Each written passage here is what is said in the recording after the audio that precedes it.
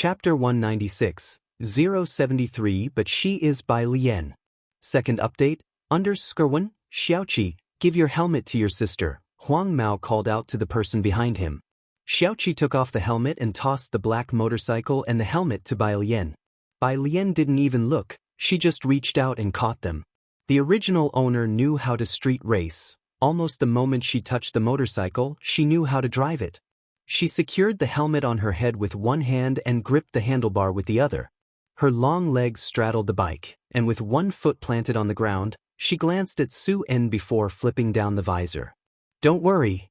As soon as she had spoken, she slowly bent forward, her gaze icy as she looked straight ahead. The black, streamlined body of the bike blended with her clothes, radiating an innate defiance and wildness. With the rev of the engine, rumbling loudly, the motorcycle shot off like a wild horse, hugging the turn and vanishing down the street in a flash. Elegant yet brazen. A gang of youngsters arrived quickly and departed just as fast. Only Xiaoqi remained behind, standing still for a while before slowly heading back to Bacter Street with his cell phone. He only gave Su En a brief glance, nodding at him politely. It took Su En a good while to come back to his senses. He could never have imagined that Bai Lian, who usually looked so gentle, even somewhat docile in front of Jiheng, would be so adept at hugging a turn on a bike. By the time the motorcycle was out of sight at the street corner, the assistant finally found his voice and turned to Su En. President Su, he had never seen such a scene before.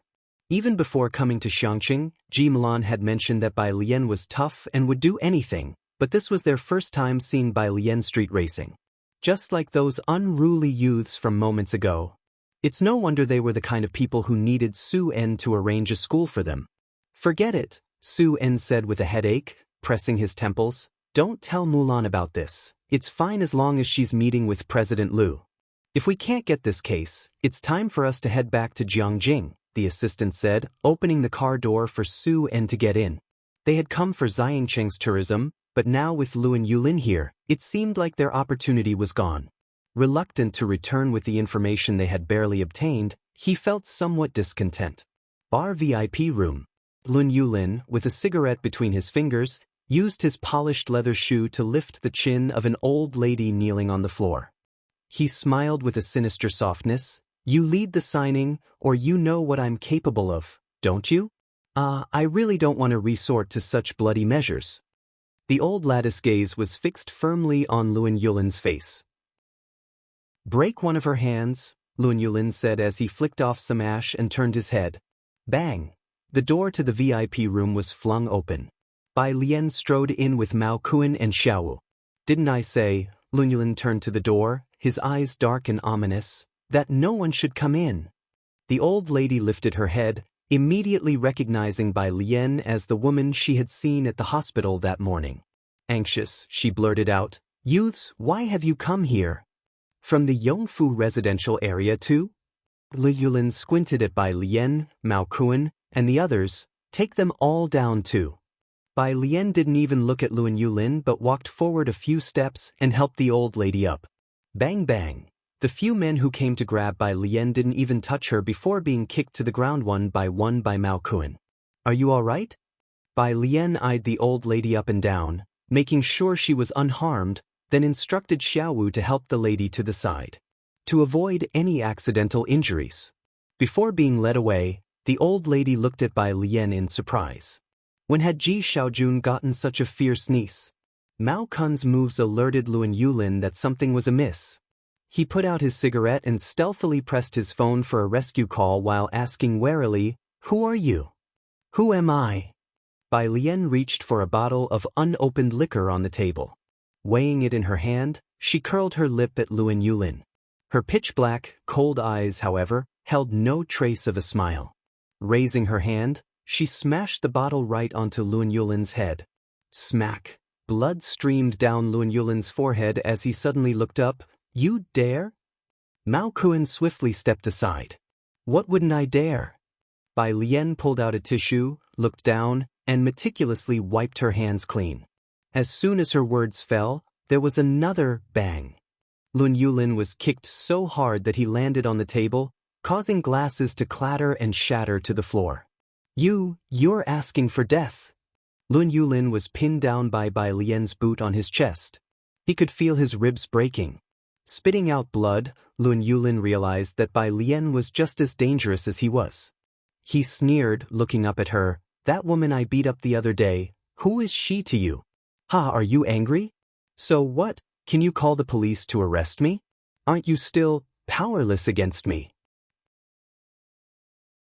Chapter 197, 073 But she is Lien. Second update, understood. Lien slowly squatted down, her slender, pale fingers casually picking up a piece of glass.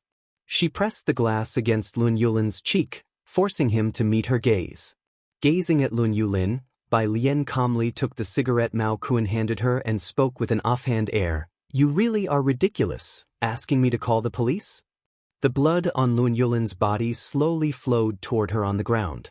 She pressed harder with the hand holding the glass and even let out a light laugh. Call the police, you say? Do you think you're qualified enough to have me call the police? Her tone was tinged with a hint of bloodlust. Had it been anyone else, anyone at all, whether it be Lu Lingxi or Director Qin or their ilk, any of them might have talked to Lun Yulin about law and morality, but this was Lien, the Lien who had once slain countless pirates with her own hands. Did she need a reason to harm someone? Lun Yulin, who had always believed Lien wouldn't dare to touch him, felt fear for the first time. He burst out, Do you know who's backing me, huh? Bacter Street, Qinglong Bar. The glass Lien was pressing paused, her eyes narrowing slightly. Lun Yulin licked his lips, mistakenly thinking Lien was scared. You know about young Master Mao from Bacter Street, right? Child, the old lady came over, tugging at Lien's clothes. Let's just go. Before she could finish, Mao Kuan immediately jumped up, pointing at Lun Yulin in disbelief. Damn it, when have I ever known you? Don't fucking frame me. Then, he hopped in front of Lien, almost in tears. Sis, I really don't know him. Where did this jerk come from, daring to frame his white tank top? All right. Lien stood up, looking disdainfully at his spineless state, and brushed off her sleeves carelessly, speaking unhurriedly. Take him back and deal with him properly. Seeing Lien's trust in him, Mao Kuan was particularly moved. Then he turned to look at Lun Yulin as if he were looking at a dead man. Lun Yulin looked at Lien and then at Mao Kuan, and after realizing something, his complexion turned deathly pale suddenly. The next day, Su En's temporary residence. Early in the morning, Ji Milan shared with Su En the good news about Xinqing's surgery. It was actually a success?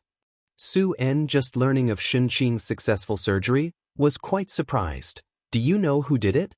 Which hospital's doctor? The assistant recalled the old man in flowery shorts from the day before.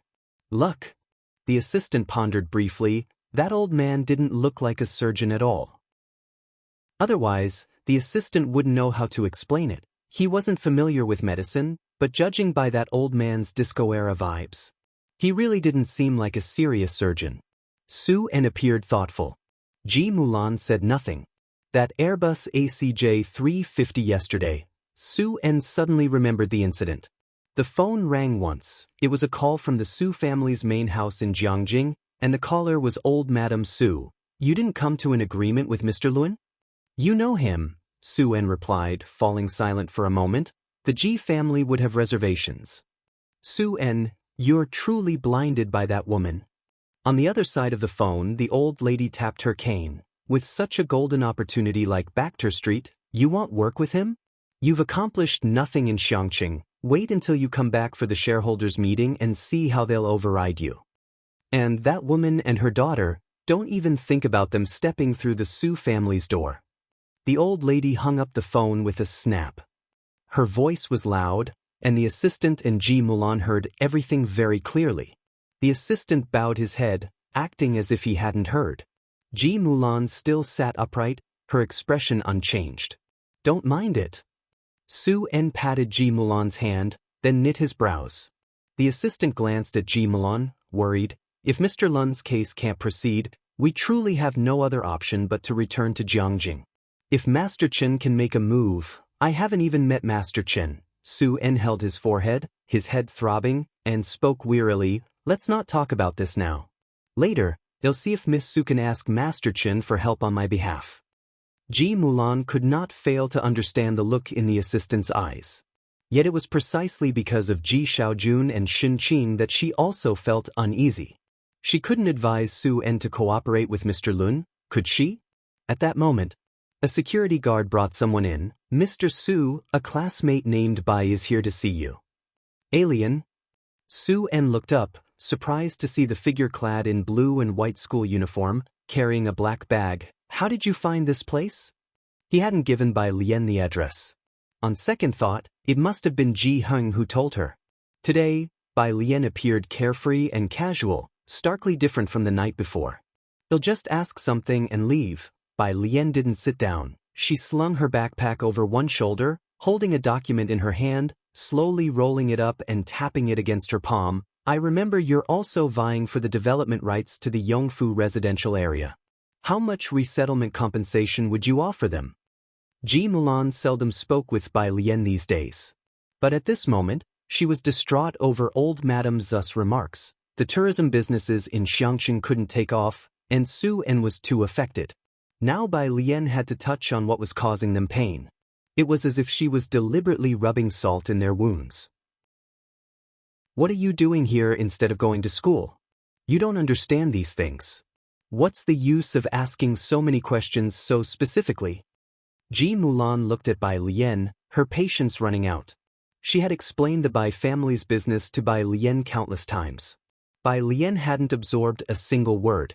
It's fine, it's nothing that can't be mentioned, Su En said. Although he felt a little sore, he still gave Bai Lian a number. I was planning to apply early to the authorities, but Mr. Lun got the jump on us and obtained the demolition rights first. It doesn't matter. Bai Lian didn't even acknowledge Ji Mulan, listening to the number Su En gave, which was a bit more than Ji Xian's estimate. She stopped the tapping against her palm and with a lazy look in her eyes, she spoke in a particularly disdainful tone. From now on, it's yours. She handed the rolled-up document to Su En. Chapter 198, 074 Mysterious and Hidden, Wang who is good at dealing with aftermath _1.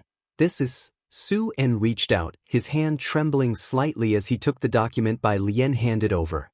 He seemed to have some realization of what it was. Bai Lian didn't say a word, only waiting for him to take it. Without looking at Ji Mulan, she calmly turned and left the room.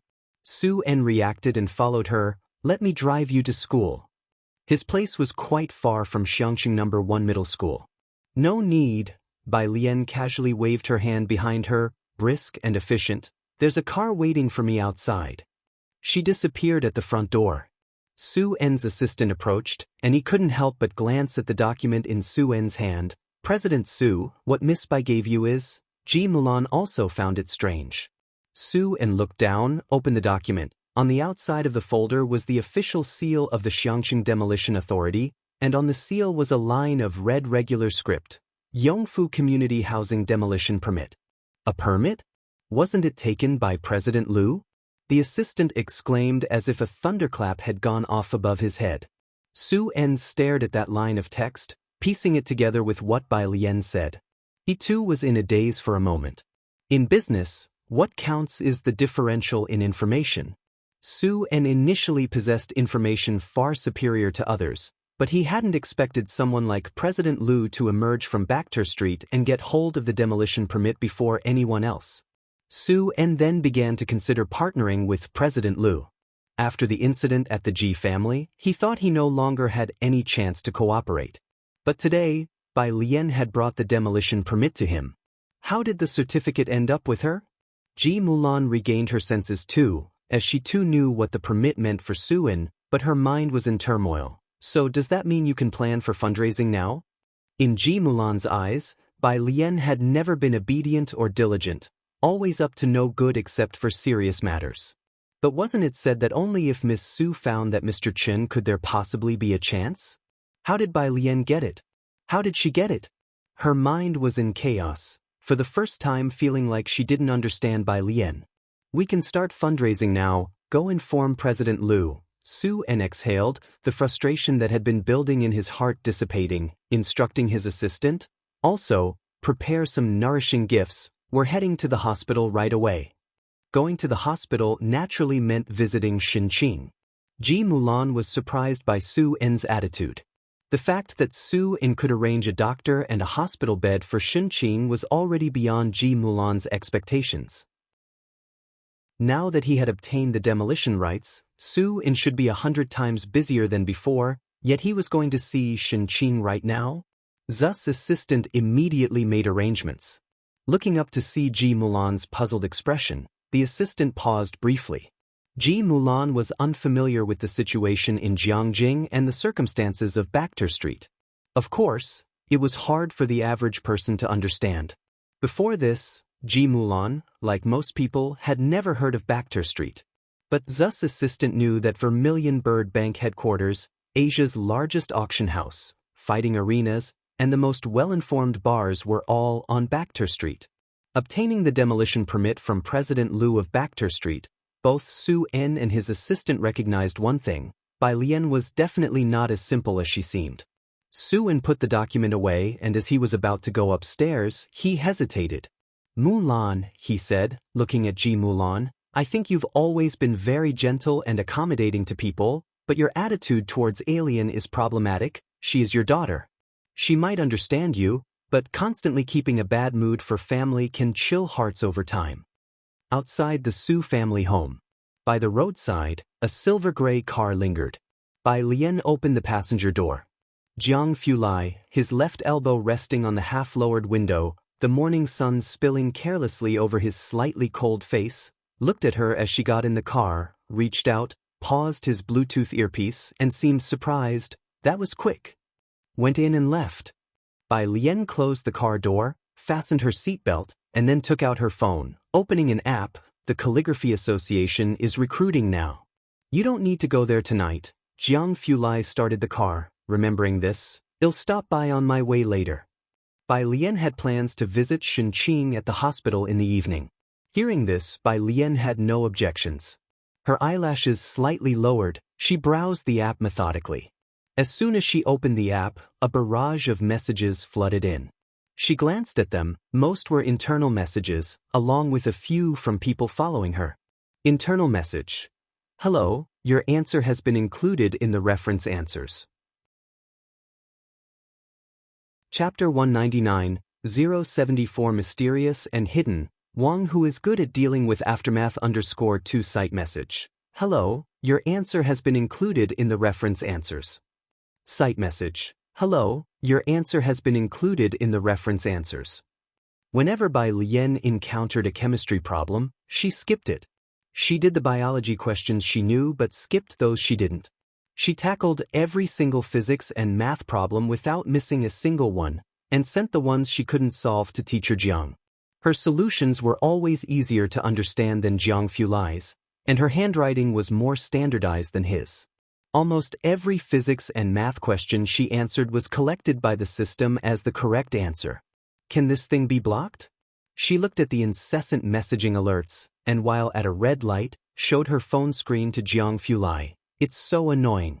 She had already blocked messages from strangers. Every time she seriously worked on problems, the site's messages would suddenly pop up.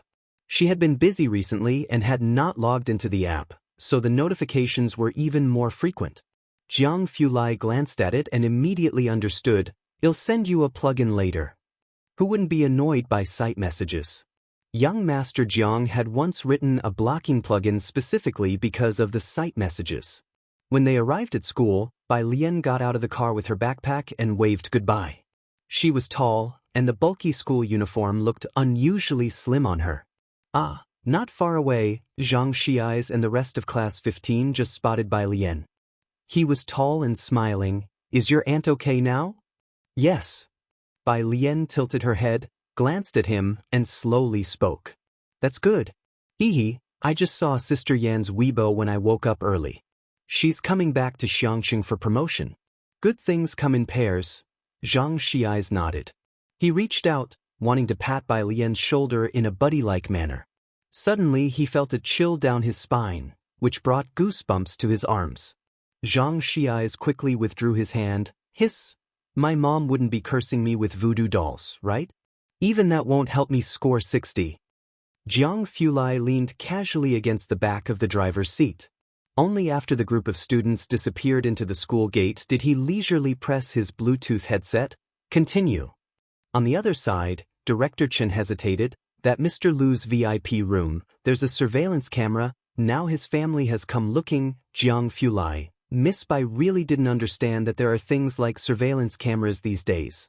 He started the car, drove into the stream of people, found a clear space to stop, and said very calmly, "Now there isn't." What? Director Chen didn't understand. Jiang Fulai reached out, took a laptop from the back seat. His pale fingers pressed the power button, and Jiang Fulai said indifferently, "I'm saying the surveillance, it's gone now." Director Chen got it immediately. "Oh, okay." Xiangqing Hospital. Evening. When Bai Lian brought Jiang He to visit Shenqing, Dr. Lance had already arrived earlier to check on the patient. Shenqing was doing well. She had been transferred from the ICU in the afternoon and was now in the VIP ward. Learning that Dr. Lance was the surgeon for Shenqing, Ji Heng showed great respect. He poured Dr. Lance a glass of water. "Dr. Lance, please have some water." Dr. Lance was wearing a floral shirt that day. His sunglasses were tucked into his collar while he reviewed the nurse's rounds record for Shenqing.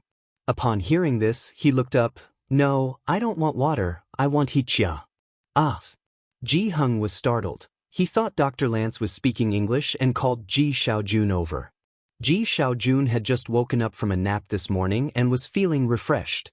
He also had great respect for Dr. Lance. "Dr. Lance, what did you say? Something about he?"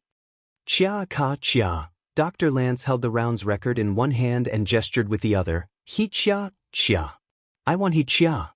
This was quite a challenge for Ji Xiaojun. "Chia." He tentatively looked at Dr. Lance. "Yes, chia." Dr. Lance excitedly explained, making a drinking motion. "Water? I don't want it." Ji Heng, using all his knowledge, still couldn't understand what Dr. Lance was saying, so he suggested to Ji Xiaojun, "You should check if he chia is some kind of drink." "Okay." Ji Xiaojun took out his phone and searched for Dr. Lance. When Bai Lian arrived, Ji Xiaojun was still at a loss. "Bai." Dr. Lance stood up, waving his hands at Bai Lian. Bai Lian had exchanged greetings with Dr. Lance and saw Ji Xiaojun searching cluelessly, so she raised an eyebrow and asked a question. Ji Xiaojun was showing Bai Lian his phone and explaining the hiqia situation, still frustrated at not being able to find anything. "Uncle." Bai Lian was silent for a long while, then looked up somewhat speechlessly. "He means he wants to drink tea." Finally hearing the words he wanted to hear, Dr. Lance quickly looked up again, excitedly saying, Yeah, that's hiqia. Chia. Chapter 200, 074 Mysterious and Hidden. Wang, who is good at dealing with aftermath _3, he had been studying Chinese for a while now, and his typing was fine, but when he spoke he found every word awkward. Ji Xiaojun, Ji Heng. Both were very silent. Ji Xiaojun silently went to make tea for Dr. Lance with the leaves brought by Director Chen, earning himself a thumbs up from Lance. Shenqing hadn't woken up yet, but her vital signs were all good. Bai Lian sat beside Shenqing and casually placed her hand on her pulse. Dr. Lance, holding a teacup, stood aside, and after the previous incident, felt his Chinese wasn't good enough, switched back to English. "Is this the Chinese medicine pulse-taking thing you're doing?" Bai Lian withdrew her hand as Shenqing's pulse was steady. She exhaled slowly and said leisurely to Ji Xiaojun, "Auntie will wake up tomorrow morning." Ji Xiaojun was eating beside them. When he heard Bai Lian speak, he thought she was just trying to comfort him. "All right, it's okay, you don't need to worry about me." Ji Heng had stayed here for a whole day and night, would go back with Bai Lian in the evening, and bring food for Ji Xiaojun the next morning. Dr. Lance also followed Bai Lian downstairs. "Bai, acupuncture, give me acupuncture. It's acupuncture." Bai Lian corrected. The next day. Morning. Ji Milan and Su En routinely came to the hospital to see Shenqing. "You two are busy, you don't need to come every day." Ji Heng's attitude towards Su En had improved quite a bit. He then told Ji Xiaojun, "Wash the fruit Xiaochen bought last night." Ji Xiaojun went to wash the fruit. The two of them were grateful to Su En, but didn't feel too close to him. Ji Mulan looked at the fruit Ji Xiaojun washed and placed there, and at Ji Heng's attitude toward Su En, which was not even as good as that toward Xiaoqin, who was only mentioned verbally. I still have to go sign a contract with Director Liu. Su En was aware of this and didn't plan to overstay his welcome with the family. I will come again tomorrow. After people left, Ji Mulan looked at Ji Heng and said with an uncertain tone, "You are not even as nice to us as that Xiaoqin." She hadn't figured it out. When she left Xiangqing, she didn't know that Ji Heng had an old friend who was fond of fishing. Ji Heng frowned. Just as he was about to say something, Ji Xiaojun, who was sitting by the bed, suddenly pressed the emergency bell, excitedly saying, "Nurse! Nurse, she's opening her eyes." Because Xin Qing had woken up. A bunch of doctors and nurses came again, and the entire ward was crowded with people. Ji Heng stood aside, no longer paying attention to Ji Mulan, just watching Xin Qing on the bed, suddenly remembering what Bai Lian had said the night before, that Xin Qing would wake this morning. Did she really wake up? A coincidence? For the first time, he felt a bit uncertain about his granddaughter, shrouded in mystery. Ji Mulan didn't want a crowd with so many people. Just then, her cell phone rang in her bag. She took it out as she walked out. It was a call from Beijing. "Hello. Mulan, it's me." On the other end of the phone was a woman's voice. Ji Mulan stood in the middle of the hallway, pausing, her voice growing distant. "Mrs. Song." The person on the line laughed softly, her voice very gentle. "You've been out of touch for the past 2 years. Just say what you want to say." Ji Mulan pressed the elevator button and scoffed. "You don't have to beat around the bush." "All right then." On the phone, Mrs. Song casually snipped off branch tips from a potted plant and threw the scissors aside. "Do you know that Bai Lian has left the Bai family?" The elevator doors opened, but Ji Mulan didn't get on. At those words, the chill in her eyes deepened. Hearing no reply, Mrs. Song understood and thought for a moment. "You know, Song Min and Bai Lian never got along since they were kids." Talking about her son, Mrs. Song's voice became considerably softer. "The two of them have different interests. Song Min has always liked research, and he's going to Jiangjing University to be in a lab. The one who actually matches his interests is Xiaoqi." Mrs. Song stopped there, paused, and didn't continue mentioning Bai Xiaoqi to Ji Mulan. That's why Mr. Bai also agreed to annul their engagement. Ji Mulan had always been quite satisfied with Song Min's family background and talents. Mrs. Song talking about annulling the engagement now, Ji Mulan was all too clear about her intentions. Wasn't it just to ally with that illegitimate daughter? Anything else? Ji Mulan asked. "You know about the jade pendant that was given when those two got engaged," Mrs. Song said, her voice growing much colder, "but Bai Lian has always been reluctant to return it, not taking our calls." Chapter 201. 075 Divine Picker emerges from nowhere.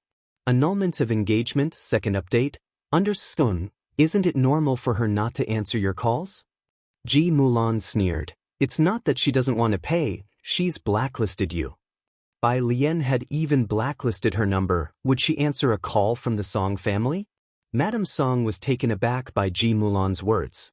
"You should go and ask her for the money yourself." Ji Mulan stepped into the elevator, handing Ji Heng's phone number to Madame Song. "I can't manage her now." Having said that, she snapped the phone shut with a click. Beijing's Song family. Madame Song looked at the hung-up phone in surprise. A short distance away, Bai Xiaoqi was discussing problems with Song Min. She still hasn't done this problem?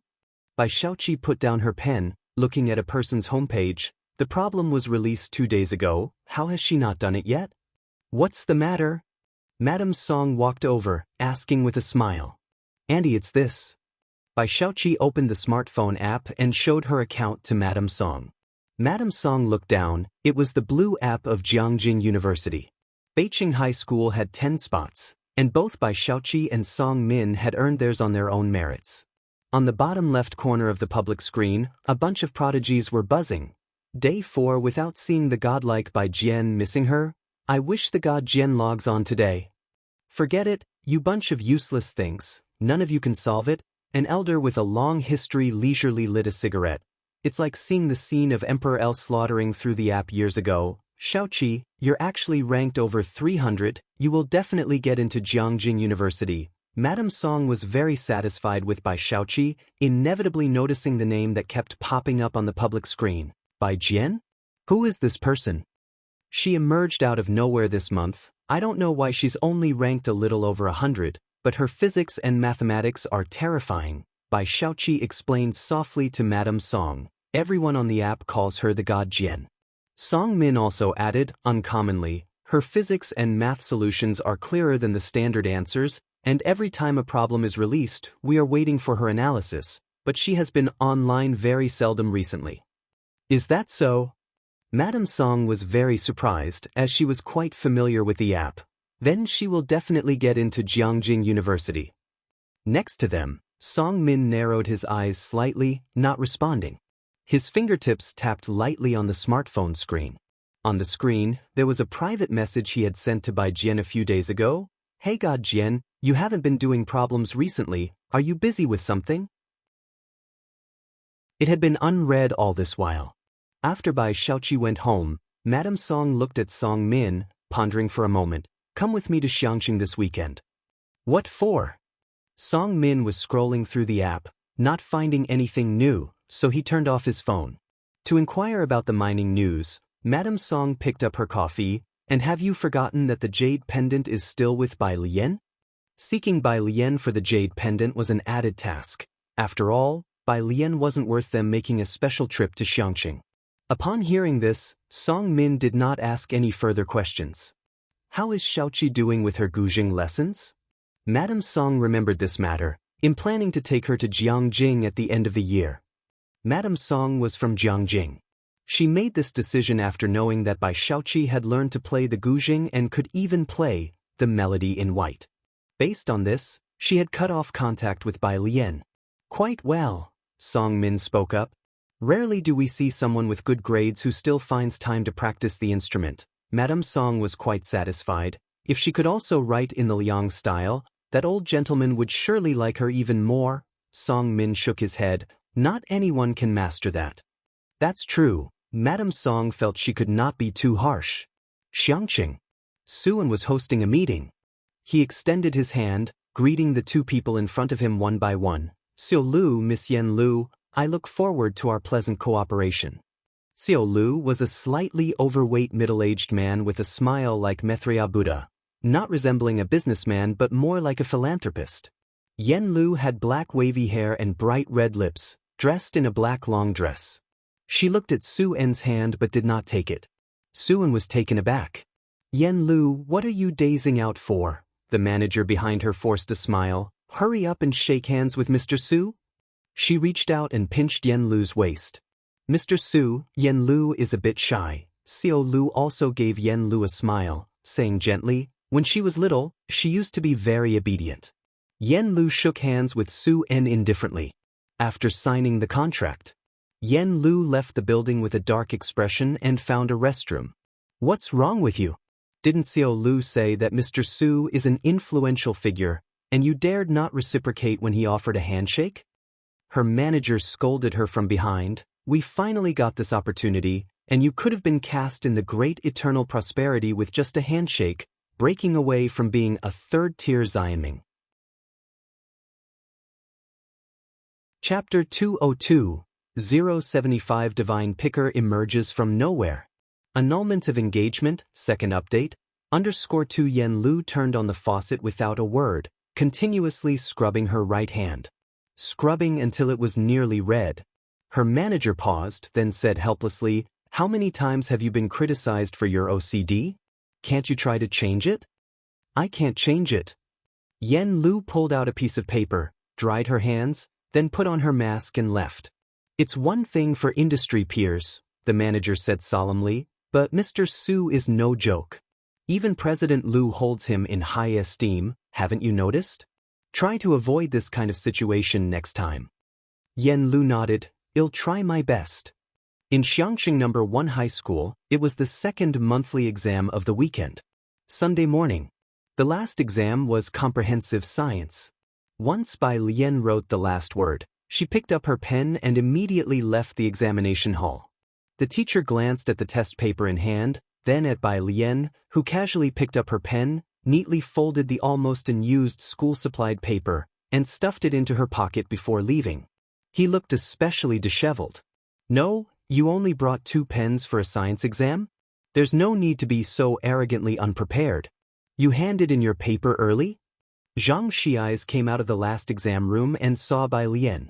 Bai Lian put on her earphones to listen to the English listening test, glanced at him, and mercilessly burst his bubble. "You didn't know how to do physics and handed in a blank paper?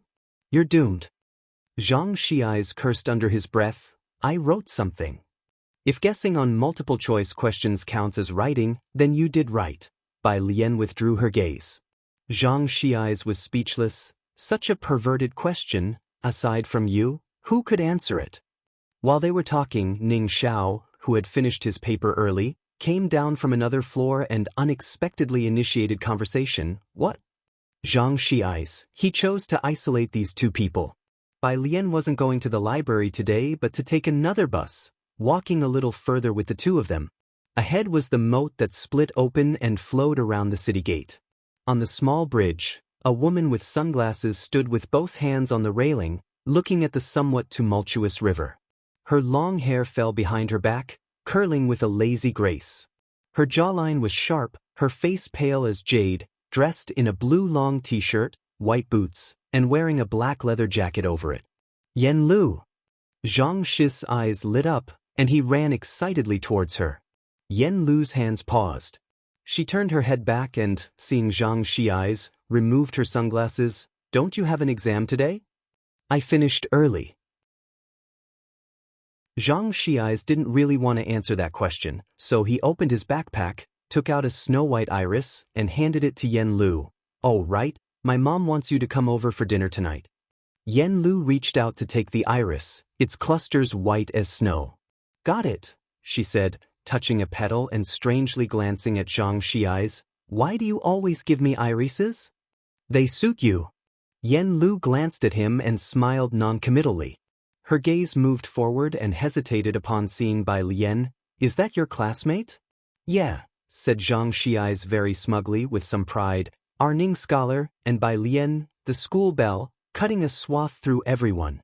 Holding the flower, Yen Lu looked towards Ning Xiao and Bai Lian as they approached. It was Sunday today.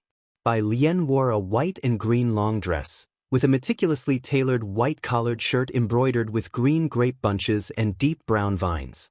The white, green gradient dress had a wide hem that swung gently with her footsteps, revealing the green and purple grapes as well as the emerald leaves embroidered into the dress by Ji Heng.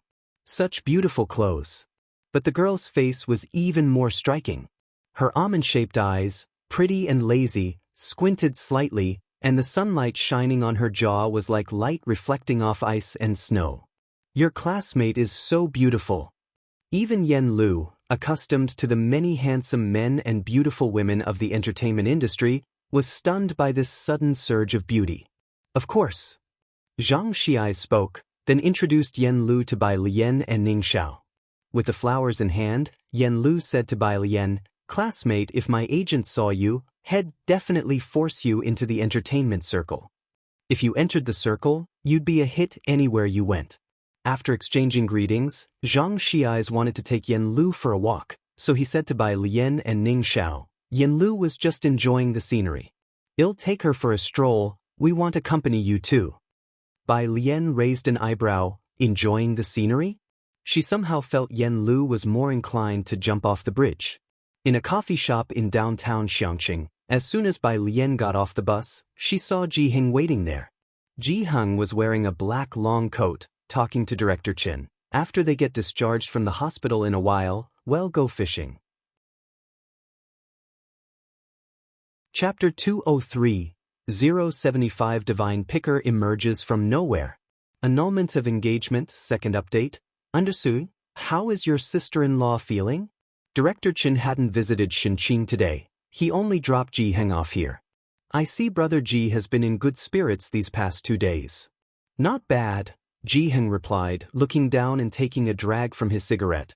It was only when he saw Bai Lian get out of the car that he said, She's here now, you don't have to wait with me anymore. Miss Bai, Director Chen straightened up as he saw Bai Lian. He called Ji Hung uncle and Ji Xiaojun brother. And he still called Bai Lian Miss Bai. After all, everyone addressed each other in their own way. Standing 2 steps away, Bai Lian looked through the glass and saw the elegantly dressed Madame Song. As Ji Heng walked over, she listened to an English recording and asked, "What do you want to see her for?"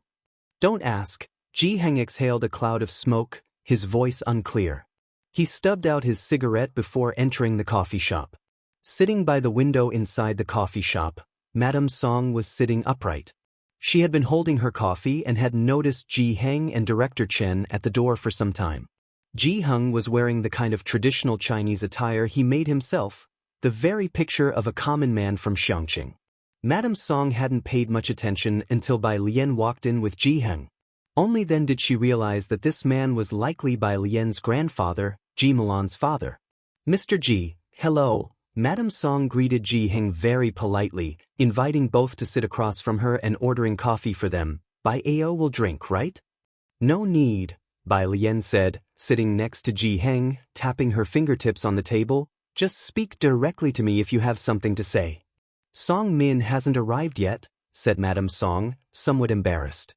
She had called Song Min, speaking in a low voice. "Alien and her grandfather are here. Where are you?" At the other end of the phone, Song Min hesitated before replying. "I was discussing a topic with Xiaoqi and forgot. Give me 10 minutes. Madame Song had long been aware that Song Min wasn't very concerned about matters regarding Bai Lian. She looked up, helplessly explaining to Ji Heng and Bai Lian. Ji Heng had always been a man of few words. He set his pipe on the table, grunted in acknowledgement and said no more. Bai Lian glanced at Ji Heng, and seeing that he was still waiting, she closed her reading app and sent a message back to Lance on WeChat. Only then did she open an app, took a pen and a neatly folded piece of paper from the hidden pocket of her long skirt, and began to work on a question. A newly released question on optical physics. Not overly difficult. She glanced at it, quickly sketched the refraction angles on the paper, and began writing down the solution at a measured pace. Ji Heng watched from the side. She never used a ruler when she drew. By the time Song Min arrived, Bai Lian had just finished writing. She was taking a photo of the analysis she had completed. "He's here." Madame Song stood, allowing Song Min to come over, then turned to introduce him to Ji Heng. "This is my son." Ji Heng looked up, turning his attention to Song Min. He had heard from Ji Milan the previous night that Bai Lian was quite fond of this young man. Today, he was here to see for himself. Song Min, tall and long-legged, sat next to Madame Song, making the space feel a bit cramped. His demeanor was cold, and he only spared Ji Heng a glance. "Hello." As for Bai Lian, he didn't even look at her. He just casually took out his phone and lowered his head to open a question bank. Outside, Director Chen hadn't left yet. He was waiting here, ready to take Bai Lian and Ji Heng back later.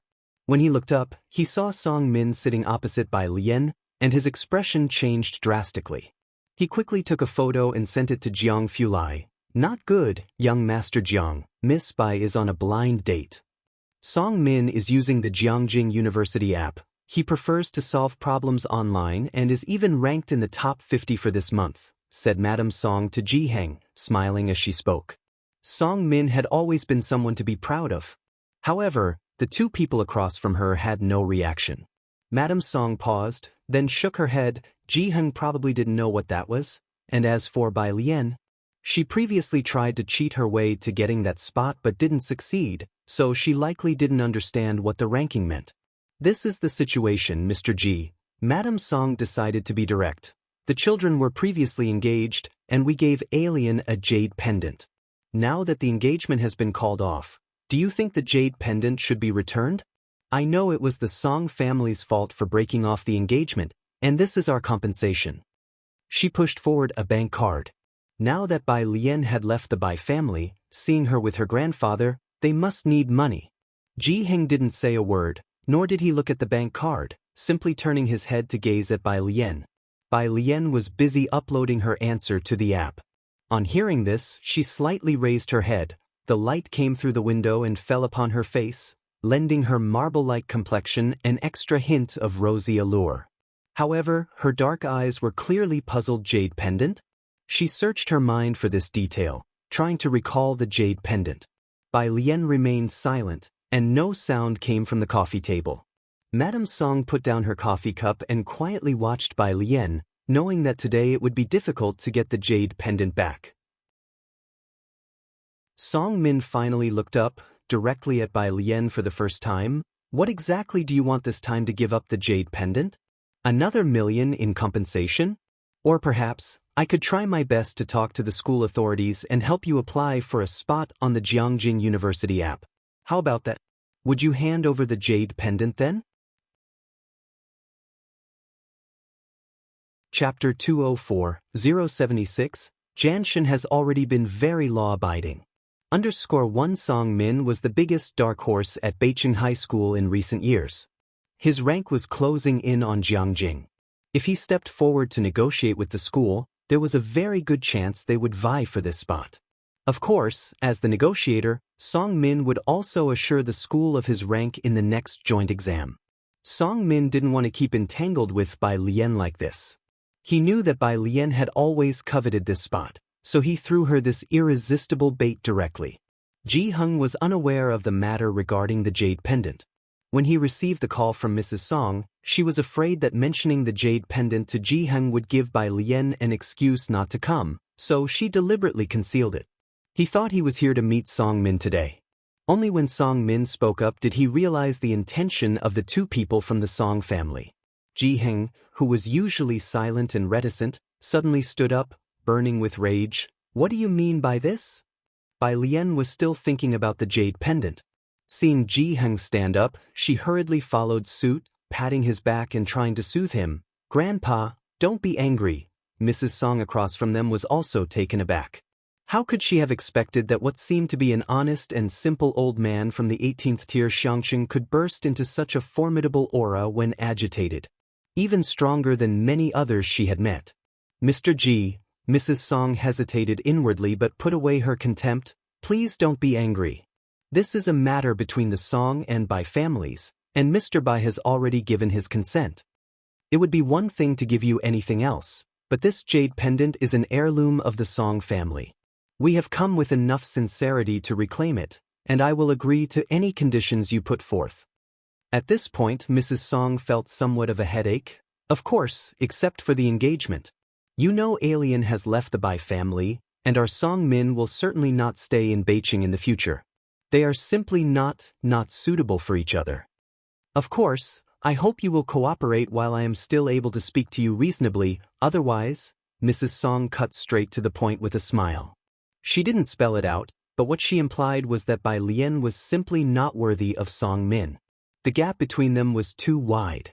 She was able to speak kindly to the Ji family now, but if she lost patience, the Song family could enforce their will directly, and Bai Lian would get nothing. Powerful families always stress equal social standing. If Bai Lian herself had a bit more merit, Mrs. Song might have reconsidered, but unfortunately she did not. Next to Mrs. Song, Song Min was watching Bai Lian with indifference, his eyes devoid of any emotion. You too, Bai Lian, having calmed Ji Heng, turned her head. Her appearance was always deceiving, and now as she faced them, with suppressed eyebrows and a compelling presence, she smiled at them and said languidly, if your brains are bad that's fine, but make sure to keep yourselves healthy, otherwise, you might die too soon. Outside the window, Director Chen shuddered at Bai Lian's, you two figure out who I should shark next, smile. Perhaps, it wasn't a meeting for a marriage arrangement? After Bai Lian left the Bai family, this was the first time Song Min had seen her, and her temperament and everything else were too different from the person he remembered. Especially that sentence.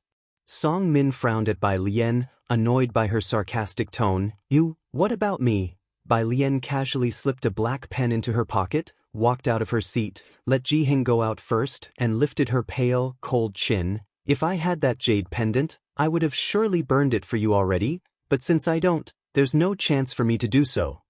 After all, the peaceful and friendly modern era barely gave Miss Bai any chance to show her mettle. Living within the law was already very compliant. So what if she was a little less civil? A bit more insulting?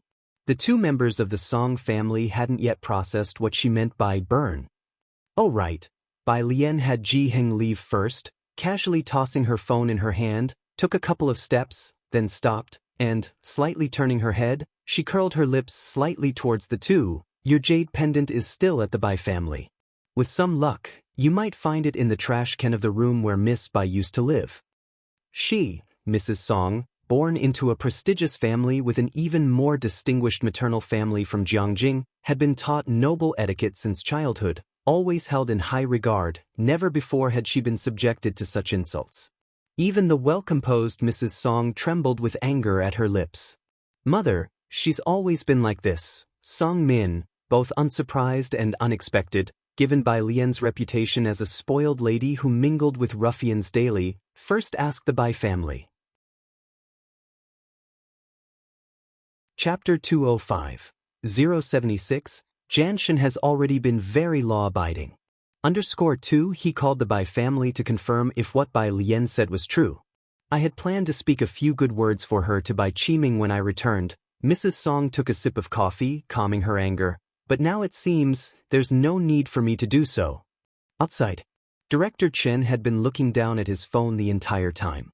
When Bai Lian and Ji Heng came out, he hurriedly put his phone back in his pocket. Miss Bai, Uncle Ji, are you two heading to the hospital? Director Chen stepped forward, trying hard not to look at Bai Lian. Bai Lian shook her head. Facing the breeze, her attitude was somewhat lax. I'm going to the east of the city. The eastern part of the city was closer to the suburbs because the Calligraphy Association was there, which was in a different direction than the hospital. Ji Heng needed to go to the hospital. Bai Lian decided to take the bus to the Calligraphy Association, while Director Chen chose to take Ji Heng. Only after Bai Lian left did Director Chen dare to ask Ji Heng what had just happened. That was Alien's former fiancée. Ji Heng frowned. He lit another cigarette, clearly displeased. They've broken off their engagement, and he came to ask Alien for the engagement jade pendant. Just mentioning Song Min made Ji Heng feel annoyed. He had originally thought Bai Lian liked her fiancé, since that's how Ji Mulan had described it.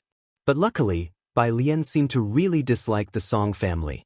You don't need to take me, the hospital isn't far from here. Ji Heng took a couple puffs of his cigarette, settling his nerves. I was planning to buy some embroidery thread on the way. He wanted to take a walk and cool down. He had bandaged his hand at the hospital ward, so when Ji Xiaojun went to teach students, he would embroider and keep him company by the bed. Ah, okay. Director Chen nodded, still somewhat dazed. Miss Bai was engaged? No, she broke off the engagement now? No, wait, how dare they break off Miss Bai's engagement? He typed furiously, indignantly sending a flood of text to Jiang Fulai, Chin Yongkuan, asterisk and amp, %% and amp, UN hashtag asterisk, Chin Yongkuan. In any case, he came to ask Miss Bai for the jade pendant.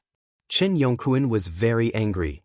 How dare he break off Miss Bai's engagement? Jiang Shao, ? Chen Yongkuan withdrew a message. Chen Yongkuan. Breaking it off was a good and brilliant move. Chen Yongkuan. Fireworks, fireworks, fireworks, fireworks, fireworks. Seeing Jiang Fulai did not reply again, he couldn't help but wipe the sweat from his brow. Then he scrolled up through the chat history, wondering how he had dared to send so many words to Master Jiang. He took out his cigarette pack and drew out a cigarette to bite on, lighting it up and beginning to reflect on his own actions. Song Min and Mrs. Song also came out of the coffee shop. Confirmed, Song Min received a message from the Bai butler, his expression exceedingly surprised. Her jade pendant really wasn't taken. Even better, Mrs. Song nodded, still furious. As expected, the local conditions breed local people. Let's see what kind of splash she can make here. Director Chen exhaled a ring of smoke. Glancing over at the two, he said indifferently, You two actually broke off Miss Bai's engagement? And who are you? Song Min looked over. Director Chen smiled. Just a passerby waiting to see your regret. After saying that, he took out his car keys and went to find his car.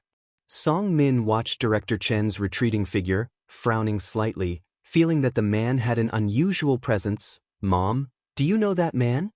he was just talking with Bai Lian's grandfather, a friend of her grandfather's. Mrs. Song hadn't taken a good look at Director Chen and didn't care. Never mind, don't pay attention to them. They live here. It's hard for them to understand the outside world, difficult to comprehend our existence. In this society, without a family background, rising to prominence is very hard. You should get along well with Xiaoqi, Mrs. Song said coolly. Her brother is only a freshman and already has prospects for direct PhD admission. Although he's born illegitimately, it's not a big problem. The Song family was targeting Bai Xiaoke because, in terms of ability, Bai Xiaoke was even stronger than Song Min. As for the illegitimate child? Nowadays, illegitimate children also have rights to inheritance, so what about them? The Song family simply didn't care, let alone the fact that Bai Qiming had already divorced Ji Mulan. Song Min nodded, his mind preoccupied with Chief Chen's matter as he slightly furrowed his brow. Before he could think further, his phone beeped. He checked it and saw, on the Jiangjing app's public screen, it was refreshing with messages. God of Answers has updated the answer bank. Everyone, go for it. Song Min's attention was captured. He stopped thinking about Chief Chen's matter and immediately opened this month's question bank. He had been stuck on one question for a long time. When the answer came out, he didn't continue working on it but chose to give up and carefully watched the updated answer. It was the familiar, neatly written font. There were drawings on top, and unlike the cold reference answer that only included drawings, this answer had detailed explanations next to it. Song Min seriously looked at the question, his gaze touching the edge of the reference answer where a corner of a black wooden desk had been captured in the shot. He was slightly startled. It seemed somewhat familiar. In the east of the city, at the Calligraphy Association. When Bai Lian arrived, there were already 7 or 8 kids seated in the spacious courtyard. Jiang He was sitting alone in a corner, not practicing calligraphy, but holding a dictionary as big as his face, with his small brow furrowed. Jianzhe was bending over to teach a student how to hold a pen. Seeing Bai Lian coming over, he lifted his head, and after carefully finishing the lesson with the student, he came over while scratching the back of his head. Miss Bai. As he spoke, he shook his hand.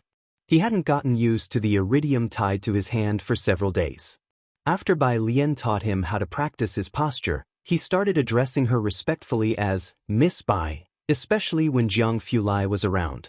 The day before yesterday, I saw people from the martial arts gym next door come back. Jianzhe mentioned a serious matter to Bai Lian, but he ignored me. Everyone around says that the gym has been closed for 10 years. There used to be students there, but in the end, they all went to Shuguang Taekwondo. Bai Lian looked at the place next door. Mao Kuan had also mentioned this before, and she nodded slightly. Jianzhe led her inside to look at the newly arrived batch of brushes, ink, paper, and inkstones. I have a train tonight. He'll come back after getting a certificate from the school. He was a junior majoring in art at Beijing University and basically had no classes left. After touring the entire Calligraphy Association, Bai Lian taught a few children the essentials of studying calligraphy, then took Jiang He out to eat. The Calligraphy Association had a cafeteria.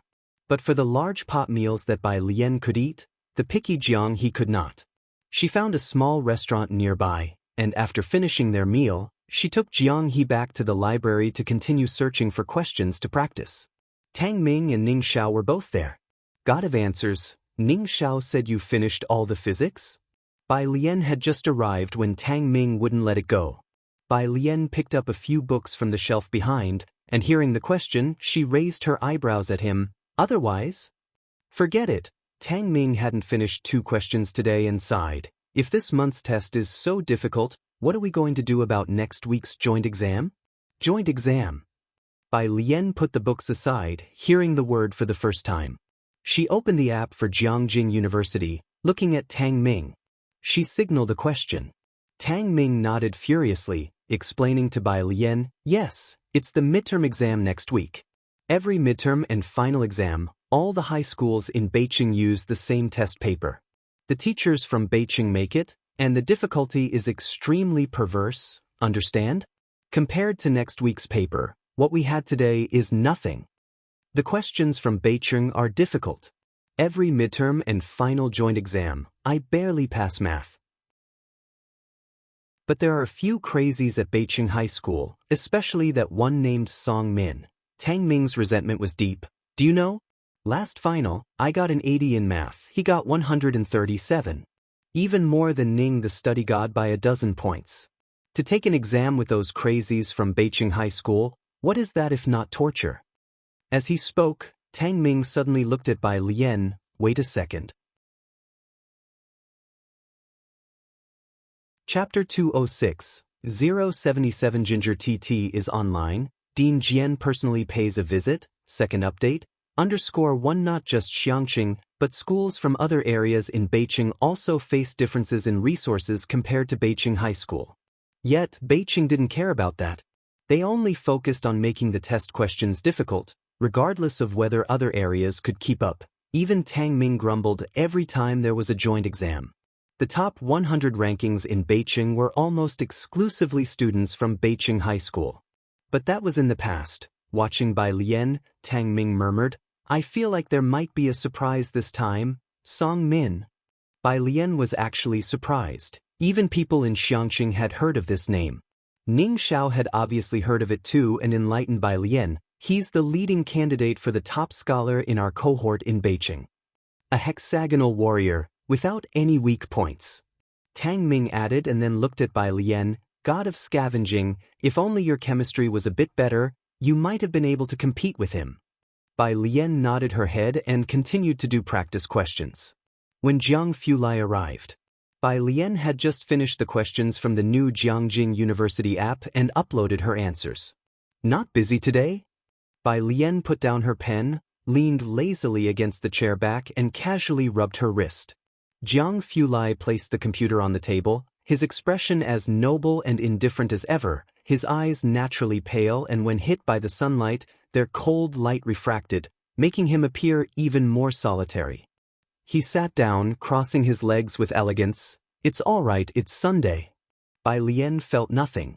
But opposite her, Ning Xiao slowed down his writing considerably. Tang Ming didn't dare to lift his head, wanting to escape, so he stiffened his resolve and found an excuse.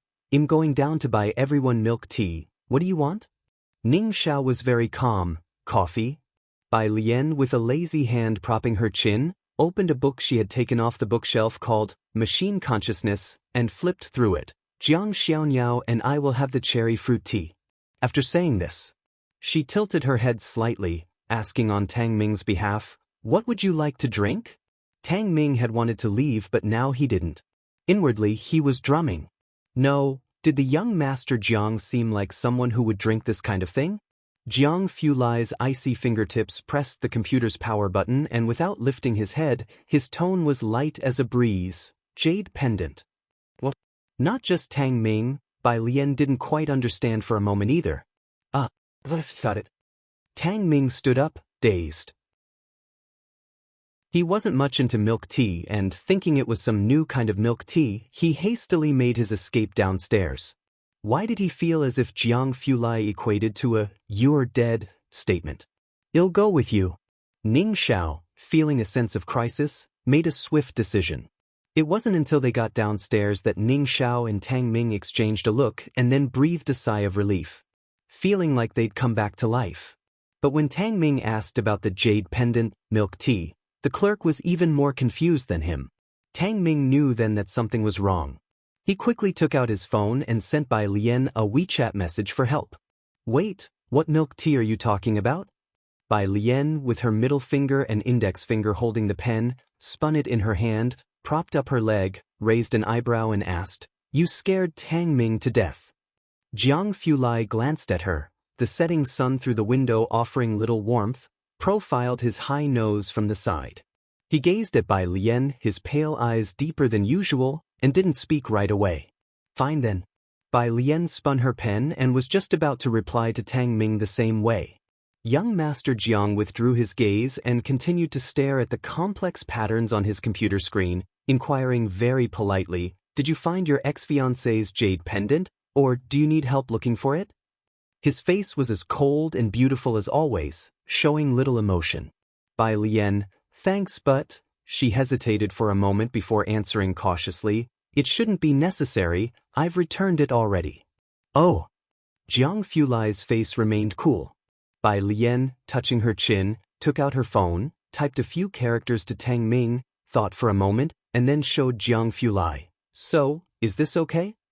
Jiang Fulai took a glance at the unsent chat on Bai Lian's phone that read, "Cherry fruit tea, double the sugar for him, double the sugar?" Jiang Fulai glanced at the line and then silently looked at Bai Lian, his gaze lingering on her face for a long while. What exactly gave her the false impression that he liked double sugar? "It's fine." He nodded and looked away. Bai Lian sent the message, and Tang Ming eagerly showed his urgent request to the clerk. Tang Ming and Ning Xiao returned with an array of drinks. First, they gave Bai Lian and Jiang He their drinks, and then with both hands, Tang Ming held out young Master Jiang's double sugar drink. Of course, why would such a cold and aloof person like young Master Jiang actually like double sugar? Chapter 207, 077 Ginger TT is online, Dean Jian personally pays a visit, second update, _2 Tang Ming wouldn't dare make such a complaint. Jiang Fulai casually took a sip of his milk tea with one hand and inserted the straw nonchalantly, his expression serene. However, the hand holding the milk tea was pale and cold, seemingly colder than the iced milk tea itself. Bai Lian took a sip and observed him for a while before pulling out the test Ning Xiao was writing and slapped it down in front of Jiang Fulai. "Mr. Jiang, could you take a look at this problem?" Jiang Fulai's expression returned to that indifferent look. He bent down to look at the question. Then he explained it to Bai Lian. Ning Xiao, who was still in the posture of holding a pen, looked puzzled. Should he not be here? After finishing her problems, Bai Lian went to visit Shen Qing in the evening. She would always avoid Ji Mulan and Su En. She didn't hide this fact, so Ji Heng and Ji Xiaojun acted as if they didn't know. Sometimes, when they were about to run into those two, they would inform Bai Lian in advance. But today, Ji Mulan and Su En had already visited in the morning. Bai Lian didn't expect to bump into them just as they were coming out of the hospital in the evening. Due to the last incident, Ji Mulan had a complex look in her eyes upon encountering Bai Lian. Su En, on the other hand, greeted Bai Lian openly. Bai Lian tugged at her lips, the greeting perfunctory at best. Mao Kuan had been squatting at the hospital entrance waiting for Bai Lian. He didn't care about Su En at all. As soon as he saw Bai Lian, his eyes lit up. "Sister, the thing you wanted is ready." He handed her a cloth bag. Bai Lian unfolded it to find the plum blossom needles she had requested neatly arranged inside. Ji Mulan frowned instinctively at the sight of Mao Kun's blonde hair. She wanted to say something, to inquire about how the issue with the Song family was resolved that day, but this time she dared not speak. Su En gave her a glance before stepping forward, surprised. "Silver needles? What do you need these for?" "Dr. Lance wants to try our acupuncture." Bai Lian put the silver needles away, answering dismissively. She didn't talk much with the two of them and turned to head towards the inpatient department. Mao Kuan stood in place. Only after Bai Lian left did he take out a cigarette from his pocket, light it, and glare at Ji Mulan with a menacing look. "What are you looking at? Want to lose your life?" Mao Kuan, who could attract serious police attention and still dare to challenge the cops, only restrained himself in front of Bai Lian. "Other people? Do you think he would take them seriously?" Not to mention Ji Mulan, even Su En was startled by him. Once Mao Kuan left, Ji Mulan frowned. How come she makes these kinds of friends even after coming to Xiangqing? Su En didn't speak, only remembering that night, the gang of youths on motorcycles, the leader seemed to be this blonde guy. Shen Qing's ward. Bai Lian arrived shortly after Lance did. He was talking with Ji Heng. "Yi Lake is very beautiful." Lance pointed at Ji Heng's robe and kept talking. "ID like 1 2. "This, alcohol." Bai Lian entered holding the silver needles. After checking Shen Qing's pulse, Bai Lian saw that Shen Qing's ventilator hadn't been removed and there was a tube inserted in her nostrils. She couldn't speak, but it was clear that her spirits were good. Bai Lian was relieved. Lance kept chattering away, and Bai Lian grew impatient. "Grandfather, just make one for him." She was somewhat puzzled. Ji Heng shouldn't refuse such a request. He should be happy to oblige. Ji Xiaojun beside her almost laughed. He lowered his head, pointed at Lance's flamboyantly patterned shirt, and explained to Bai Lian, Dr. Lance wants a robe in that kind of pattern. Bai Lian. That aesthetic sense was stepping on Ji Heng's toes. She couldn't begin to picture a robe made with such patterned fabric. She didn't try to persuade Ji Heng further. They'll go back and make it for you. In the end, Ji Heng agreed to make the clothes that might ruin his reputation. It'll take about a week. Fine. Lance clapped his hands. Ji Heng didn't understand English. Lance spoke in broken Chinese when talking to him, but when talking to Bai Lian he switched back to English. Because Ji Heng wouldn't mock him. But Bai Lian would tell him seriously that his accent sounded a bit like a gorilla. Acupuncture today? Lance saw the silver needles in her hands. Bai Lian drew out a needle and leisurely made gestures over his head, raising an eyebrow. But I haven't done acupuncture in a long time. Are you scared? Lance thought Bai Lian was joking and bravely said, not afraid. He sat on the couch, waiting for Bai Lian to do the acupuncture. Bai Lian, holding the needle, stood behind him and found a spot on his head. Under the light, the plum blossom needle shone with a cold glint, quite dazzling. Chapter 208, 077 Ginger TT is online, Dean Jian personally pays a visit, second update, _3 Ji Heng was startled by her, alien, what are you doing? Without any hurry, Bai Lian precisely located the acupuncture point and inserted a needle, mouthing to Ji Heng. Experimenting Heng. Every 5 minutes, he would go and ask Dr. Lance, Dr. Lance, are you all right? Okay, fine. Dr. Lance, are you still? Anticipating his question, Dr. Lance exclaimed, okay. Dr. Lance, K. Lan, 1. Assured that Dr. Lance had survived Bai Lian's experiment, Ji Heng finally breathed a sigh of relief. The first class was still Lu Lingxi's, and one of the 3 notorious latecomers, Zhang Xiai's, arrived punctually at 8:01 a.m. as always. Lu Lingxi threw a piece of chalk out. The joint exam is the day after tomorrow, and you're still late? Look at you, fixing your test paper almost made your physics teacher pop a nitroglycerin pill. Zhang Xiai's reflexively replied, no way, I didn't guess a single answer correctly. Lu Lingxi. Stand outside and come to your senses. After finishing a Chinese lesson by Lian during the break, the students were all wailing about the joint exam. Her phone in her desk shone briefly. She checked it and saw a message from a friend, dog friend, is this you? Dog friend. Video. Upon checking, Bai Lian saw it was a video sent by Pu Xiaohan. Dog friend. Is this you? Although it's blurry, I can still discern your beauty. Bai Lian. 1. Dog friend. You're 1G me again? Bai Lian. On the other side of the phone.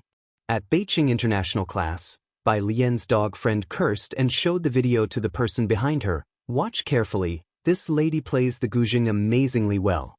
Really? A crowd gathered around. Who is it? Because she rarely praised people. Most of them turned their gaze that way. Song Min and Bai Xiaoqi, who were discussing a question, also looked over, both sensitive to anything about the guzheng. Especially Bai Xiaoqi. The dog friend with her leg propped up, raised her eyebrows. Classmate Bai Lian, I sent the video to you. Hearing the name, Bai Lian, Bai Xiaoqi lost interest and turned away, looking at Song Min. Song Min also frowned briefly, letting go of his inquiring gaze. Bai Xiaoqi pulled out her phone and a message popped up. She was stunned. Song Min, I think. I passed the first round of Principal Jian. What?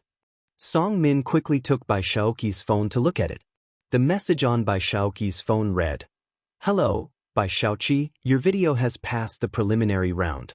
Please bring your ID to Jiangjing Art University on the 27th. I really passed. Song Min looked up at Bai Xiaoqi and calculated. After the joint exam, I'll accompany you to Jiangjing. Having said that, he took out his phone and sent a message to Mrs. Song.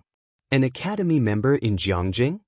Song Min's deskmate exclaimed, Bai, you're terrifying. The others also came over upon hearing this. As Song Min's deskmate provided some background, they all marveled. Not being from Jiangjing, they didn't fully grasp the situation there or exactly what it meant to be associated with Academy member Jian.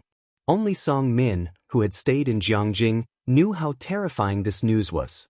Fortunately, Song Min felt some relief for having asked Bai Lian for the jade pendant back the day before. As for Bai Xiaoqi, she remained calm amid the others' praises. Showing no self-satisfaction on her face, she just looked at Song Min. My brother is also in Jiangjing, you needn't bother. But be careful in the upcoming joint exam, I've been improving a lot in math recently. I'm looking forward to it, said Song Min, putting down his phone and lifting his eyebrows. He liked the feeling of being equally matched. Stop showing off at Versailles. Song Min's deskmate turned his head back and teased them. Can't you two perform a little worse in math, just once, so the rest of us have a chance to live? This time betting on young Master Song for first place. Hearing this, the two of them exchanged smiles. They were right. The students in the class were all exceptional, and those two were the ceiling for math, with everyone placing bets before each exam to see whether Song Min or Bai Xiaoqi would come in first. This time was no different, some bet on Song Min for math. Others favored Bai Xiaoqi. After all, if it wasn't one, it was the other in first or second place. As for the rest, they didn't even consider them. At Xiangqing High School, Pu Xiaohan was browsing private messages on her phone. Her video had gone viral, attracting a lot of private messages that she couldn't possibly read them all.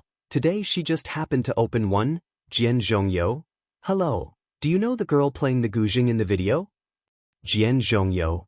Could you give me her contact information? Jian Zhongyou, please. Pu Xiaohan raised an eyebrow. She clicked on this Jian Zhongyou's profile, curious about who this person was and how they dared to set their sights on someone from her class. It wasn't until she saw the profile that, account name, Jian Zhongyou 1, 12 billion likes, 12 following, 162, 89 followers verified, honorary fellow of the Royal Music Academy, president of the Music Association, dean of Jiangjing Art University Music School. Chapter 209. 078 Disdain for all things Zhang Fulai. How awesome was the Daong era.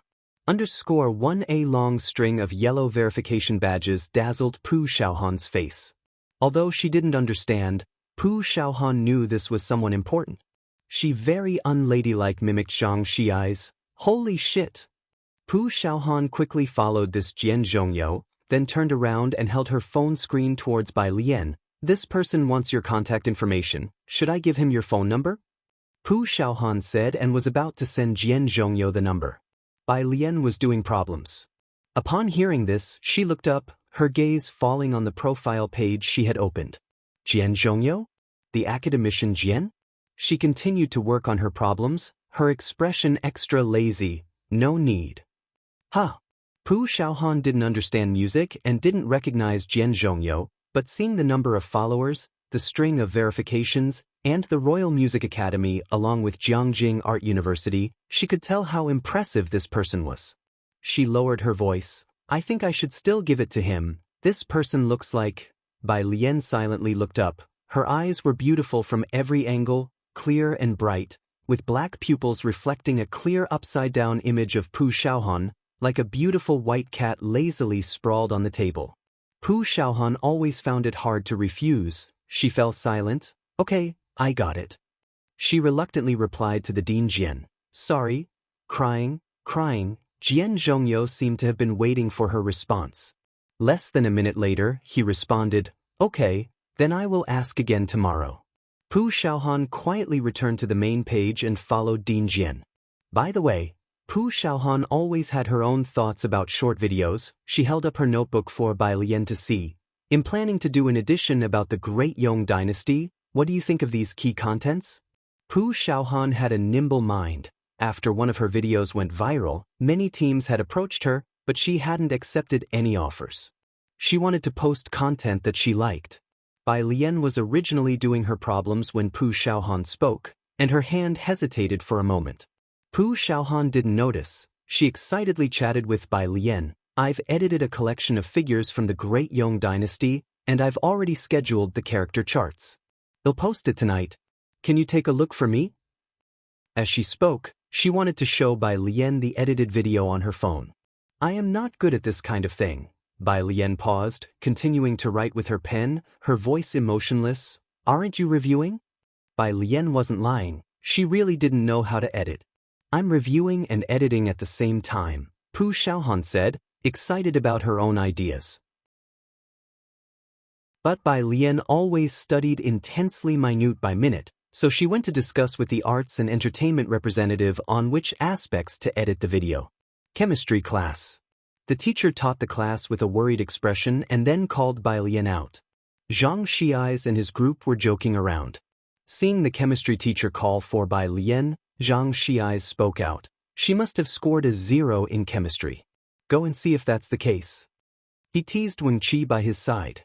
Wen Qi recalled a day and rubbed his chilling neck, replying expressionlessly, You go, you're the one sitting behind her. The group argued for a while, but no one dared to actually go. Until Pu Xiaohan saw them and remarked solemnly, Isn't life good? Group outside. The chemistry teacher looked at Bai Lian, lips pursed, his face angry, and a few hairs on his head standing on end. Bai Lian, why did you score 70 in biology but still a 0 in chemistry? Are you isolating me? Bai Lian was startled and explained, Teacher, no, I haven't fully mastered biology yet. She also spent a lot of time on physics, and maths was relatively okay. She had some memories from the original body, so it wasn't too hard to learn. It was just that she favored physics over biology and chemistry, which she didn't like much. Enough, the chemistry teacher interrupted her coldly, his aura commanding. So you want me to beg you before you're willing to learn? Bai Lian wanted to explain further. Fine. The chemistry teacher looked around stealthily, making sure no one was around. Then he put his hands together and whispered, Then what if I beg you, would that do? Bai Lian, Teacher, I'll do my best. The chemistry teacher put his hands behind his back again, returning to a stern and cool demeanor. Lunchtime. Class 15 had a bunch of people gathered together for lunch. Pu Xiaohan, getting her meal, sat down next to Yang Lin and looked at the banner stretched across the cafeteria. Who is this Lu? He actually donated a scholarship to our school. Apart from the Qin family, it was rare for anyone to donate to the school. Pu Xiaohan was quite surprised. Chapter 210. 078 Disdain for all things Zhang Fulai. How awesome was the Dayong era. Under Bai Lian held her chopsticks, slightly leaning against the back of her chair. She seemed languid all day, her mood not very high. She spoke at a leisurely pace. I don't know him. I know. Zhang Xiais was very excited, filling in Pu Xiaohan with information. One of the shareholders of Time Entertainment, he even came to Xiangqing with Sister Yan this time. He's Sister Yan's boss and also a philanthropist, having donated a lot to orphanages. There were many media reports about General Manager Liu's charity work.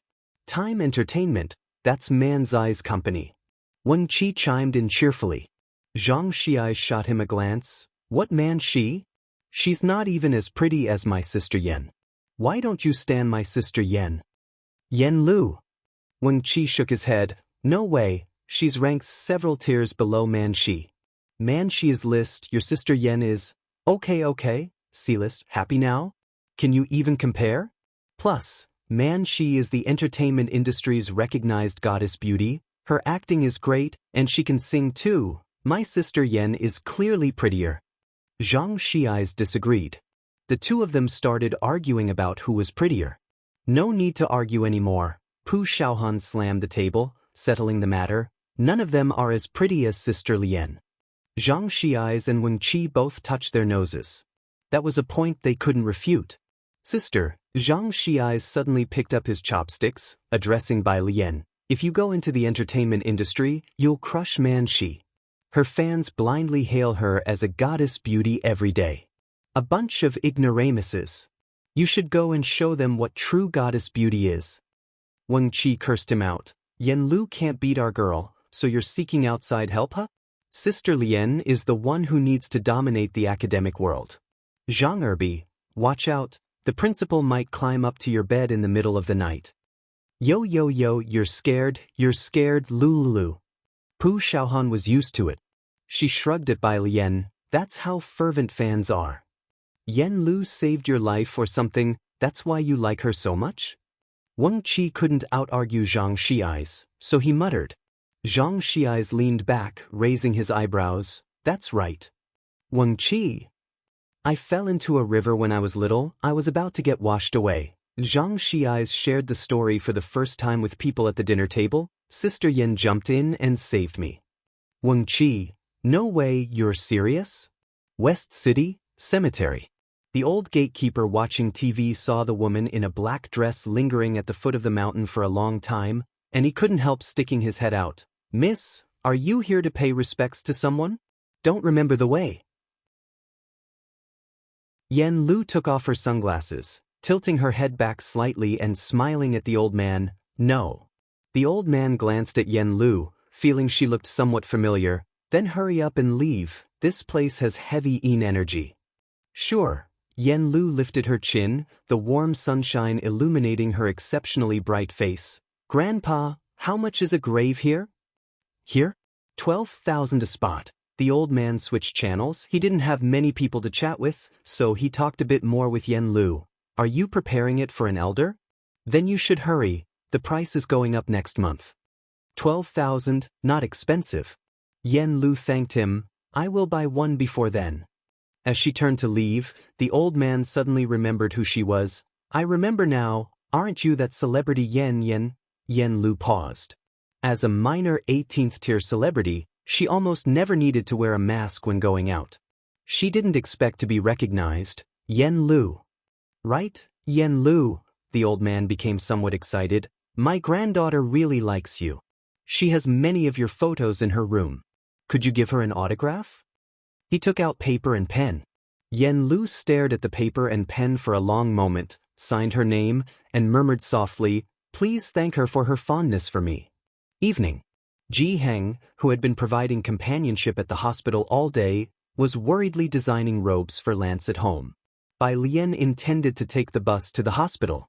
She hadn't yet reached the bus stop when she saw a car parked by the roadside. She opened the passenger door and sat down.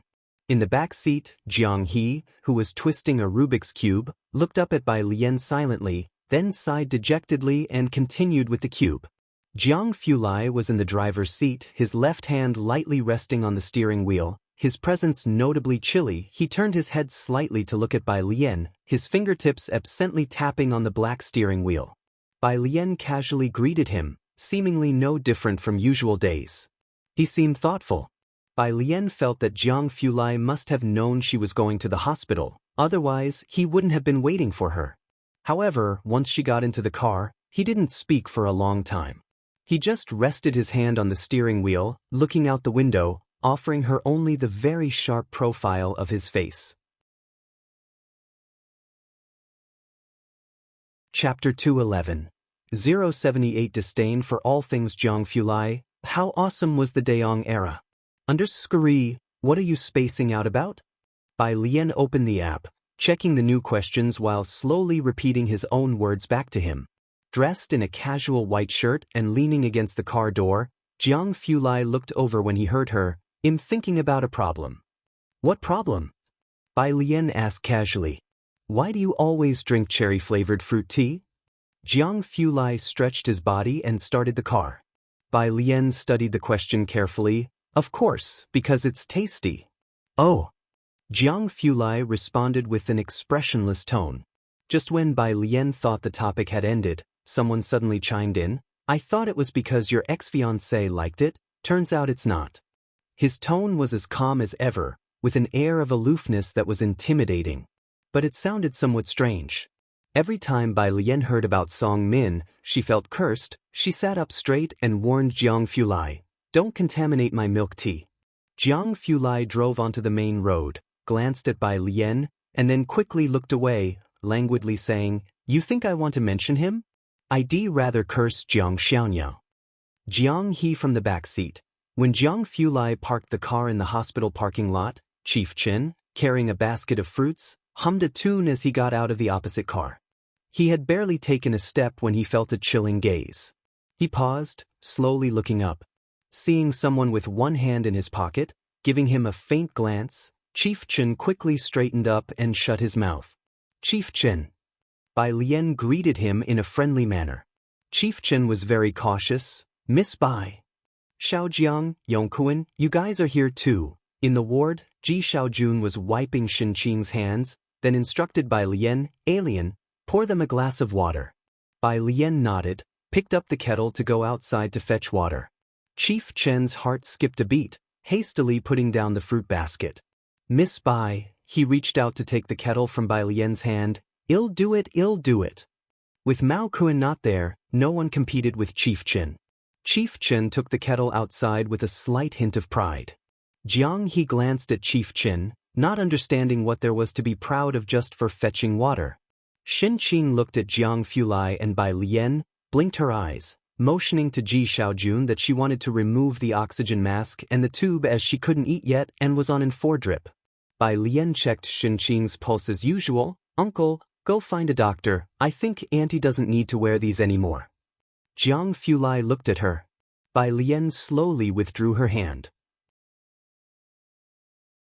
Ji Xiaojun also felt Xinqing had lost a lot of weight from not eating, so he stood up to find a doctor. I'll ask the doctor. The doctor soon came to examine Xinqing. On regular days, the chief physician talked a lot. Today, because of Jiang Fulai's presence, he rarely even raised his head, only daring to say a few words when Ji Xiaojun asked. Finally, Xinqing's oxygen mask was removed. She blinked her eyes, finally able to speak.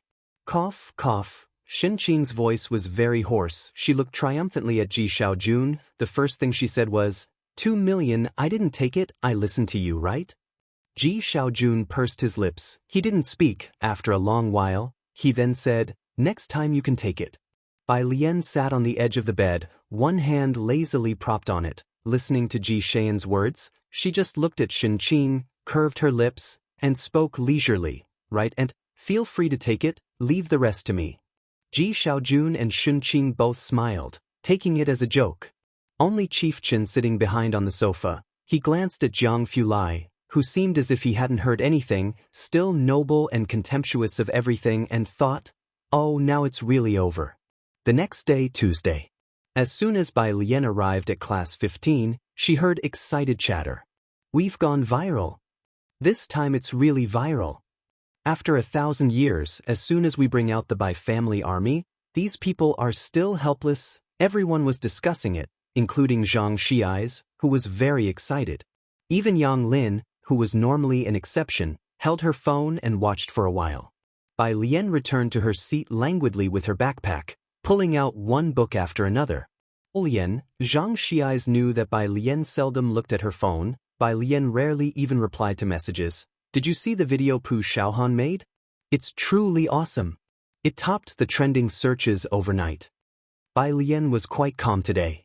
She leisurely placed her backpack under her desk, her brows and eyes strikingly cool, her entire demeanor laid back with a touch of nonchalance. Oh, I haven't seen it. I told you, she definitely didn't watch. I win. A few people had been betting on it. After all, Bai Lian was different from them. She seldom looked at her phone and hardly ever played games. Pu Xiaohan struggled to turn around from the crowd and quickly sat down next to Bai Lian with her stool. The group from class 15 still wanted to linger around Pu Xiaohan. They looked at Pu Xiaohan, then at Bai Lian.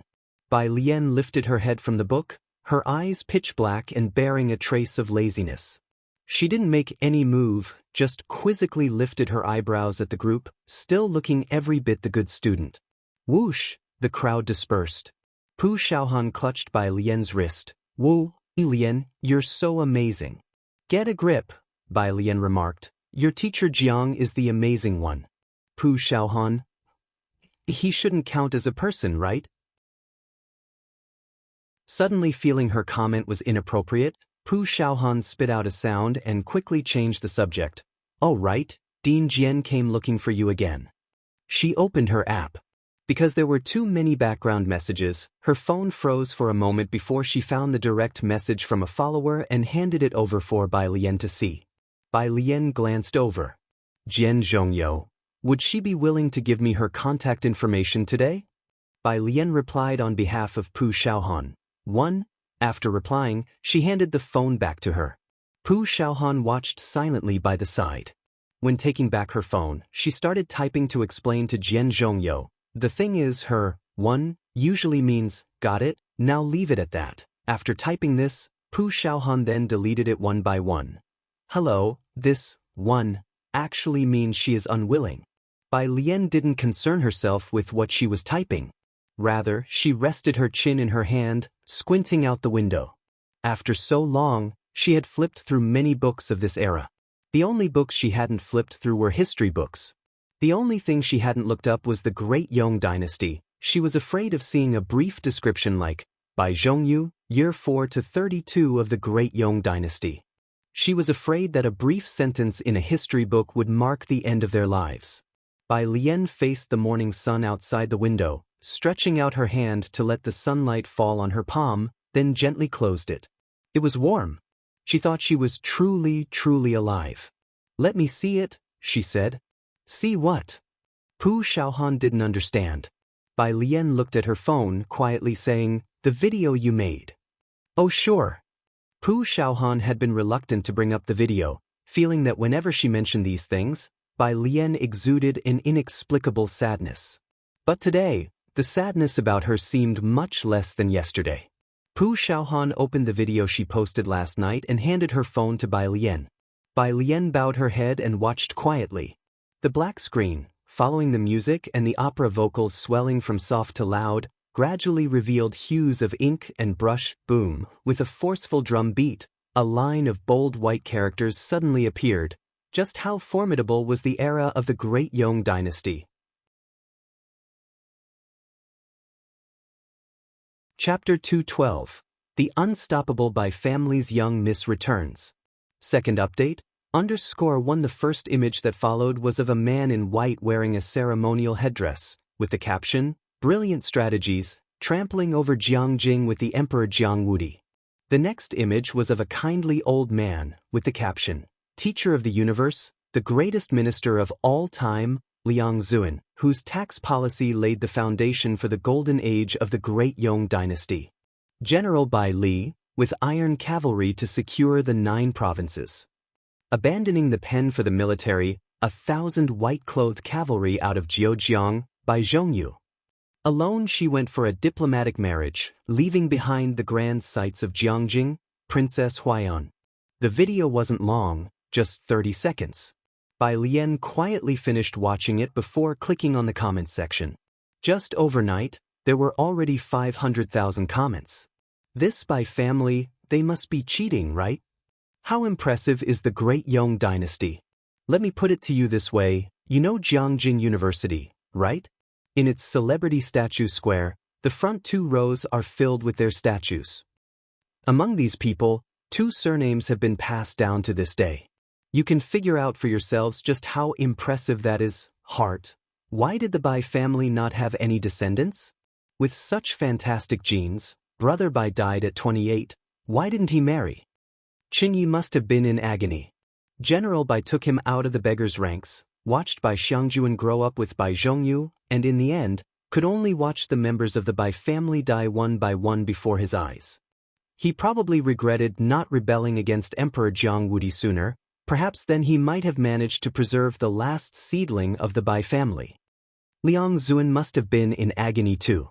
He knelt for 3 days and 3 nights in front of the imperial city, pleading with Jiang Wendi to send troops to save his disciple. Historical records show that before he died, his eyes were always fixed in the direction of Xiangqing, never closing. Now I finally understand why the Chen family so venerates the Liang style.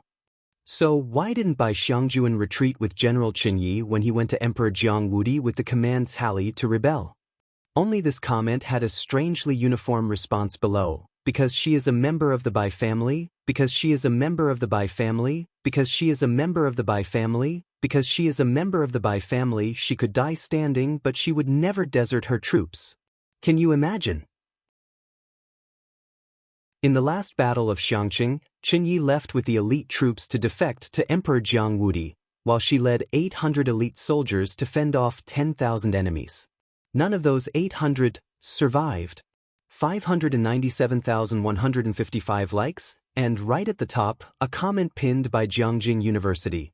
Surely no one still doesn't know that Bai Xiangjuan is the universally recognized senior sister of all of us at Jiangjing University, right? Yan, 999,752 likes. Bai Lian quietly looked at these comments. There was no judgment of right or wrong. Emperor Jiang Wudi had died, which was within her expectations since she had sent Chen Yi with the command tally to Jiang Yi, aiming for Emperor Jiang Wendi's life. The sun crept higher, shining painfully in people's eyes. Bai Lian squinted as if feeling the heat, unzipping her school uniform jacket, and her long eyelashes gently lowered.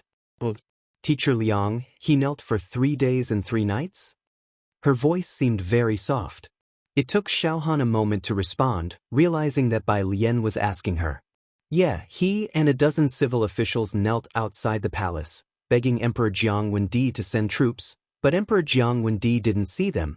Later he helped Emperor Jiang Wudi subvert the dynasty. It's all in the history books, Xiaohan explained, somewhat surprised. Bai Lian, aren't you a liberal arts student? Ah, Bai Lian came to her senses, seemingly with a laugh. There's too much to remember, I forgot that. Physics class.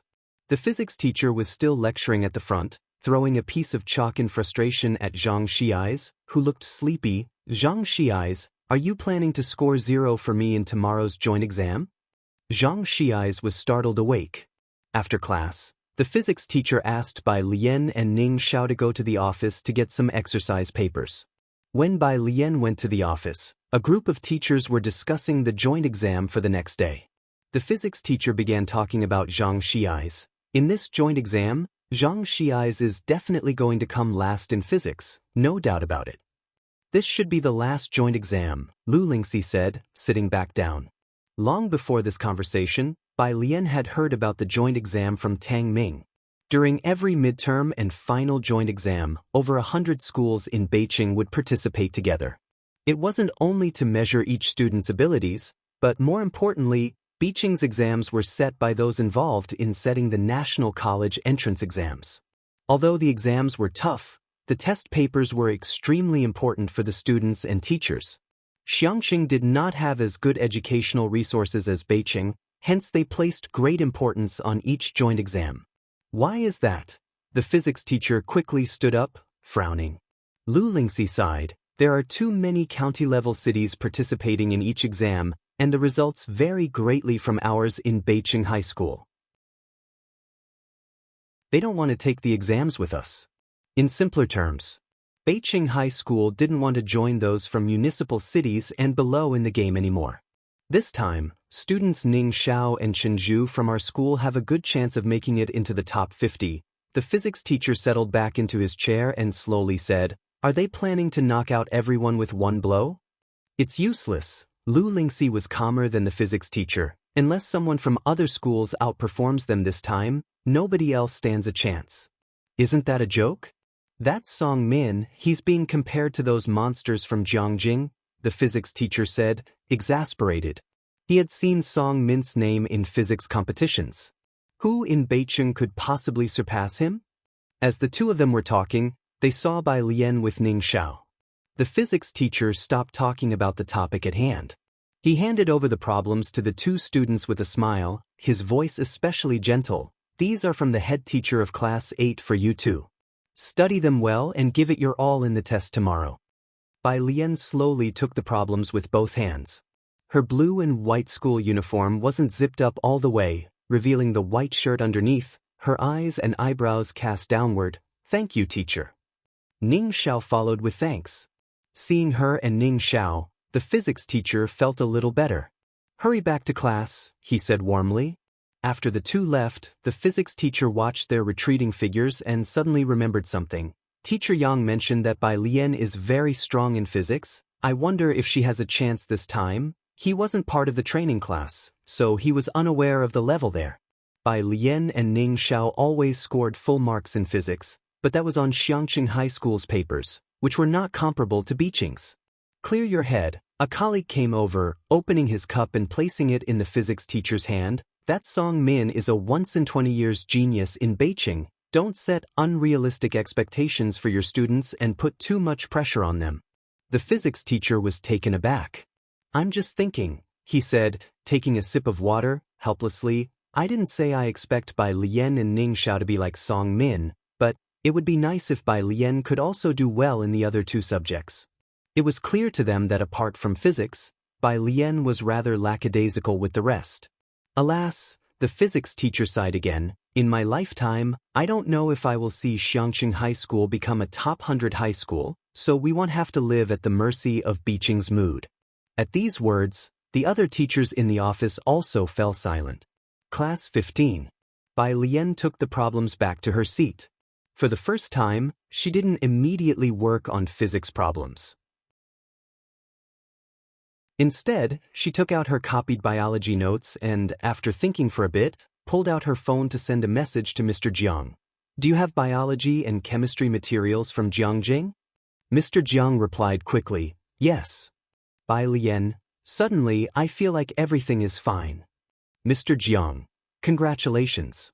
Bai Lian then borrowed a biology question bank from Yang Lin. Sister Lian, Zhang Xiais was quite surprised as he looked at the thick stack of problems Yang Lin pulled out. What's gotten into you? Bai Lian took the question bank. She casually flipped through the biology questions, her eyes subtly lifting as she playfully pursed her lips at Zhang Xiais. I'm preparing to live and study seriously.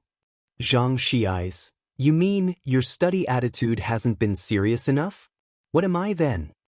You're a joke, Wang Qi took the opportunity to tease. Ning Xiao, sitting next to Zhang, also looked pensively at Bai Lian. Was your previous effort not considered serious? Bai Lian didn't respond to them and closed her eyes slightly. In fact, ever since she arrived here, she only saw herself as an onlooker, sometimes even doubting if this was a dream before she died. She avoided history. She was afraid to face history. She lived carelessly and perfunctorily, treating life in Xiangqing as a mission etched into her very bones. But from today, she would confront this life head-on. She too could live for herself. No one gave up on her, neither her soldiers nor Xiangqing. She thought. The teachers knew why she had to die outside the city gates, to be the final straw that broke the back of Emperor Jiangwen. The Bai family's troops would never be traitors, but as the last person of the Bai family to die for this muddled emperor, the armies would wash the imperial city in blood. Liang Zuan knew, but he forgave her grave disobedience. She thought. It was time to make a break with the past. Bai Lian slowly opened her eyes and turned the pages of her biology workbook. From this moment on, the eldest sister from Jiangjing University, Liang Zuan's most outstanding student, the indomitable heiress of the Bai family from the great Yong dynasty who commanded armies, she was making her comeback. Chapter 213, 080 Lian Jie just wants to challenge the law, Biqing's top 10 schools. Under Scholar Gut, look at Sister Lian. Zhang Xiais, sitting behind Bai Lian, felt it most acutely. For a second, he seemed to sense a chilling sternness pouring out from Bai Lian. But Zhang Xiais, with little ink in his belly, couldn't describe it and just gazed at Ning Xiao, finally squeezing out, has she changed a bit? Ning Xiao glanced at him but didn't answer. He stared at Bai Lian, who was seriously grinding through problems in front of him, and reflected painfully on why he had just wasted a minute, then quickly pulled out a math question bank and began to work on the problems. The king of slack, Zhang Xiais, reflected for a second. Forget it, the country has them. He could rest easy. He continued to sneak out his phone and made arrangements to play games with Wang Qi and others. Why did he have to sneak to take out his phone? Because when Lu's mom saw Bai Lian and Ning Xiao with their phones, she turned a blind eye, something Zhang Xiais couldn't believe, since those two would hold their phones for problem-solving, not playing games. But if she saw phone in hand with Zhang Xiais and the others at school, that's it, 1,000-word self-criticism was a certainty. Bai Lian's phone lit up again, a message from Jiang Fulai. He probably guessed she was studying biology. Biology? Memorize the textbook. Don't look at the book when doing problems. Broaden your horizons. He must be busy and took a moment to send 2 simple messages. Classmate Bai. 1. Bai Lian slowly replied with a number. In fact, over the past month, she had roughly understood. Biology probably had the highest return on effort among these few subjects. She had memorized the biology textbook by heart and just hadn't done many practice problems. Biology wasn't as hard as physics, but some questions were tricky with words. The knowledge tested wasn't as broad as physics, it was detailed down to the wording, and could even extend from the footnotes to outside the textbook. Young Master Jiang had only this phrase to offer: broaden your horizons. Next to her, Yang Lin, with a sidelong glance at Bai Lian, pondered for about a minute before quietly telling Bai Lian, "You should organize a mind map for each chapter yourself, make frameworks, so you can remember every little piece of information. After doing problems, we ultimately have to go back to the textbook. If you don't understand, you can ask me." Yang Lin was first in biology across the whole school. She almost represented the school in a provincial competition, but on the departure day, she didn't show up. Bai Lian held her pen and tilted her head to look at Yang Lin, who was bathed in sunlight. Bai Lian narrowed her eyes slightly and gave a gentle smile to Yang Lin. "Okay, I will." 200 days remained until the college entrance examination. There was still time. Because Xin Qing had already awakened and was recovering well. Bai Lian made a phone call to Ji Xiaojun today and did not visit the hospital. In the evening, she went to the milk tea shop to find Jiang He and ordered a cup of milk tea for both him and herself. Qi Yundai had already noticed Bai Lian and Jiang He from the kitchen and, after finishing today's cakes, he took off his chef's hat. He then tossed the remaining cake to Yang Lin. After that, he casually took the 2 cups of milk tea ordered by Bai Lian to find her. "Miss Bai, young Master Jiang He." Qi Yundai seated himself next to Jiang He. "Thank you," Bai Lian said as she spread out biology exercises on the table, a pen still between her middle and index fingers. She looked at Qi Yundai and suddenly remembered something. "You are a litigator, right?" Qi Yundai wiped off sweat with a paper. Yes." "Litigator?" That was a new way had been addressed. If it were this case, Bai Lian put down her pen and showed him a screenshot on her phone. "Could you litigate?" Qi Yundai set down the paper and glanced from afar. Seeing a few key words, he frowned. "Domestic abuse? That's hard to define."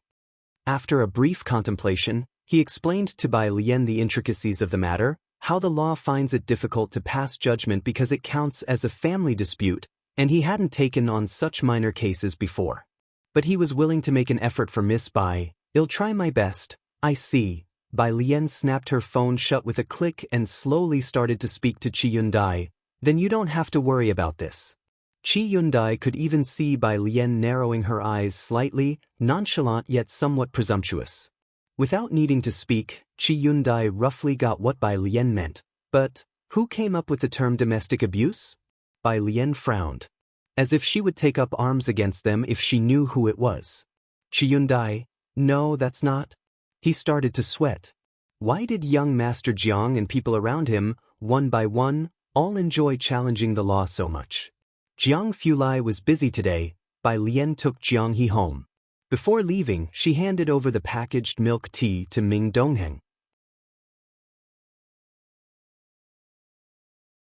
Chapter 214. 080 Lian Jie just wants to challenge the law. Beijing's top 10 schools. Understood? What is this? Ming Dongheng held the milk tea in the brown bag with both hands. He was very tall, standing outside the milk tea shop, looking utterly cold and indifferent, a stark contrast to the cutesy milk tea bag he was holding. He instantly noticed the note on the order. Note, add ice, double sugar, Jiang He's. Bai Lian got into the car slowly. "It's for your young master." Ming Dongheng was surprised, but his expression remained unchanged. When Bai Lian arrived at Purist Street, he didn't drive but took out his phone and began furiously typing in the group chat with a poker face. "Ming Dongheng, Jiang Xiao actually drinks double sugar." Ming Dongheng. Image, he sent a photo of the fruit tea. A very cutesy design, with the double sugar prominently visible. Su Nanjing, Jiang Shijue. Screenshot taken. Ming Dongheng retracted a message. Ming Dongheng retracted a message. Su Nanjing.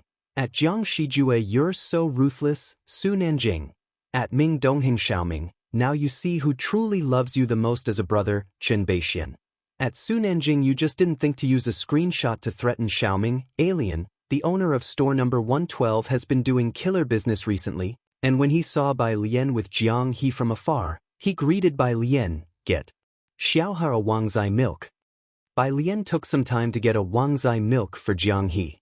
By the way, she made it Mao Kun's job to come and help the owner move goods whenever he was free.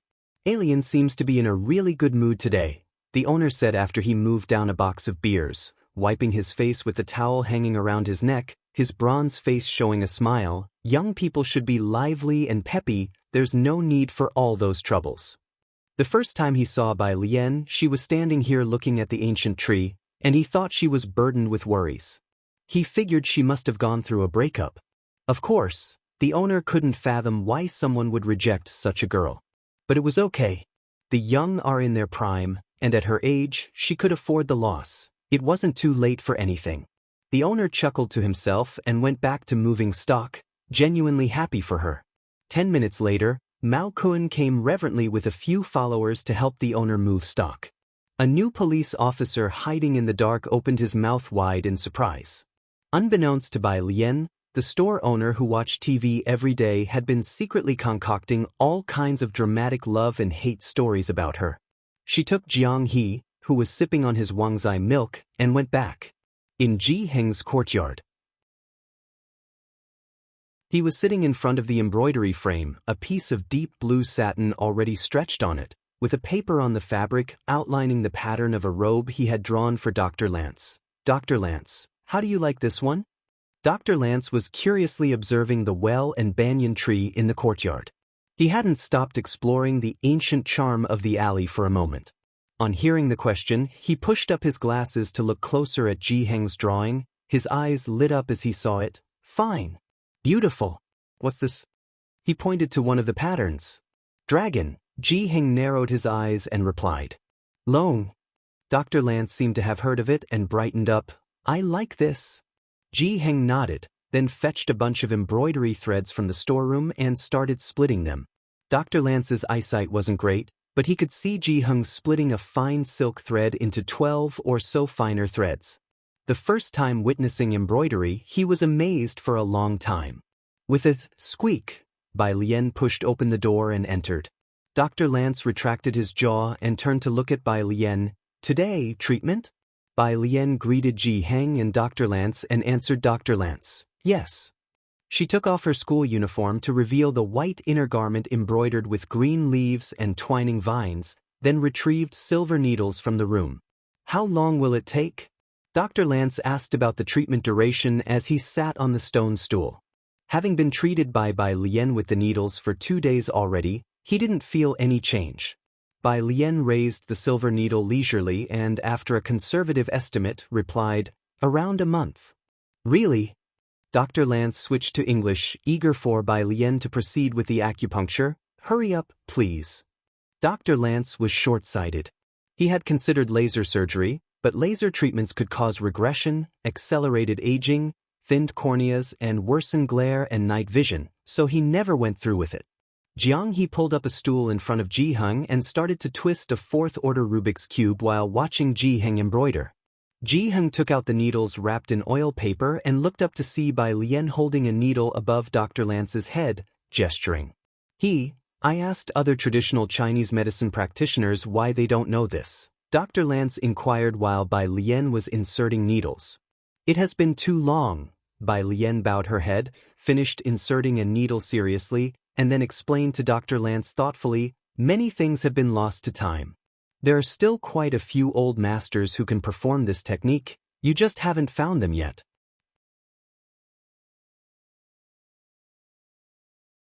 Chapter 215. 080 Lian Jie just wants to challenge the law. Beijing's top 10 schools.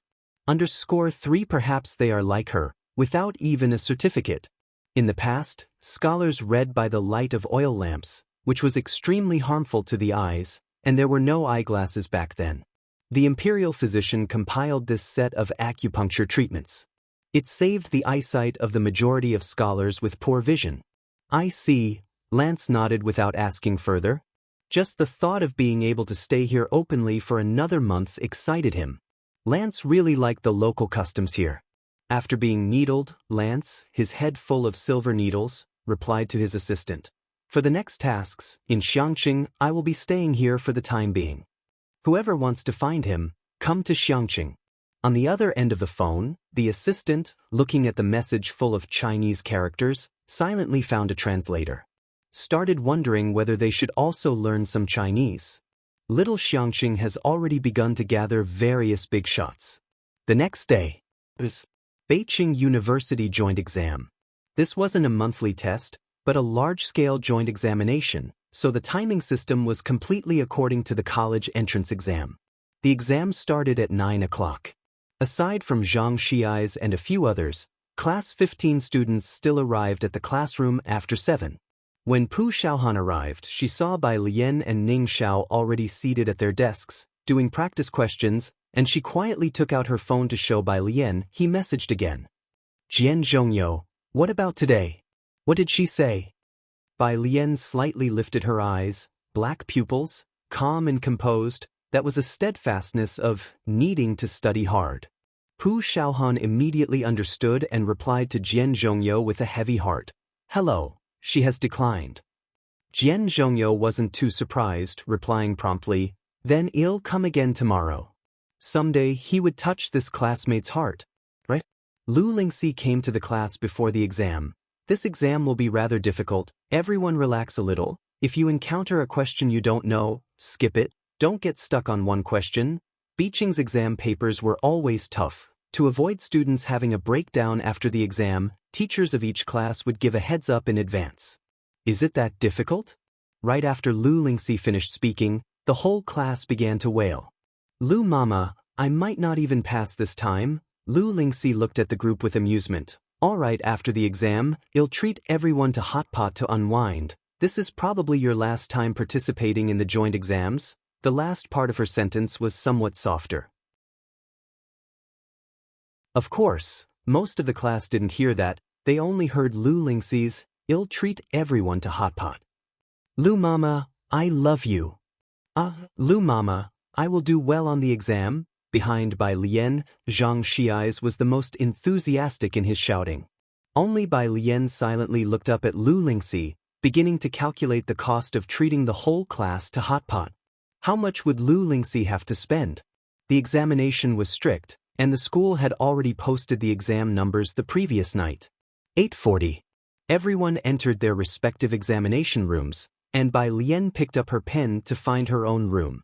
The first subject was Chinese. Bai Lian took her seat, the bell rang, and after the teacher finished the introduction, the Chinese exam papers were distributed. Bai Lian took the paper into her hands and looked down at the name of the test. Beijing 10 schools joint examination paper. She glanced at the names of these 10 schools. At the top of the list, unsurprisingly, was Beijing High School, followed by Beijing No. 4 Middle School, and then Beijing No. 7 Middle School. As for schools similar to Xiangqing No. 1 Middle School, naturally, they had no chance to appear behind these 10 schools of Beijing. The fact that schools like Xiangcheng's were allowed to participate in the joint exam was already the greatest regard from these 10 schools. Bai Lian scanned the names of these 10 schools of Beijing. She just knitted her brows slightly.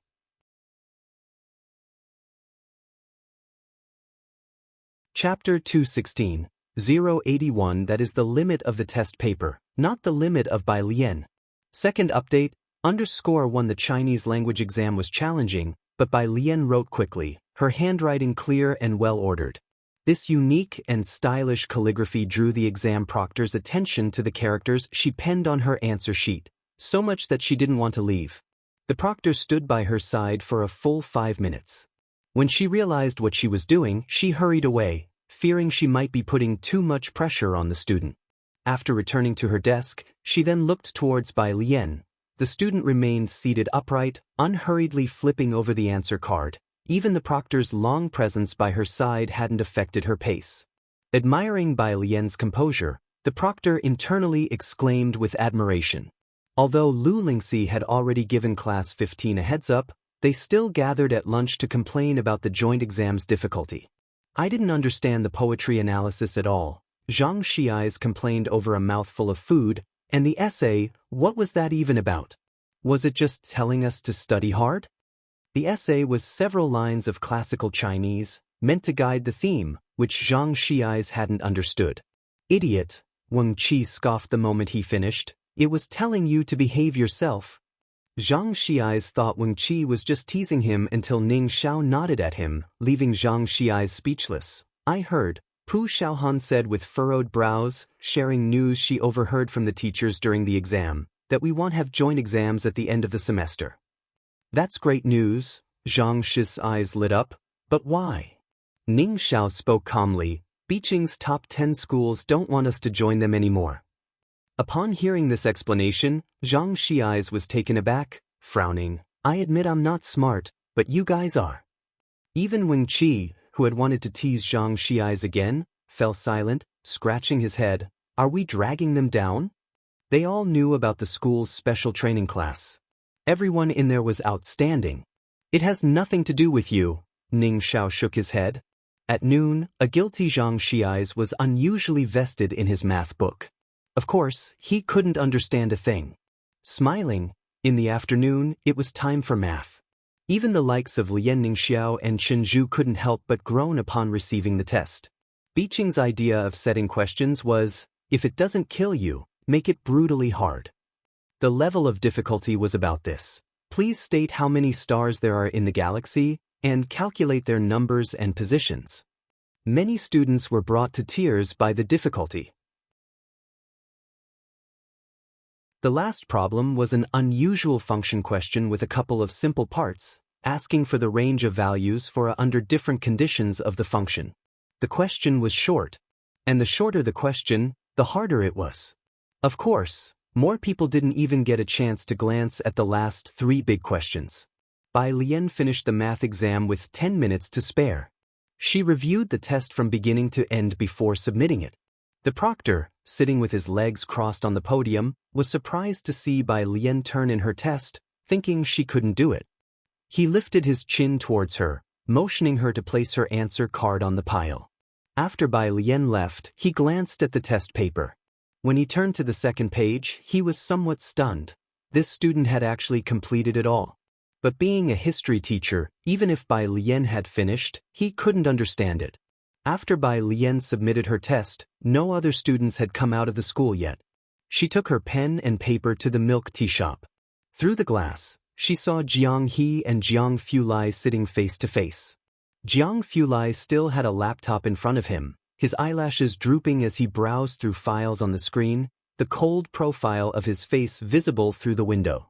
His pale fingertips tapped on the laptop keyboard, exuding an air of casual aloofness. Possibly sensing someone's gaze, he glanced outside for a moment, raising his eyebrows. You haven't been too busy the last couple of days, Bai Lian said as she pushed open the beaded curtain and entered, the sound of the wind chimes echoing softly. She casually took a seat beside Jiang He and leaned back. Jiang Fulai pushed the 4 books near his hand toward Bai Lian, his tone indifferent. I wanted to congratulate you in person. Bai Lian then remembered the congratulations he had sent her the day before. She nodded her head and looked down at the 4 books. 2 were Jiangjing University textbooks on chemistry and biology. The other 2 were question banks from Jiangjing High.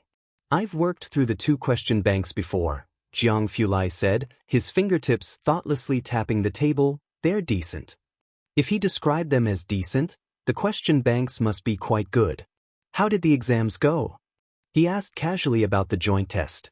Bai Lian propped one hand on the books and grabbed an unopened milk tea from the table with the other. Her response was nonchalant, easy. She made the most arrogant statement with the laziest poise.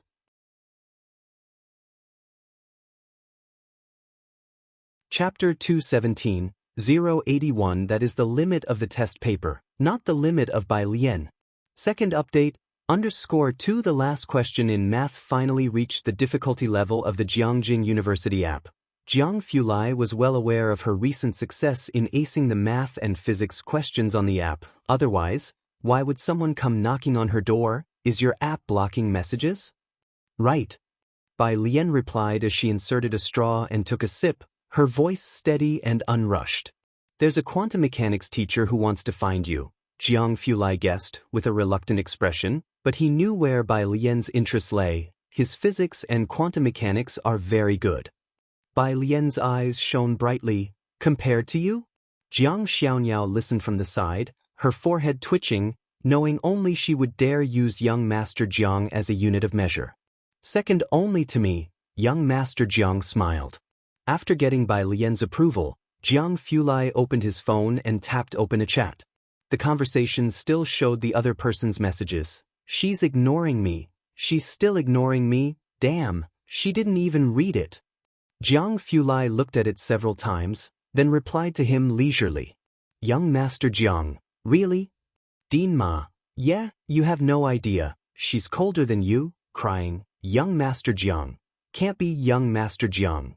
Image, Young Master Jiang. Look, she's following me. Dean Ma. After enjoying the moment, young Master Jiang arrogantly slid Bai Lian's business card over.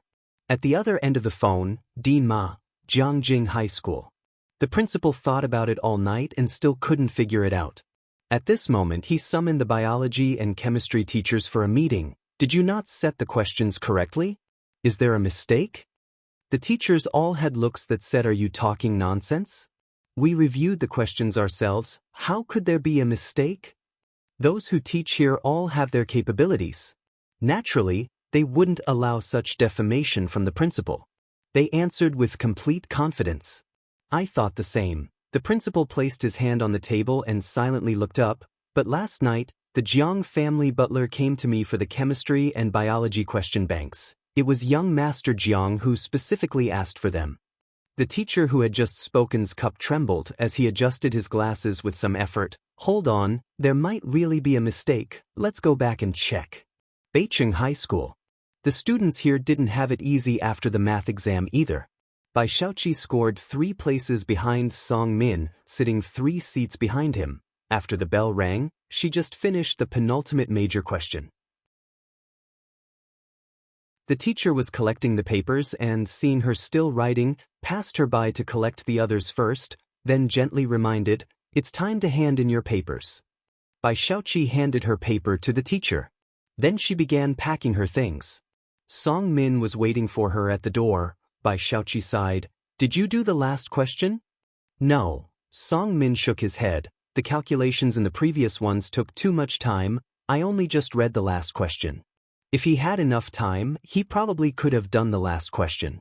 The questions for every joint exam of the top 10 schools were very difficult, created by a team of teachers from the National College Entrance Examination and Competitions, hired by Beicheng for a hefty fee.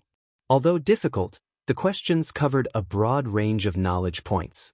Each question was a classic. You two are really something else, someone aside muttered. I didn't even get a clear look at the second to last question. But now that it's all over, how many points do you think you got? Let's be clear, this time I'm betting on you, Song Min, for first place. I'm betting on Xiaoqi. Anyway, it's either him or me, Bai Xiaoqi said amusedly. Do you guys want to bet every time? It's the fun of it. Song Min accompanied Bai Xiaoqi to the Bai family to retrieve the jade pendant. Bai Qiming was offering incense in the clan hall. Upon hearing Bai Xiaoqi coming back, he hurriedly came out. Xiaoqi, I'll accompany you to Jiangjing tomorrow. No need, Bai Xiaoqi refused. At the side, a clan elder objected. No way, Xiaoqi, this is a big matter for our Bai family. That's Dean Jian, and you've passed his first interview. Qiming must go with you. Bai Xiaoqi wasn't surprised by their attitude. The butler returned Song Min's jade pendant to him, 1/2 of the white jade dragon and phoenix ring pendant. Seeing the familiar pendant, Song Min breathed a sigh of relief. On the side, Bai Qiming and the clan elder knew what the pendant was. They sat down on the couch, picked up their teacups, pretending they hadn't seen it. Compared to Bai Lian, they preferred Bai Xiaoqi to take over the marriage affairs. Only the butler hesitantly spoke up. I heard the eldest young miss plays the guzheng quite well, and it seems she's also switched to science.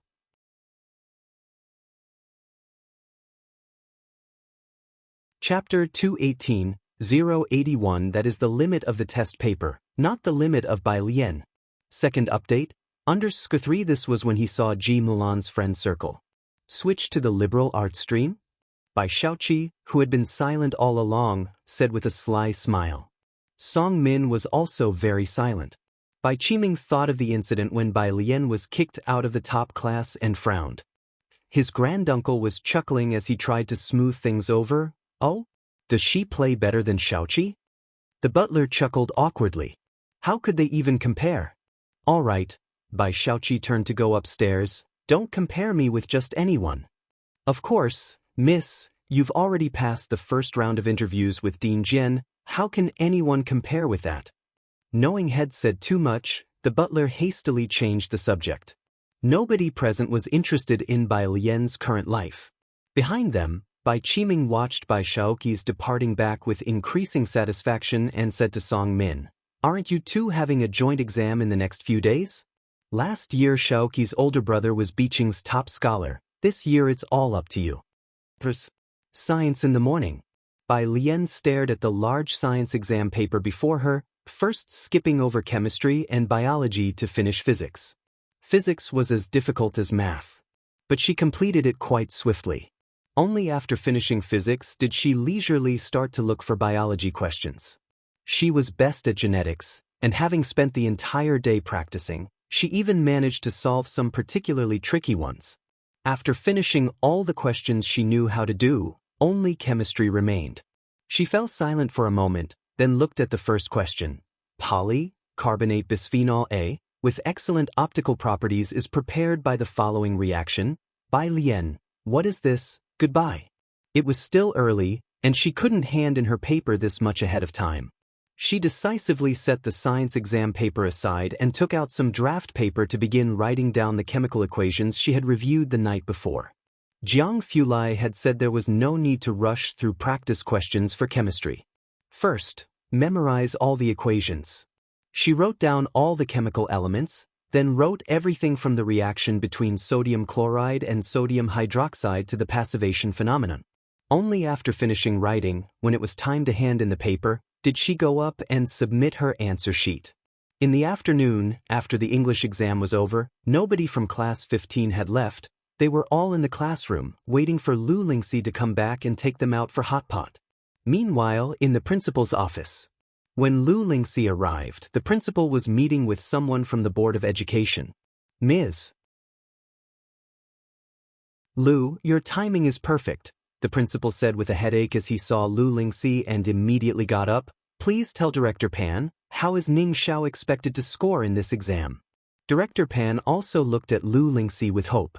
After pondering for a moment, for she had asked Ning Xiao, she said, he didn't finish the last question in math. It's probably only about 122 points, and he's average in the other subjects. Director Pan was the head of the Office of the Ministry of Education in charge of education in Xiangqing. He had also received reports about Beijing's big move. It would be the final joint exam. Hearing that Ning Xiao scored only 122 in math, he was quite worried. That's a big gap. It's doubtful he'll make it into the top 20 of Beijing. There was no way around it. The disparity in educational resources did exist. It was harder for them to get a spot at Jiangjin University's app than it was to reach heaven, even though Beijing High School got 10 spots without having to do anything. What about Chenju? Director Pan remembered him. The principal shook his head. No good, he scored lower than Ning Xiao in this monthly exam. For a while, the atmosphere in the office turned silent once again. The principal picked up his teacup and took a sip, the cold tea sliding down his throat calming him. It seems we can only withdraw from the joint exam. Lu Lingxi looked out the window. We just do our best. She said goodbye and left the office. For a moment, Director Pan's energy deflated and he stood up. I should also... Wait. The principal suddenly thought of something. There's actually another person. Who? Student Bai Lian. In the last 2 monthly exams, she was first in both math and physics, full marks. The principal said as he put down his teacup with a clack. 150? Director Pan's eyes lit up. But student Bai Lian, the principal paused, her chemistry isn't very good. Director Pan's mood suddenly sank, his hesitation palpable. How much did she score in chemistry? 0, the principal said somberly. Ah, that?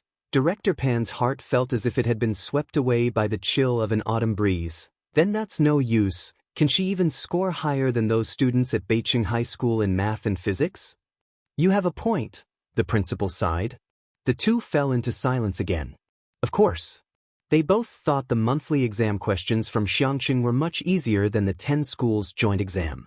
It wasn't very special for Bai Lian to score full marks in math and physics alone. After all, Ning Xiao and Chen Zhu had also achieved full marks before. But when it came to the 10 schools joint exam, the gap between Ning Xiao, Chen Zhu, and the students from Beijing High School became quite clear. Naturally, they didn't know the 10 schools joint exam questions were indeed very difficult, but could they be harder than the Jiangjing Preparatory Camps app? Bai Lian got 150 in math, 110 in physics for the monthly exam. That was only the limit of the paper, not the limit of her, by someone.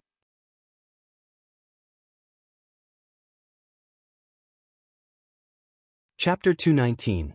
Elder Bai is an authority wherever he goes. The Bai family mistook the fake for a real gem. _1A Firepot restaurant next to the school. Lu Lingxi had reserved 3 private rooms in advance. Bai Lian, Xiaohan, and others were all in the first private room, sitting around a large round table where a waitress was holding a menu for people to order. The menu and pen quickly reached Bai Lian. She glanced at the price of the half portion of beef rolls for 38 yuan. Her brow twitched. Then she calmly marked a green vegetable and plain noodles before passing the menu to the next person. Zhang Xiais asked in a low voice, "How many pitchers of beer shall we order?" "No sneaking beer."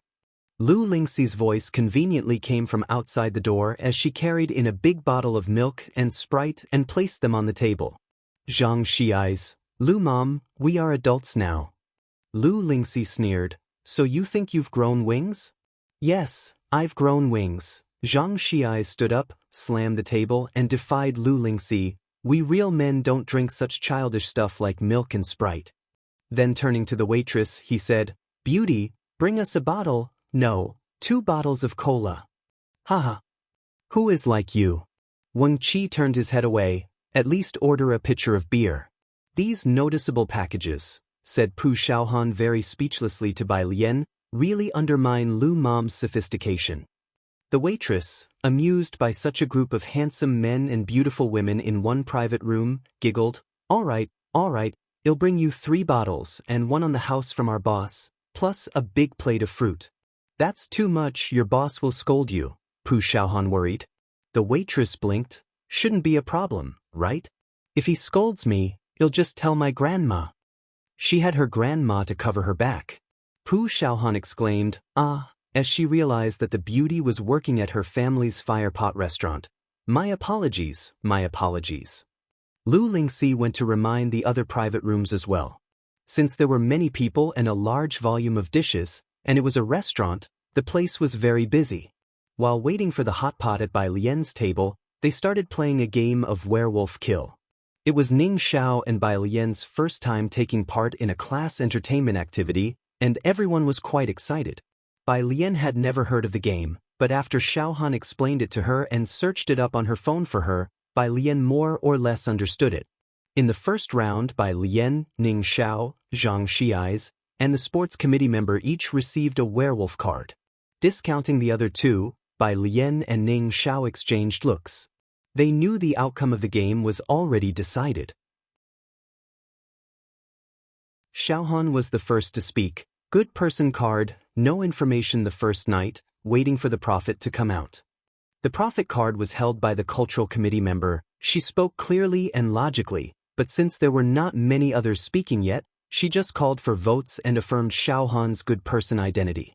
Then, it was the turn of those who stood out. Zhang Xiais, as the first werewolf to speak, was very righteous. "I am a good person. I believe the cultural committee member is the prophet. Everyone vote with me for the cultural committee member." Bai Lian, Ning Xiao, and the sitting good people. 6. As a werewolf card holder, Ning Xiao sacrificed a teammate. Prophet card. The cultural committee member is a werewolf who jumped out aggressively with me. Zhang Xiais is the charge wolf. Let's vote out the aggressive jumper today, and go for the charge wolf tomorrow morning. I'll verify Bai Lian tonight. If she has high intelligence and is a werewolf, she needs to be voted out sooner. and if she is a good person, all the better. Even if I am killed tonight, I believe she can lead the team. Ning Xiao neatly killed himself off that night, giving the sheriff badge to Bai Lian. The god cards and villager cards doubted each other and dragged each other down. Bai Lian wasn't suspected by anyone from start to finish, struck whoever she pointed at, and the werewolf team was invincible. Until the game ended, Yang Lin, who was the witch card, still couldn't believe it, lifting her head to look at Bai Lian, hesitating. Because she trusted Bai Lian's judgment, she poisoned the hunter card. Even after the results were out, she still couldn't believe that the hunter card was a good person. "No way," shouted Wing Qi, the hunter card, protesting the injustice, completely bamboozled by Bai Lian's logic. "Bai sister, you and student god are on the same team. How are we, the good people, supposed to play?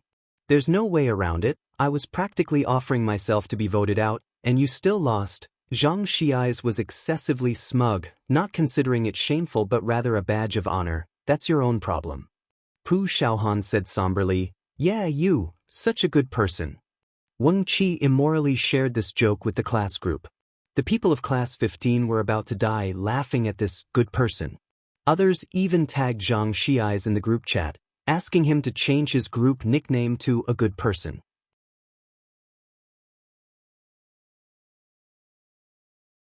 Chapter 220, Elder Bai is an authority wherever he goes.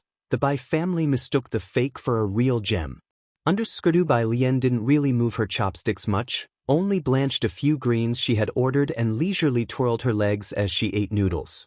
Later, it turned out she did the right thing, because Pu Xiaohan was flipping the beef rolls in the pot with public chopsticks, scanning the group. "Whose meat is this?"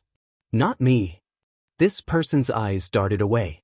Zhang Xiai's, stroking his stomach, spoke up warily, "Neither is it mine." "Your intestines, you eat them," someone was accusing another. "Don't talk nonsense, this damn thing is clearly your intestines." The group jostled and shoved each other, full of suspicion and blame. Oh, not a single person dared to admit that the meat in the pot was theirs. In the end, Bai Lian and Yang Lin cleared up after everyone, and there was practically no food left in their private room. Lu Lingxi was surprised when she came to check on them. School was still in session on Friday, so after the meal, the group of high school seniors dispersed. As the evening drew in, Lu Lingxi arranged for the students to go home. "Remember to report in the group chat once you're home." Bai Lian and Yang Lin walked at the back. Bai Lian hadn't brought her backpack that day. The hot pot restaurant was warm, and she hadn't put on her school uniform, just casually carrying it. "Do you know where your family's household registration book is?"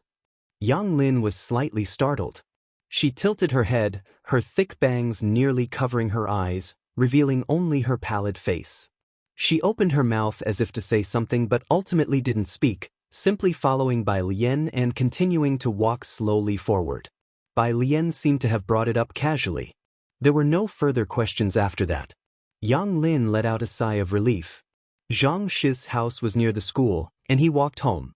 Opening the door, he saw Yen Lu and his mother sitting at a table eating. Zhang Shi's dad had been away on a business trip for several days, and he had grown accustomed to his dad being gone for a month at a time. "Taking advantage of my absence, the two of you sneakily enjoyed so much delicious food." Zhang Xiai's looked incredulously at the full table of dishes. "Mom." His mother rarely cooked, to the point that he had to buy breakfast for her every morning even though he got up early.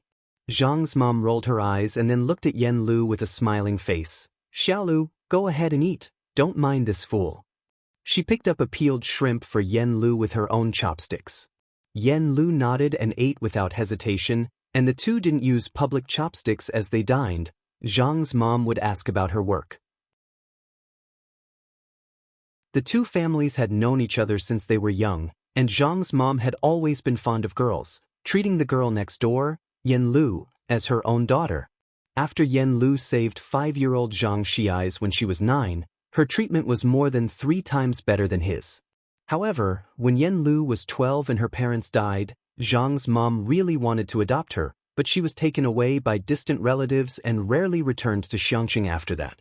The relatives were quite wealthy, and Zhang's mom didn't want to hold back Yen Lu's future, so the family sent her away.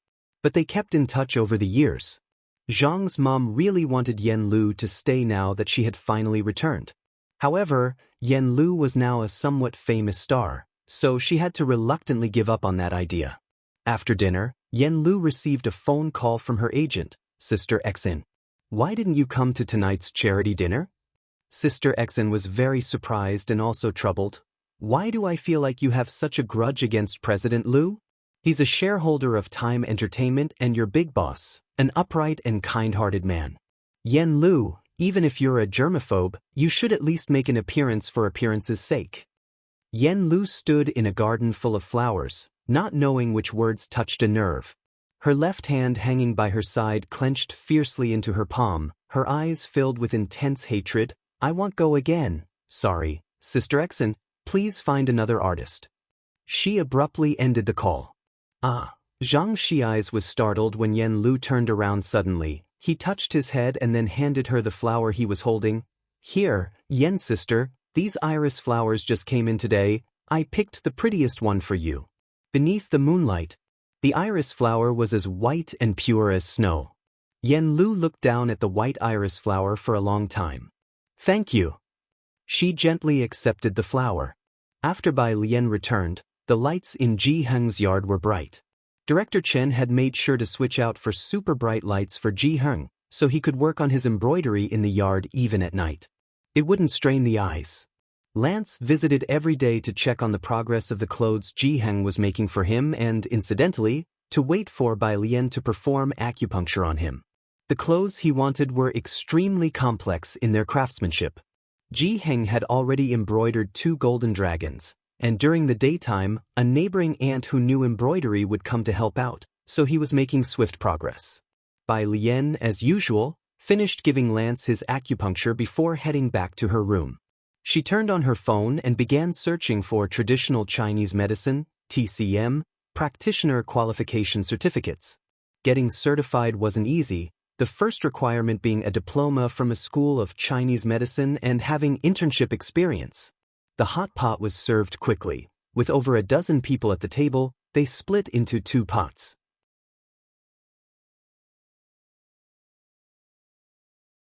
Chapter 221. Elder Bai is an authority wherever he goes. The Bai family mistook the fake for a real gem. _3 She continued to look down, noticing that the Chinese medicine exam consisted of 4 subjects. The first one was the foundational theory of Chinese medicine along with herbal medicine, which wasn't a problem, but then she saw internal medicine of Western medicine. Bai Lian looked up, pondering that this certificate was not absolutely necessary to pursue. She wasn't really a formal practitioner of Chinese medicine. She had only been taught a few sets of acupuncture by the imperial physician. When she was in the military, she had frequently practiced by giving acupuncture to the soldiers. She searched for acupuncture therapy certification. Not bad, this was a certificate she could accept. Back to WeChat. She noticed in addition to her friend requests, a new person's card, Ma Tongfeng, by classmate. Image, by classmate. Jiang Fulai replied quickly, "It's him." Bai Lian went back and clicked to accept the friend request. Ma Tongfeng's online name was his real name. Bai Lian, smile. He must have been busy because it took him 5 minutes to see that Bai Lian had accepted. He hastily replied to her message, "Your mathematical and physical-logical reasoning are very good. Are you interested in physics?" Bai Lian indeed had an exceptional talent in mathematics and logic. In the past, when Bai Zhongyu and Qinyi were studying at the Imperial College, 16-year-old Bai Zhongyu would coerce 8-year-old Bai Lian to help him with his Imperial College homework. Bai Lian's clerical script was forcibly practiced from that time. When Qinyi was 15, he skipped school to go horseback riding, and her 2 brothers forcibly dressed her up as a boy and made her go to the Imperial College in place of Qinyi.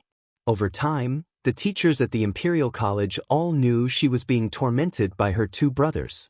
They basically turned a blind eye to it. That day's lesson happened to be on Zhou by Xuan Jing, a required course of the Imperial College. She answered the questions fluently. It was the first time Liang Zuan noticed her. That was Bai Lian's first encounter with mathematics, and later on, she also became familiar with the 9 chapters on the mathematical art, the Pythagorean theorem, trigonometry, circle cutting, she knew them all.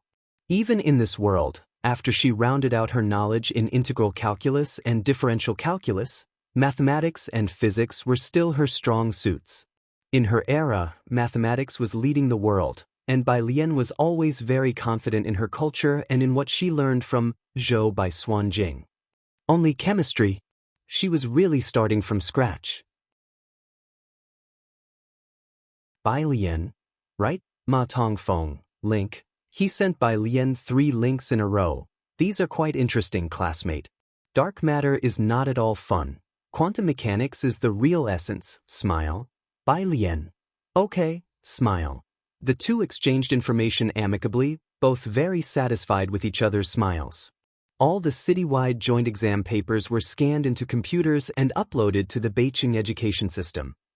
Finally, the grading was done uniformly on machines. The rules and regulations were nearly identical to the Gaokao.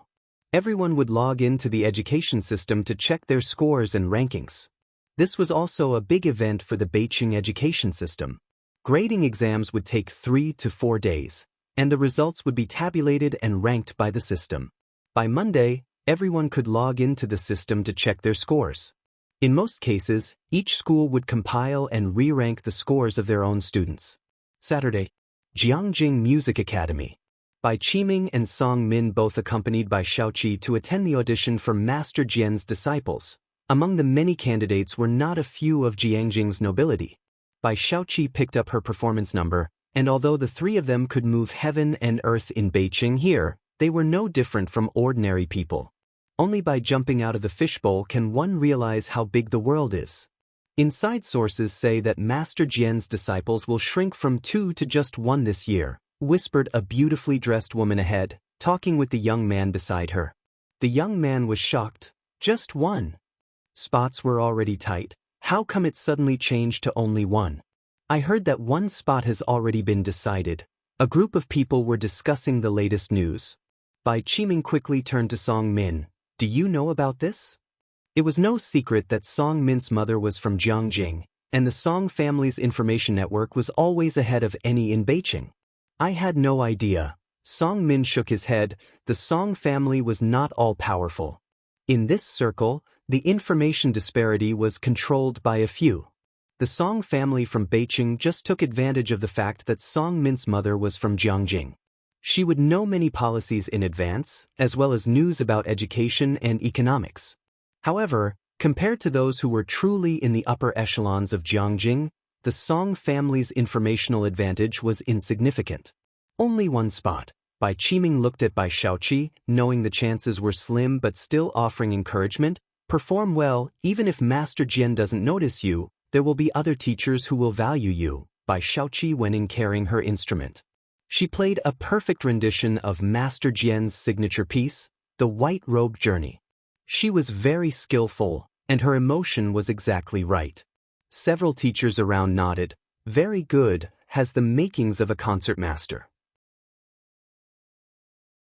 Master Jian, sitting in the center, also nodded slightly after listening, uttering a and gave her 80 points. Bai Xiaoqi had always been composed. Hearing this high score, she was overjoyed, showing happiness for the first time. Thank you, teachers. She bowed. Exiting the hall, the looks in Bai Qiming and Song Min's eyes were full of anticipation. She nodded slightly, her demeanor modest yet calm. Master Jian gave me 80 points. He said I have the makings of a concert master. It wasn't the highest score of the day, but it was definitely within the top 5 of Master Jian's scores. Many students and parents nearby couldn't help but come over to chat and make friends upon hearing this. 80 points? You're quite impressive. You're sure to get into Master Jian's academy. If she couldn't become his personal disciple, entering his academy was more than sufficient. Suddenly, the previously ignored trio of Bai Xiaoqi were surrounded by many wanting to befriend them and add them as friends. Bai Qiming finally puffed up his chest. He smiled as he added quite a few Jiangjing business parents as friends. Then he shared the great news with the Bai family clan. The Bai family clan immediately lit incense and set off firecrackers in the ancestral hall. The clan's great-uncle even offered incense to the ancestors, murmuring a prayer. These 2 siblings are truly dragons and phoenixes among men. bringing great honor to our Bai family. Having their names recorded in the city's history is just around the corner. It was fortunate that you visited them 3 times that day to bring these siblings back, commented the clan leader admiringly. At that time, he had not favored the illegitimate children, but now he had to admit, the great-uncle's vision was extraordinary. You indeed have foresight. The Bai family boasts a top scholar and will soon have an artist as well. You shouldn't have gotten involved when Qiming and Ji Mulan divorced, the great-uncle lectured him. Luckily, Xiaoqi didn't bear a grudge, or else we would have lost out much more. As for Bai Lian and Ji Mulan, they had long been forgotten. Jiangjing Music Academy. Bai Xiaoqi received a flood of congratulatory calls and messages from the Bai family.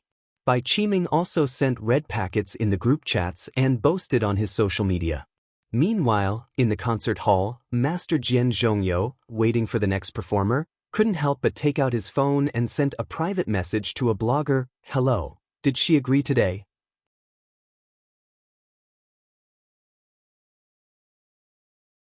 Chapter 222, 083 Tremor, Lianlian's ranking, second update, _1 Nowadays, very few men learn to play the guzheng.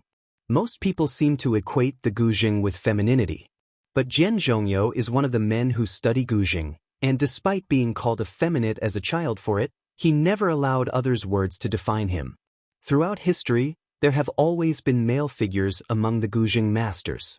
He rose to fame because of the white robe journey, and from skepticism to the present, his journey has been arduous and long.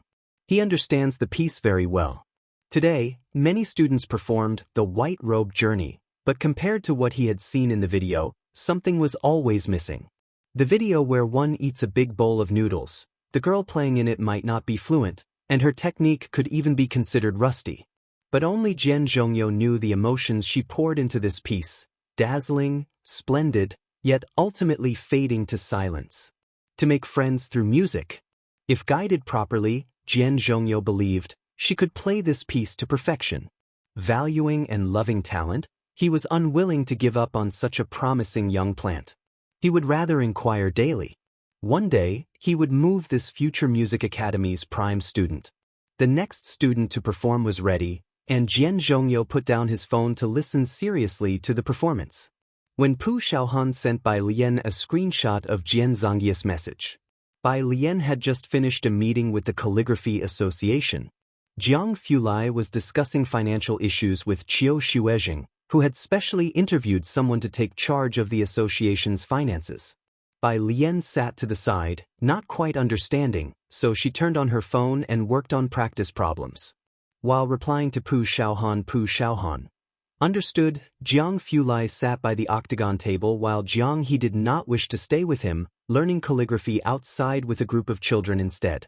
Qiu Shuezheng flipped through his notes, then suddenly looked up, somewhat excited. They've drawn up a new bus route across the street, and it's going to start service next week. This matter had not been fully announced yet, and many businessmen had bought up a bunch of properties in advance, waiting to sell them after the new bus line opened. Qiu Shuezheng was also privy to this news. Jiang Fulai was not surprised by this information. Xiangqing Culture and Tourism Bureau had good planning. He rested his left hand on the table, casually leaning against the chair back, appearing languid yet erect, while flipping through the financial report of the association with his distinctively jointed hand, closing the report. It's almost there, and in the future, there will be high-speed rail too. Really? This news was genuinely new to Qiu Shuezheng. He sat up with a jolt. The thought of Xiangqing being connected by high-speed rail was beyond his wildest dreams. Jiang Fulai responded indifferently. He had seen the plan, and the document wasn't issued yet. It was held up in Jiangjing, and very few people knew about it. Jiang Fulai, curious about Xiangqing, had asked someone to check it out. He handed the notebook back to Qiu Shuezheng casually. Qiu Shuezheng wanted to ask whether Jiang Fulai had actually read through all those pages of notes. But he truly didn't dare to ask. Jiang Fulai flipped through his phone, which showed several unread messages from Ma Tongfeng. Dean Ma. She is very polite and even sends me smiles. but he had sent Bai Lian several messages about quantum mechanics research, and she had not expressed her views on it. Dean Ma was really anxious. Even Jiang Fulai would occasionally indulge him, painting a pie in the sky, saying he would find him after finishing research on dark matter. Bai Lian, not drawing any pie at all, seemed even more like an old man than he did. Dean Ma, polite and aloof, not much of a talker. Dean Ma, can you ask her what she thinks for me? Jiang Fulai took a casual glance and replied leisurely, how do you know she bought me milk tea today? Image. There was no helping it, young Master Jiang couldn't find anyone else to show off to. Jiang Xiaonyao would bring out an even bigger cup of fruit tea. Ming Dongheng simply couldn't understand. Director Chen? He would go fishing with Ji Heng every day and even fraternized with Ji Xiaojun as brothers. Young Master Jiang felt irritated just looking at him. After going through the list, only Dean Ma was left. Dean Ma. On the other end of the phone, Dean Ma was speechless. Is there something wrong with young Master Jiang? After downing a large glass of water to calm himself, Dean Ma, not daring to curse, decided to ask about something else. Did you do something to the affiliated middle school? Jiang Fulai, Dean Ma. They came to me today, asking if there's something wrong with the chemistry and biology question banks that they missed. With one glance, Jiang Fulai knew what was going on. No, I borrowed them to do practice problems, Dean Ma. Great, even when not in Jiangjing, Jiang Fulai could still randomly scare some people to death.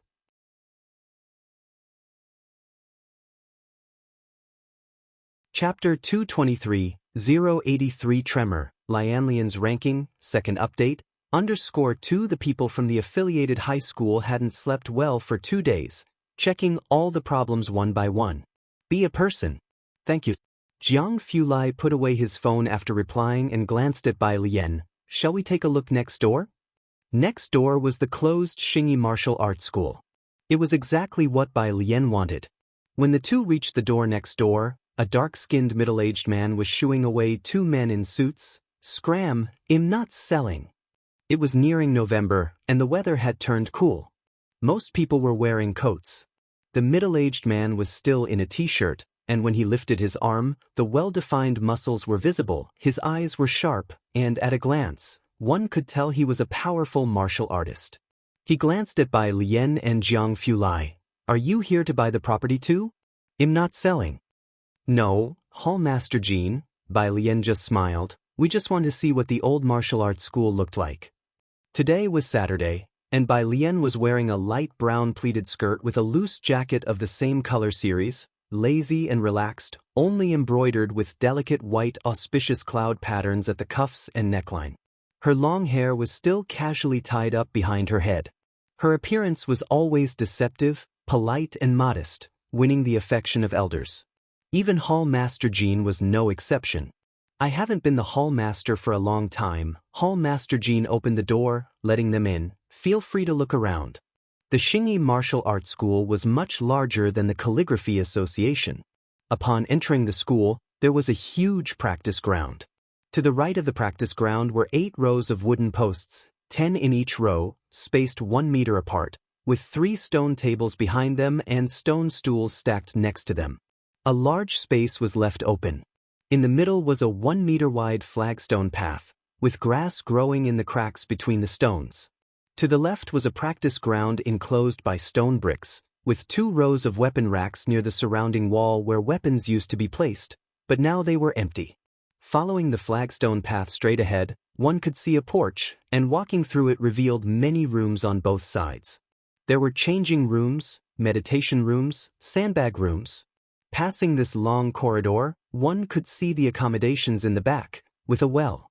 Hall Master Jean lived in the corner and was drawing water, with huge dormitories on both sides. This indicated how prosperous the martial arts school once was. After looking around, Bai Lian and Jiang Fulai politely said their goodbyes. What do you think? Jiang Fulai opened the gate, slightly bowed his head and asked. Bai Lian shook her head, stretching out her hand to shade the sunlight in front of her eyes, and spoke softly, I'll ask around some more. She still didn't know how the martial arts school had gone under. All the high schools in Beijing were tallying student scores. Xiangqing High School was no exception. The principal had arrived at the school early and convened a meeting with the homeroom teachers.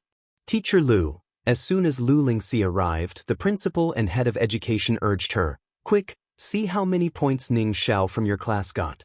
Lu Lingxi knew they were anxious. Sitting in front of the computer, she logged in with her homeroom teacher ID, retrieved the class student scores, and directly searched for Ning Xiao in the search bar. The page kept spinning. Today, all the high schools in Beijing were pulling up scores, and the Beijing Education Network was clearly overwhelmed. It took nearly a minute to display: name, Ning Xiao, subject, score, ranking Chinese, 122, 74 math, 121, 5 English, 131, 109 science comprehensive, 248, 25 total score, 632, rank, 31, 31. The principal was startled by the ranking and couldn't help exclaiming. This ranking showed the overall ranking for the entire Beijing. Last time during the joint exams, Ning Xiao was still ranked outside the top 100, and now he suddenly soared to 31. Could this match up with that international class of Beijing? The director of studies also couldn't help but speak up. They all knew about the international class of Beijing High School, with a total of 40 students, the most competitive school in Beijing, with several students getting into Jiangjing University each year. Hearing this, other teachers looked over. How did his grades improve so quickly? Chen Zhu is only ranked 80, right? There had never been a student from Xiangqing in the top 50, and today was the first time. A bunch of teachers were extremely excited. Look at his math, top 5. And the natural sciences comprehensive, also in the top 30. 121 points, said the head of the math department while adjusting his glasses. I heard that Song Min got 130 in math. Ning Xiao isn't much behind him. Right, top 5? Not many from the international class of Beijing High School can match Ning Xiao, the director of studies said, looking at the principal with excitement. You asked Director Pan, is this score decent enough? In the next joint exams, will Beijing still provide us with resources? Never had there been a student in Xiangqing who ranked in the top 10 in any subject. Ning Xiao was the first. Top 5 in math, what did that mean? Even in Beijing High School, this was 1 in 10,000. The principal knew this, of course, as he stared at the page and called Director Pan, feeling that this time, they might truly have a chance. Lu Lingxi was also startled by Ning Xiao's results. People were congratulating Lu Lingxi with looks of particular envy. Being able to mentor a student who ranked in the top 31 of the whole Beijing, it wasn't just an honor for the school but also for Xiangqing. Only the homeroom teacher of class 8, looking at Lu Lingxi, suddenly spoke up, "Search for student by Lian." Oh! Lu Lingxi snapped back to her senses and started to search for Bai Lian's name. She pressed the enter key.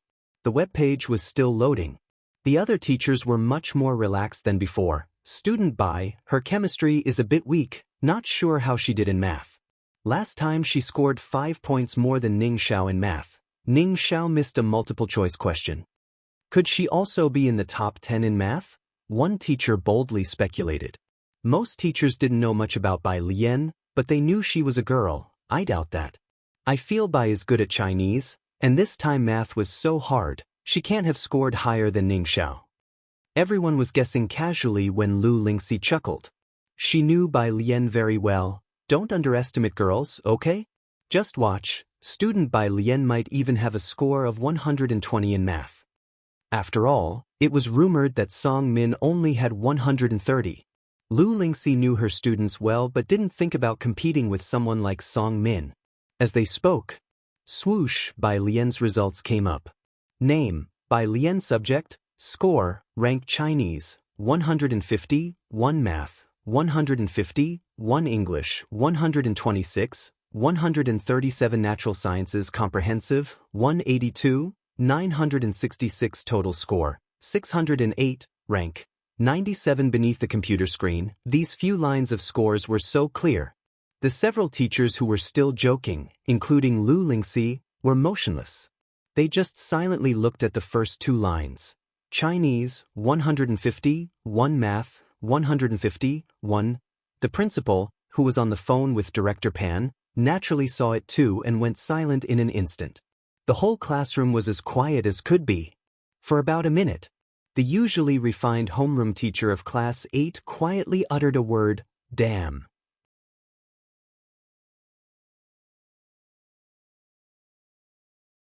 Chapter 224, 084 Dimensional Strike _1 With his call, a small number of people also came to their senses. Is she that good at math? No. Which school did she transfer from? So freakish. Now Beijing High School is going to be interesting. Not to mention the homeroom teacher of Class 8, even Lu Lingxi was particularly shocked. Just Bai Lian's overall ranking in the top 97 was enough to shock people, let alone her Chinese and mathematics scores. First place, perfect score, either one would be enough to dominate the field. Lu Lingxi had always known that Bai Lian was very good at Chinese. This time, the classical Chinese reading was obscure, and the essay was even more bizarre. Many students in the school misunderstood the meaning of their essay, seriously deviating from the topic. Bai Lian's 150 in Chinese was beyond her expectation, but not too surprising, for Bai Lian's palace-style calligraphy was a significant bonus. But a 150 in the joint exam for mathematics. In Xiangqing, that was simply a science fiction event. She had always thought that Bai Lian's math was on par with Ning Xiao. Ning Xiao's rapid progress in math this time, reaching the top 5 in Beijing, had already blown away all the teachers in the office. And there was Bai Lian, silently dealing everyone a crushing blow. Hello. The principal stopped midway through speaking, and on the other end of the phone, Director Pan, unable to wait for him to finish, couldn't help but speak up. Why have you stopped talking? That question brought the principal back to reality. Director Pan, the principal began solemnly, I think, not just possibly, but we really have won this time. I think so too. Director Pan was also excited. Ning Xiao has improved too fast. Math in the top 5, such a talent is in high demand at Beijing High School, right? If Ning Xiao were a senior, he would definitely make it into the provincial team. No, the principal said after hearing him out, there's more news now. Student Bai Lian scored perfect in both Chinese and math, first place. As the principal had anticipated, the voice on the other end of the phone instantly vanished. Director Pan could be heard breathing hurriedly. She scored higher than Song Min? Yes, Song Min got around 130 in math. At this moment, not just Xiangqing High School, but also the people in the Education Bureau office were extraordinarily excited. Director Pan hung up the phone, his eyes sparkling. Contact Beijing Education Bureau, and I remember Jiangjing University has a liberal arts-focused recruitment program, right? Since the top scholar from Beijing was admitted to Jiangjing University last year, it was all over the news. This year, all major colleges had heard of Song Min, and if there were no dark horses from Beijing next year, he was the certain top scorer, especially in math. Before today, no one thought that anyone could surpass him in math. Yet, Bai Lian rose unexpectedly in this joint exam. As for poor performance in science, not a big issue. Jiangjing University's liberal arts-focused recruitment program is designed for candidates with uneven academic strengths. Xiangqing had never seen anyone admitted to Jiangjing University before, so if they had the first one, they couldn't even begin to imagine how sensational it would be. Lu Lingxi printed the results and returned to class 15. The answer sheets were handed in to be scanned by the school, which had not yet been distributed, but their exam papers had not been handed in. The first period was Lu Lingxi's Chinese class. Most of the students did not do well on the Chinese exam, so she did not announce the grades but instead analyzed the papers. After finishing a period, her mood had finally eased. She called Bai Lian and Ning Xiao to the office to discuss their scores with them. This was the principal's request, to prevent them from getting too excited. The principal, unable to stop smiling, said, "Students, do you know how much you scored? Ning Xiao, you are 5th in Beijing for math, and in the overall top 30. And you, Bai Lian, are even more impressive, 1st in Beijing for math." He rattled off everything. but he found the two in front of him unresponsive. Oh, Ning Xiao looked up, his tone quite calm. Always somber, Ning Xiao raised his eyebrows, emanating an air of melancholy, his voice devoid of any excitement or joy. Wearing a simple school uniform, Bai Lian with her clear and shallow eyes was more composed than Ning Xiao. I understand, thank you, Principal. Principal. He couldn't help but turn to look at Lu Lingxi. What's going on here? Look, did you two not hear what I said? The principal tried to explain. Ning Xiao, you are 5th in math in Beijing, and Bai Lian, you scored perfect in both Chinese and math, 1st in Beijing. Ning Xiao turned aloof. He nodded slightly, showing he understood. Yes, perfect in Chinese and math, I heard it, thanks, Principal. Bai Lian recalled chemical formulas, then replied unhurriedly. Principal.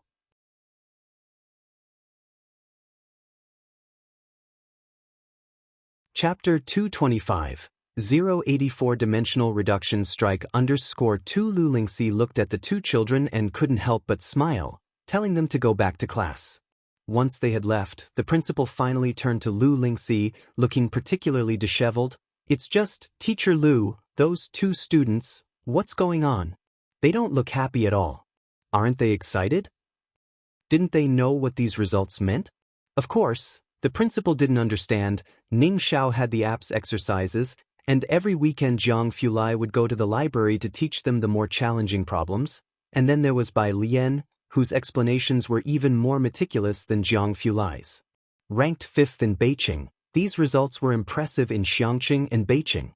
But Ning Xiao knew that if young Master Jiang discovered he scored only around 120 on the joint exam, even failing to answer a major question entirely, he would definitely be scolded. This wasn't an exaggeration. Apart from Tang Ming, he was the worst student young Master Jiang had ever taught. Happy, excited? Right now, Ning Xiao was only worried about whether he'd be scolded tonight. He was in no mood for joy or excitement. As for Bai Lian, she had initially stood out among the many talents of the Great Yong dynasty, accepted as a disciple by Liang Zuan in a special exception. Even today, people say of her, the Great Yong dynasty owes her a position as the top scholar. Would she care about this? The two left with ease. The principal truly couldn't understand it, and turning to Lu Lingxi, he said, I didn't even get to tell them about the Wenchong plan. The Wenchong plan was specifically designed by Jiangjing University for students with special talents. It involved interviews and written exams between October and November each year, and those who passed could be admitted to Jiangjing University with a 50-point deduction from their college entrance exam scores. If they performed exceptionally well, the reduction could be even greater. The principal had come specifically for this Wenchong plan. But the reaction of these two students baffled him, and he let them go without saying a word about it. They're about to have class, said Lu Lingxi, more composed than the principal. After a moment's thought, she added, He'll have a good talk with them at noon. That works. The principal was dizzy with confusion. Suddenly he felt, even if he had mentioned the Wenchong plan to Bai Lian and Ning Xiao just now, their reactions would probably have been the same. Oh. Thank you, Principal, I understand. Thinking about this, the principal couldn't help but wipe his face. After all, it was best to leave such matters to Lu Lingxi. Beijing High School. International class. This class consisted of all top students. Competition created pressure, so when the results were released, the homeroom teacher immediately posted the printed score sheet on the left side of the blackboard. As soon as the scores came out, it wasn't Song Min and the others who were concerned, but rather a group who had privately placed bets. A bunch of them crowded to the left side of the blackboard to see the latest development in the math competition. From top to bottom, the homeroom teacher posted everyone's scores and overall rankings according to their positions. The first one was Song Min name, Song Min subject, score, ranking Chinese, 131, 5 math, 130, 2 English, 142, 3 science composite, 275, 1 total score, 678. One Song Min's deskmate wasn't surprised by Song Min's overall ranking. He just looked at Song Min's math score, turned around, and let out a tragic cry. Brother Min, I admire you for scoring 130 on this kind of paper, but you've really disappointed me. The first place is actually Xiaoqi. You couldn't have gotten 135 in math, could you? Most were startled to see that Song Min was second in math and began to exclaim.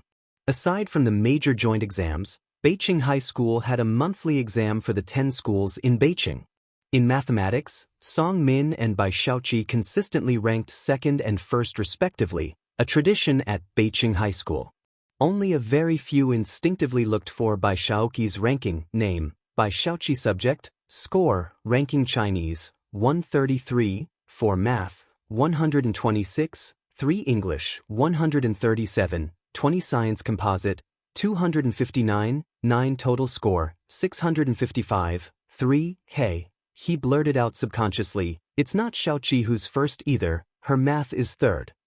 At this exclamation, not to mention those grouped on the left side of the blackboard. Even the normally focused Song Min and Bai Xiaoqi turned to look in that direction. Song Min stood up, frowning, she's third? Yes, who in our class had an exceptional performance, even surpassing Brother Min? Song Min and Bai Xiaoqi exchanged glances. They both pushed back their chairs and walked to the left side of the podium to check the scores. The crowd whooshed aside, making way for Song Min and Bai Xiaoqi to view their math scores, then continued looking downward. The class had a 4th place, a 6th place, but no first place. Others were also wondering where the first place might be, because no one in international class had ever considered that this math first place could belong to someone else. Yet it was nowhere to be found. Aside from the two of them, the highest was 4th place, with 123 points. So, where was the first place? Without mention of first, where was 5th place? Beijing High's international class was the most competitive in all of Beijing and had the strongest teaching staff, especially since the international class homeroom teacher, a math teacher, had previously coached several IMO potential candidates.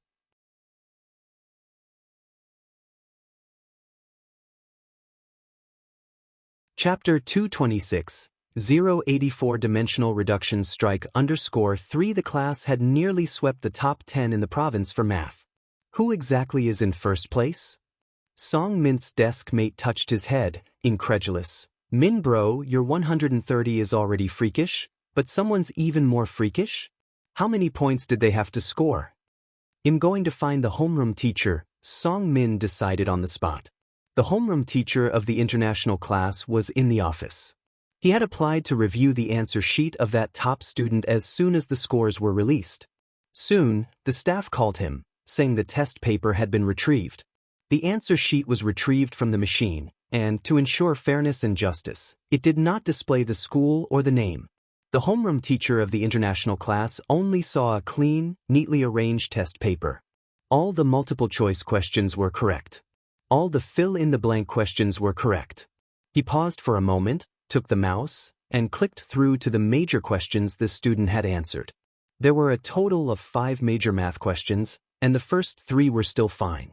He had spent an entire weekend figuring out the last 2 questions and had even cross-referenced the answers. These 2 questions were beyond the syllabus of the international class, so he even prepared detailed explanations against the answers to make sure the students would understand. But seeing the students' answers, he even felt a sense of, so that's another way to solve it. The approach was different from the answers, and this student's method was even clearer and easier to understand. Pristine standard, every step of the reasoning was clearly written. 150, perfect score. At first, he didn't know what the top score was and thought the other person was only a point or 2 above Song Min. He wondered who this dark horse was, but he never imagined it would be 150, a perfect score. Where on earth did this guy come from? Cheating? The homeroom teacher of the international class hadn't even considered it, not to mention the answer was different from the standard answer. The clarity of the logical process alone let him see the student's potential value. Principal. The homeroom teacher of the international class directly called the school principal. The Education Bureau can pull up information on the person who came first in math, right? Send me that guy's data. By the time Song Min and Bai Xiaoqi arrived, the homeroom teacher had just hung up the phone. I knew you two would come. The homeroom teacher took a deep breath. That first place, 150, Song student, by student, I can only say that you two didn't lose unfairly this time. 150? Song Min and Bai Xiaoqi exclaimed simultaneously. The homeroom teacher nodded. Yes, with a score that terrifying, I think, this guy's math might even match those from Jiangjing Affiliated Middle School. The name Jiangjing Affiliated Middle School might be very foreign to others. But the people from number 1 high school were well aware. Are you talking about Liang Wuyu and them? Song Min asked, almost in astonishment. Even with his confidence, he had never thought about comparing himself with Liang Wuyu and his peers. That was a natural gap. After all, the Liang family were top educational aristocrats, and the resources they had access to were different from the outset. But Song Min had also never imagined that this person with a 150 score would be so highly regarded in the eyes of the homeroom teacher. To be mentioned in the same breath as Liang Wuyu? Teacher, who is he exactly? Song Min couldn't help but ask out of curiosity. Still checking. Bai Xiaoqi recovered her composure, her demeanor always elegant and her appearance lovely, finding it strange. If his math is that good, why didn't he make it into the top 10 overall scores? After all, the top 10 overall were from their class. He might be lopsided in his studies, the homeroom teacher explained. That was plausible, but for the time being, neither Song Min nor Bai Xiaoqi had the mind to worry about how this person was lopsided in their studies. Because that score of 150 had both of them utterly disconcerted. When they returned to report to the class, and everyone heard the score of the first place, most of them exchanged looks. First place, 150. Second place, 130. Third place, 126. Some thoughts they dared not voice out loud. Isn't this a dimensionality reduction assault? Since when did such an incredible person appear? The homeroom teacher of the international class was also pondering this question until he finally received a phone call from the staff. The information and scores of the first place student had been found. Teacher, it has been sent to your email. The homeroom teacher quickly ended the call and logged into his email, indeed finding a new message. He clicked it open right away. The score of the student who had executed the dimensionality reduction assault sprang into his view.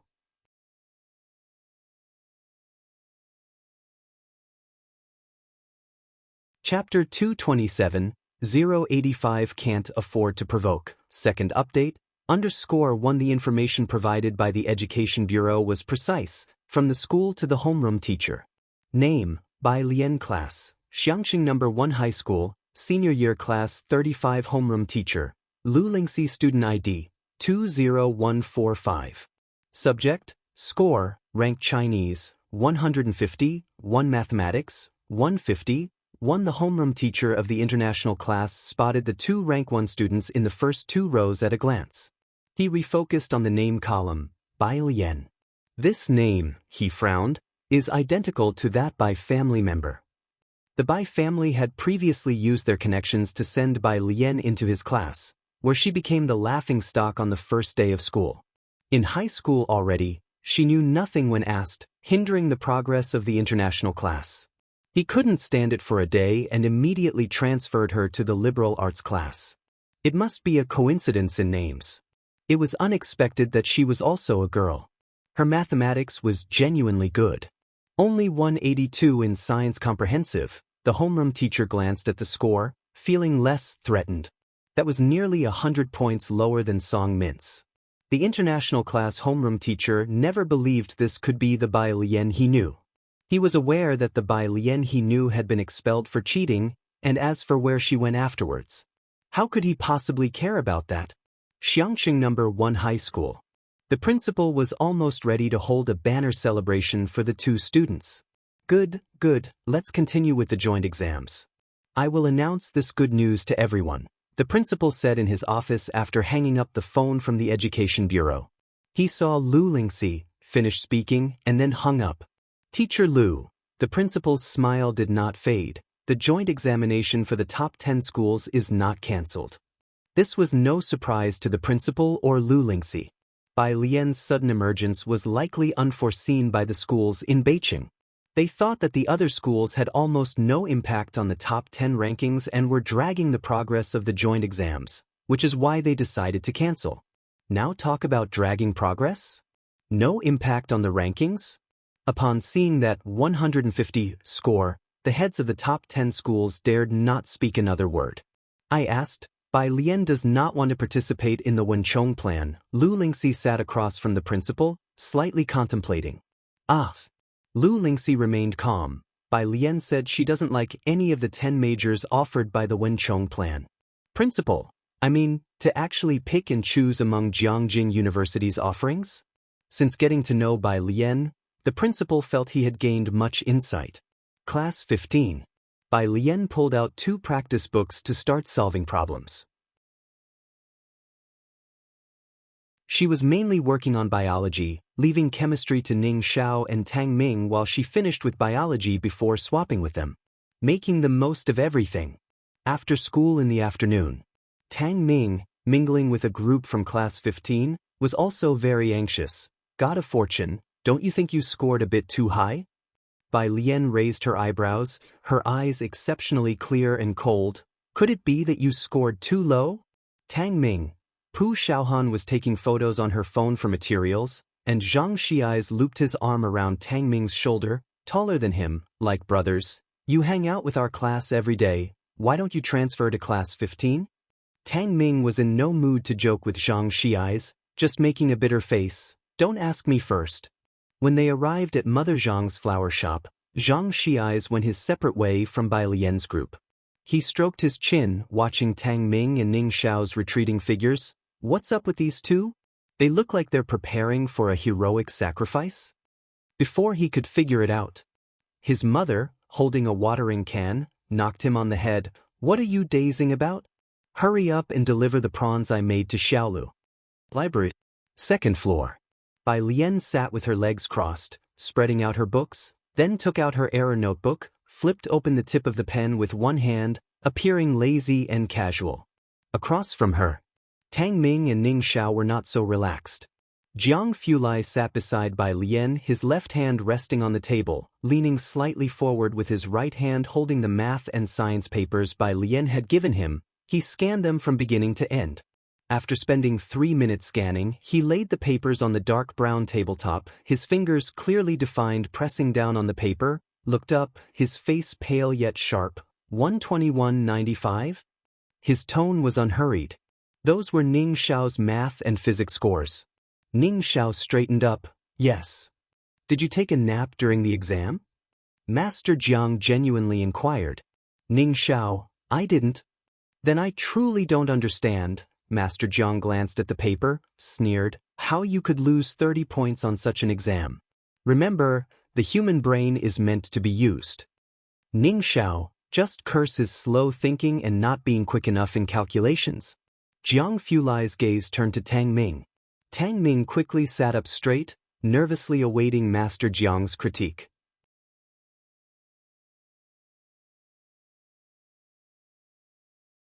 Chapter 228, 085 Can't Afford to Provoke, Second Update, _2 However, when Jiang Fulai looked at him, upon reaching Tang Ming, he just sneered and said nothing more.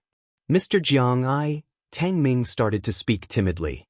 Jiang Fulai raised his hand. Since I've taught you, don't call me Mr. Jiang.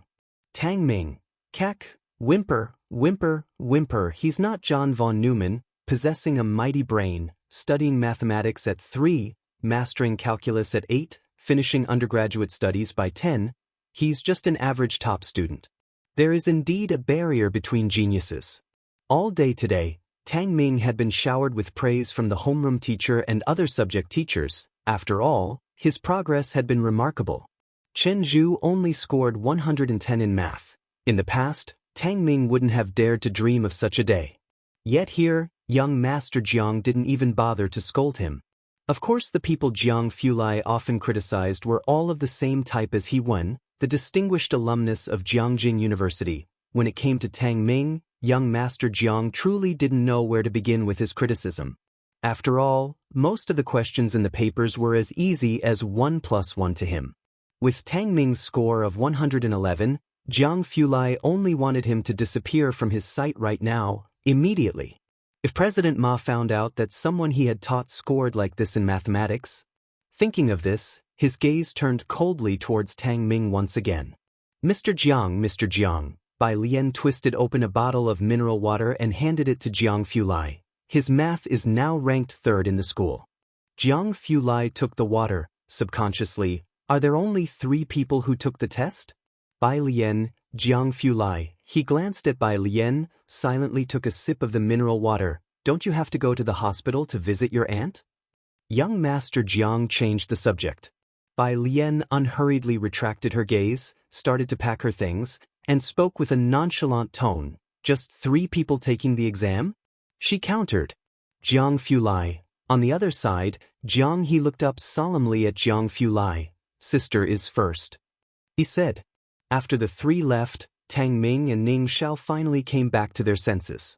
Tang Ming was acutely aware of the long road ahead. Across from him, Ning Xiao also lowered his head in reflection, knowing ever since he found out that Bai Lian only slept 5 hours a day, he had been far too relaxed. With Jiang Fulai and Bai Lian around, yet being unable to outperform Song Min in math was truly unacceptable. Xiangqing Central Hotel. Zhang Xiais brought a lunchbox to Yen Lu. Yen Lu was staying in room 1205 of the hotel. When Zhang Xiais arrived, Yen Lu hadn't come back yet. He sent a message to Yen Lu, and Yen Lu told him to leave the lunchbox at the door. She would be back later. Zhang Xiais set down the lunchbox, but saw a letter half-stuffed through the door crack, with what appeared to be blood stains on the envelope. Knowing that Yen Lu had many cyberbullies, he frowned. He took out the envelope and left the lunchbox as he went out. After returning to the flower shop, Zhang's mom learned about his exam results, and almost hit him with a kettle. Zhang Xiais agilely retreated to his room and shut the door.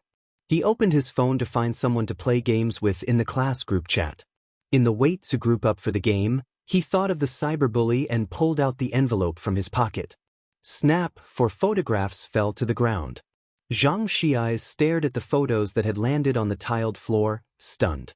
Clearly, the photos had been captured from some videos.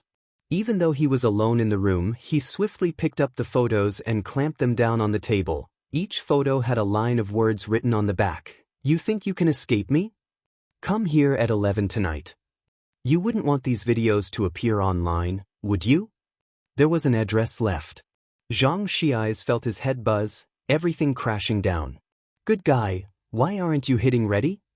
From the phone, the voices of Wang Qi and the others came through.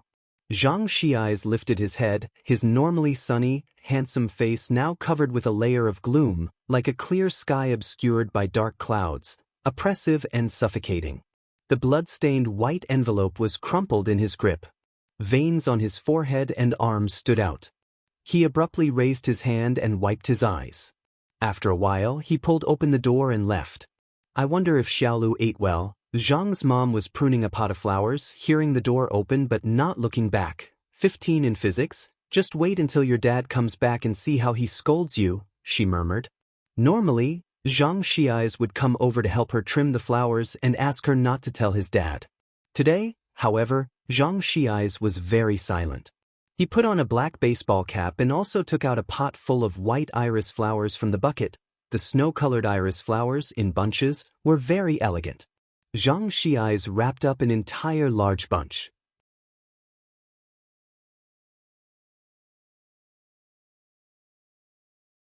Chapter 229, 085 Can't Afford to Provoke, Second Update, _3 Xiangqing Hotel Room 1205. Knocking.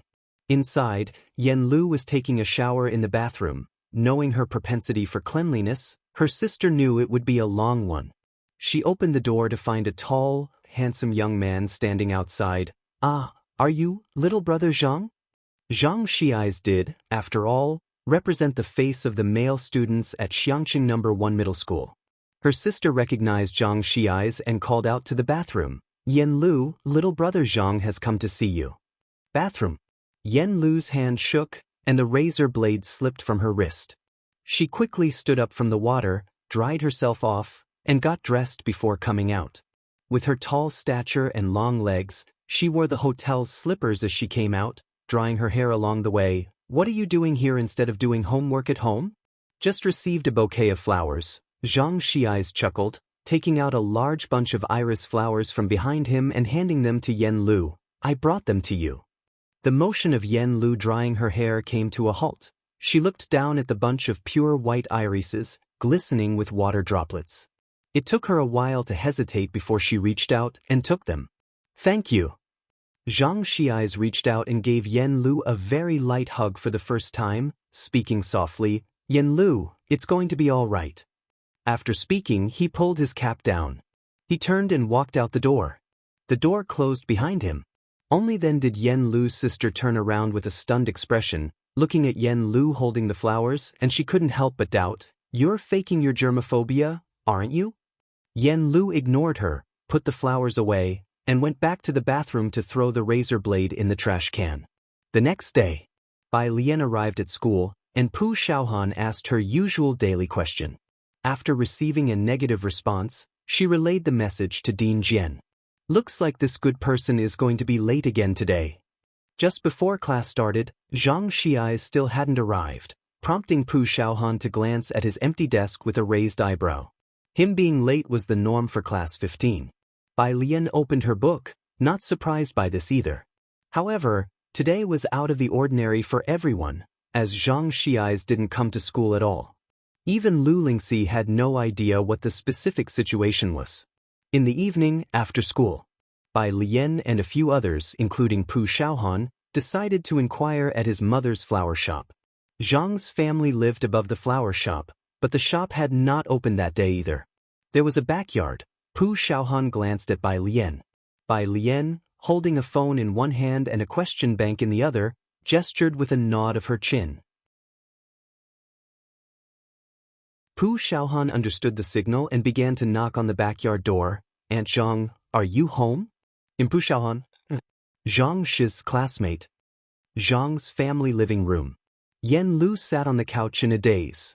Next to her, Zhang's mother's head was buried in her knees, her expression obscured.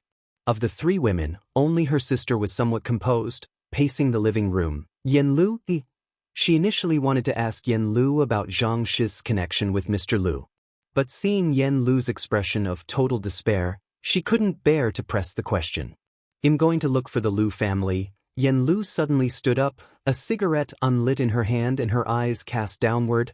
"And see what they want to do about this. You're just going to go like that? Don't you know what kind of people are in the Lu family?" Her sister shook her head, like scolding Yen Lu back to reality. "What's most important right now is to seek the other party's letter of forgiveness as soon as possible, and then find a lawyer to sue." Knocks at the backyard door interrupted her. She looked towards Zhang's mother. Those people outside. Zhang's mother's gaze was vacant as she looked up, as if coming back to her senses only now. Yes, they're classmates of Zhe, their class has good relationships. Zhang Xiais had missed a day of school, and Bai Lian and the others must have come to inquire about his situation. Her sister opened the door and saw several people in Xiangqing No. 1 middle school uniforms. "Classmates, little brother Zhang has some issues and needs to take some time off," her sister said with a smile. "Something's happened?" Bai Lian, holding her phone, squinted at Yen Lu's sister with a casual smirk. Yen Lu's sister met Bai Lian's gaze, and under any other circumstances, she would certainly have asked Bai Lian if she wanted to enter the entertainment industry, but now wasn't the time. She nodded. "Yes, I'm helping them look after the shop, so you all better go home and do your homework." She closed the door and let out a sigh of relief.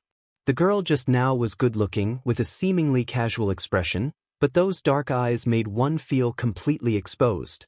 "I sent them away." Yen Lu's sister returned to the living room, and her phone finally rang. The other two looked at her anxiously. She answered, and it was Time Media calling. She had contacted them first thing in the morning, and all three had been waiting for a reply. "Little Exon, I can't handle this matter. Forget about getting a lawyer, you should also find a chance to extricate yourself as soon as possible. You know what the Xinming family is like." Lu Exon had even managed to arrange a meeting with that person from the Su family. How bold you must be to mess with the Lu family. The other party hung up after speaking. Calls back went unanswered. Yen Lu's sister looked at the nervous Yen Lu and Zhang's mother and sadly chuckled. Lu Xin's father has already arrived in Xiangqing, and the Lu family's background is not that clean to begin with. His son is now in the ICU. Not to mention, Mr. Su is also in Xiangqing. Mr. Su! Zhang's mother lifted her head, her voice hoarse, hearing the name Mr. Su for the first time. Mr. Su, even the Lu family has to curry favor with him. He's from Jiangjing. Those people have enormous power, even our boss might not dare to intervene, we and them. Being in the entertainment industry, Yen Lu's sister was the clearest about these things as she shook her head. You have to be prepared, little brother Zhang's case, we might all be unable to extricate ourselves. Her sister had sent those students away moments ago, without saying much. Firstly, there were already enough people involved, and the few decent ones left in her circle were distancing themselves from them. She feared involving the students as well. This matter was complicated, and not a single person from Time Media dared to touch it, so it was futile to talk to those students.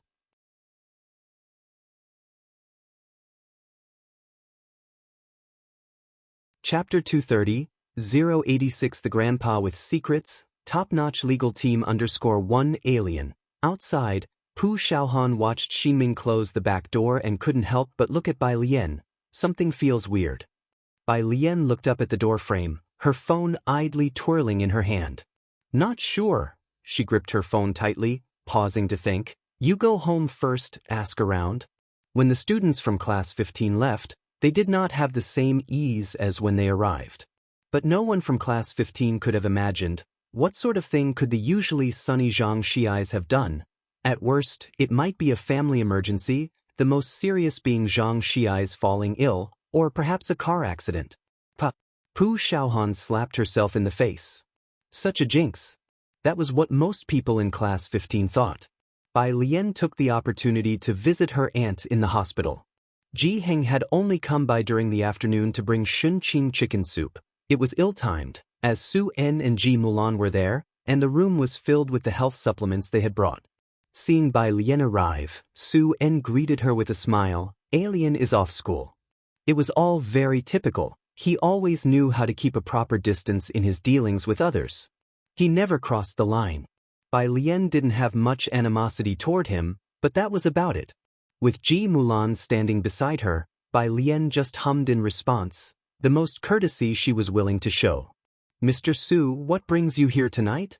Ji Xiaojun had just finished teaching not long ago and poured water for Ji Mulan and Su En. Today, they hadn't made use of Bai Lian. Mainly because Ji Xiaojun felt Bai Lian had animosity toward Ji Mulan, and he was afraid Bai Lian would splash water on Ji Mulan's face.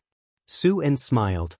After exchanging routine greetings with Xinqing, he reflected a moment. One of my business partners is in ICU, I'm going to see him later. I see, Ji Xiaojun nodded, not prying further, then you should go quickly. Su En also knew that Ji Mulan and Bai Lian, mother and daughter, didn't get along well. He wasn't clear about the past between the two, but he could feel that Ji Mulan's attitude toward Bai Lian had been problematic for some time. After he left with Ji Mulan, Ji Xiaojun turned to Bai Lian, gesturing for her to help herself to some water. You and your mother. He wondered if there was any possibility of reconciliation between them. After all, they were mother and daughter. Now, Ji Mulan's relationship with Ji Heng was somewhat mended. Stop. Bai Lian couldn't stand hearing about Ji Mulan, placing her workbook on the table. Uncle, I came to see my aunt. To others, it seemed there wasn't much of an issue between Bai Lian and Ji Mulan. But only Bai Lian knew the original Bai Lian was already dead. Dead in the icy cold lake. Ji Xiaojun silently watched Bai Lian sit by Shunqing's bedside, instinctively checking Shunqing's pulse. Shunqing even gave him a white-eyed look, annoyed at his meddling. Ji Xiaojun then turned to make Bai Lian a cup of tea. His familial bonds were thin, Ji Mulan was his sister, and he couldn't let go. Alien, your grandfather said you've been going to bed past midnight and getting up before 6? Shunqing could now sit up and lean against the headboard, her head swathed in bandages. Her voice was becoming stronger as well. In short, she was recovering very well. Ji Heng had woken up in the night to use the bathroom and saw that Bai Lian's window was still open. That day, he came over worriedly to discuss this matter. So, on behalf of Ji Heng, Shen Qing spoke. Your health is important. We can take our time, there's no rush this year. Bai Lian withdrew her hand, looked up still in her school uniform with an unzipped jacket revealing her white shirt underneath, and said to Shen Qing with a voice both soft and slow, "But I need to study, Aunt." Shen Qing. Right, studying is most important, but try to go to bed by midnight if you can. Ji Xiaojun placed the tea to one side, listening and utterly speechless. Is this how you persuade someone? After seeing Shen Qing, Bai Lian went back home, as she still had Lance waiting for her at home. After she had left, Ji Xiaojun glanced at Shen Qing. Dad asked you to persuade her, not to indulge her. Why don't you say it then? Shen Qing leaned against the headboard. Ji Xiaojun was even less helpful than Ji Heng. Before Bai Lian could speak, he likely would be the one to start saying, "It's okay, alien, whatever time you study until it's fine, your uncle will stay up with you." Ji Xiaojun opened his mouth. He wanted to retort, but he didn't know where to start. Illogical. He could only bury his head and go to the bathroom to fetch water for Shen Qing. Outside the ICU at the hospital. At the age of 60, Liu's father looked into the glass room at Lu Xinming with a fierce gaze. No matter who it is, I want them dead. Get me Zhao Jingzhou, even if it costs 10 times more.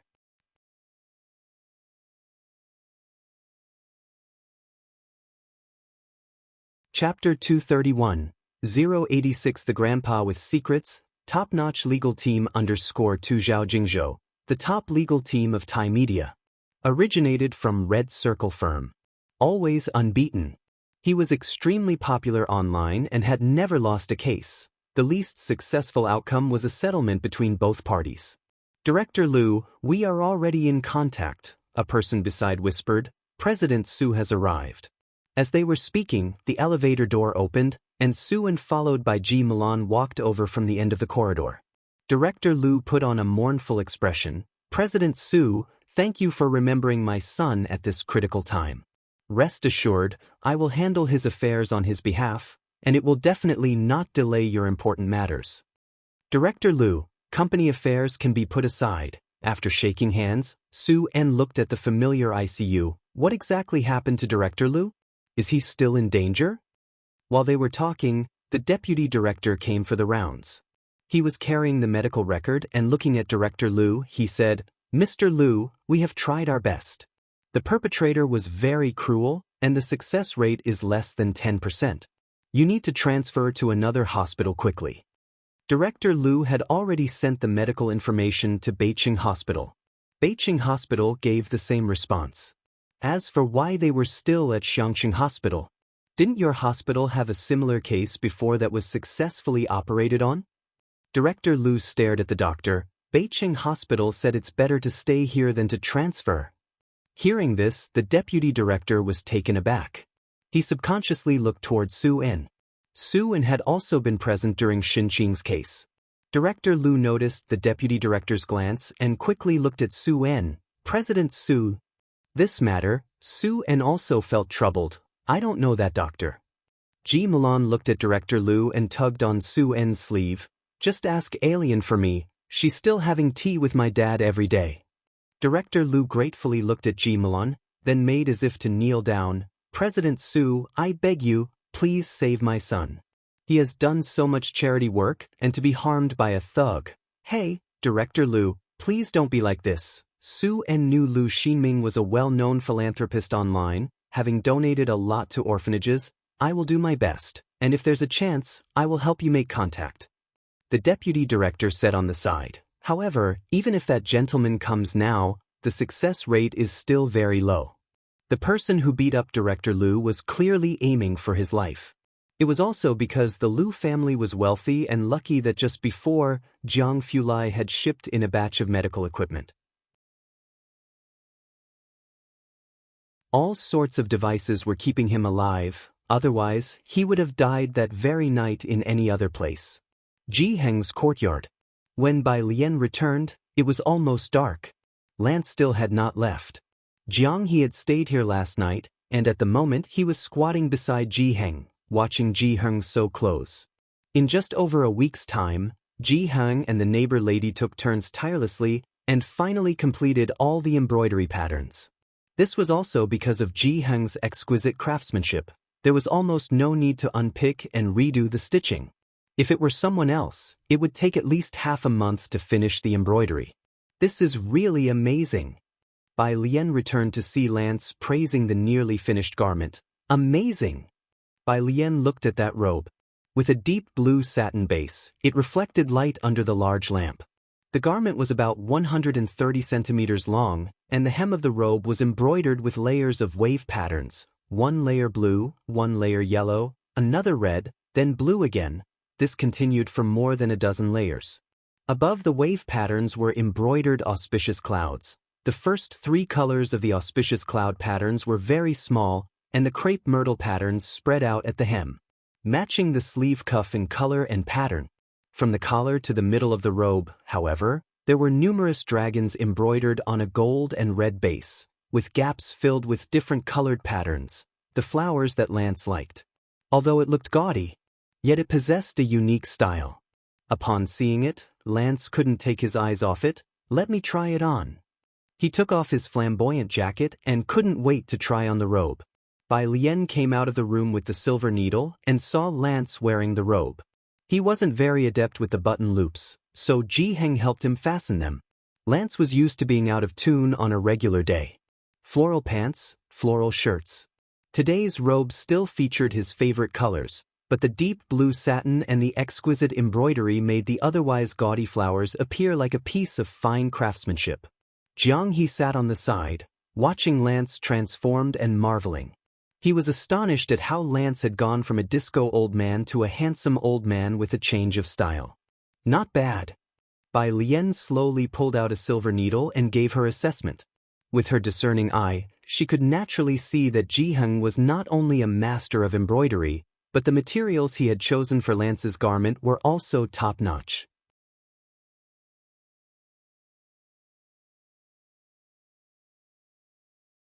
Chapter 232, 086 The Grandpa with Secrets, Top-Notch Legal Team under Scurvy. It's just.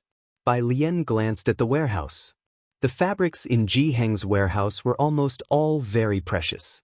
Where did he get them from? Yeah. Lance put on the robe and didn't want to take it off anymore. He sat down on the chair, signaling to Bai Lian to just sew for him like that. Wash. He was not willing to take it off to wash for the time being. Do you want one too? Ji Heng wrapped the embroidery needle in oil paper, and when he looked up, he saw that Jiang He was full of amazement. Jiang He usually didn't talk, but after Ji Heng spoke, his eyes clearly lit up significantly. Ji Heng opened the oil paper again. What pattern do you like? Before asking, Ji Heng hadn't thought he would get an especially absurd answer.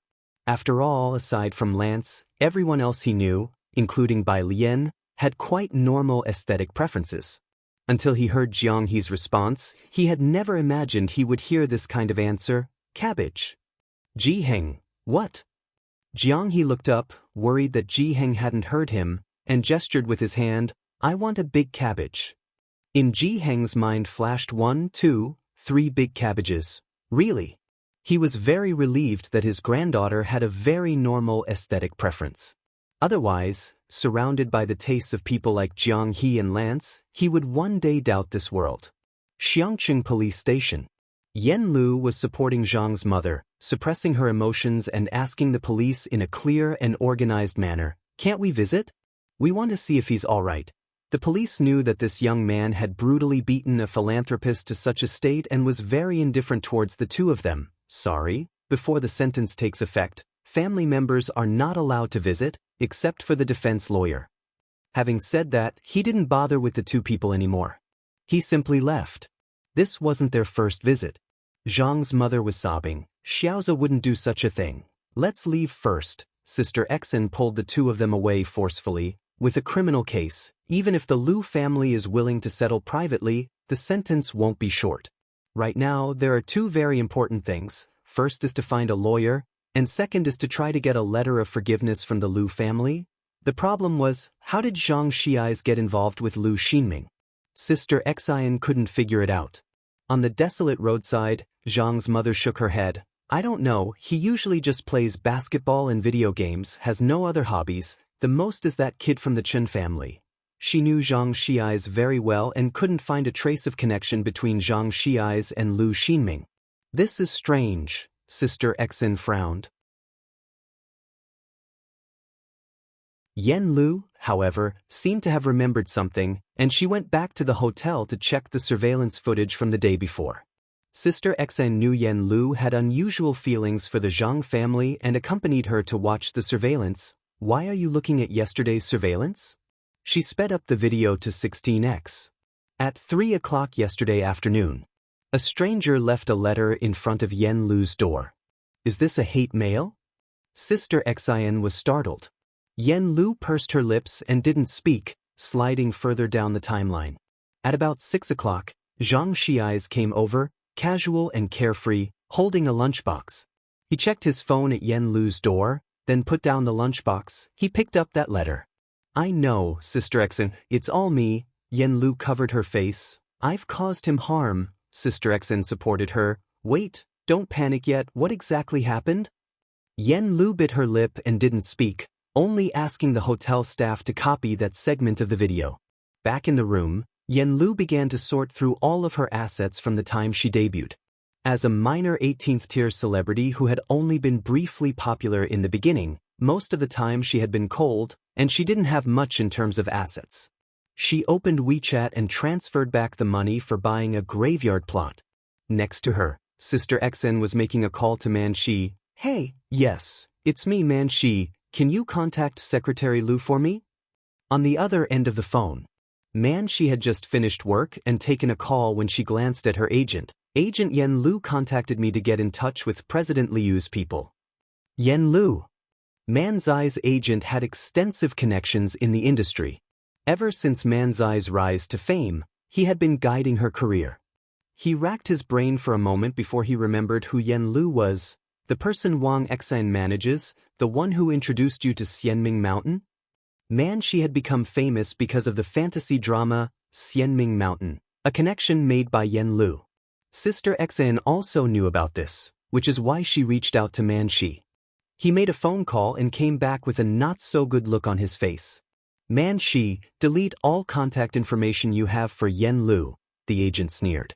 He had been arch-enemies with Wang Xian, but now, with Wang Xian managing the lukewarm Yen Lu, they were not even comparable. I was wondering why Wang Xian came to you. She offended the Lu family and still wants to drag you down with her. You'd better stay out of this and not stick your neck out. Despite Man Zai's current rise to list status, she still had a 10-year contract with Thai media. If she offended the higher-ups over this incident and got put on ice, her career would be over. Man Shi had not expected the situation to be so serious. But she never questioned her agent's judgment. She took out her smartphone and unfollowed Yen Lu's Weibo, blocked the phone number, and deleted WeChat contacts. The next day, Ji Heng woke up early to find Bai Lian crouching and waiting for him. Ji Heng recited with no emotion. Isoamylene undergoes ozonolysis, followed by hydrolysis in the presence of zinc. Perfect. Ji Heng went to the bathroom like a wandering soul. In the outside bathroom, Jiang He had already prepared his toothpaste and handed him the toothbrush, staring at Ji Heng with shiny black eyes without saying a word. Ji Heng. He took the toothbrush expressionlessly. I didn't say I wouldn't make clothes for you. Jiang He blinked. Cabbage? Got it. Ji Heng lowered his head, brushing his teeth very dispassionately. If it had to be cabbage, then let it be cabbage. Ji Heng had learned to resign himself to his fate and to comfort himself. Compared to the floral pattern Lance insisted on adding, cabbage at least had a bit of charm. Bai Lian went to school as usual, and in the morning, most of the class still had no clue about Zhang Shi's whereabouts. I climbed over the wall into his yard last night. When Qi sat on Zhang Shi's desk, seriously analyzing, no one was in the yard, I don't know where they went. That day, while playing games with me, he suddenly disappeared. Wang Qi remembered this incident. Suddenly disappeared? Bai Lian stopped writing, turned her head slightly, and squinted her eyes. Be more specific. Wang Qi recounted everything about Zhang Shi's return home and then tagging him in the group chat. Oh, before that, he went to deliver food to his sister Yan. Wang Qi shrugged. Bai Lian's fingers tapped unconsciously on the desk, pondering. Not very familiar with the internet, she asked Pu Xiaohan to check Yan Lu's recent activities. Pu Xiaohan investigated while suggesting, ask Aunt Lu as well. That's what everyone else thought too. But Aunt Lu didn't come today. She had one class and had taken leave for it. Class 15 people went to Zhang's flower shop again at noon, still no one. After school in the afternoon, Bai Lian and Pu Xiaohan went together with others. Jiang Fulai had freed up some time today and waited at the milk tea shop entrance with Jiang He. Bai Lian saw them from a distance and was just about to go over when the window of a nearby car lowered, Alien. It was Su En. Seeing this, Pu Xiaohan beside her said, Alien, well go check at the Zhang family first. The few from class 15 didn't interrupt and left first. Bai Lian paused and glanced inside the car. Ji Mulan wasn't in the passenger seat. She didn't leave but politely asked, do you need something? It's like this. Su En got out of the car from the other side. Knowing Bai Lian was busy with studies, he didn't waste his words. I have a business partner with a condition similar to your aunt's, and now hospitals in Beijing and Xiangqing are afraid to perform the surgery.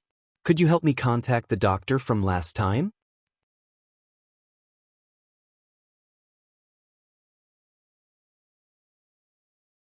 Chapter 233, Chapter 087, Jiangjing University, Alien makes a move, second update, _1 Bai Lian sized up Su En. Her gaze was indifferent, her face showing little emotion. But Su En felt inexplicably nervous. He's a philanthropist named Lu Xinming, Su En explained to her, my business partner for this deal, but he was attacked by an enemy for some unknown reason, and now he's in the ICU. Lu Xinming? Bai Lian remembered the banner that had been hanging in the cafeteria before. She had some impression of him. Wang Qi had also mentioned before that this person was indeed a philanthropist.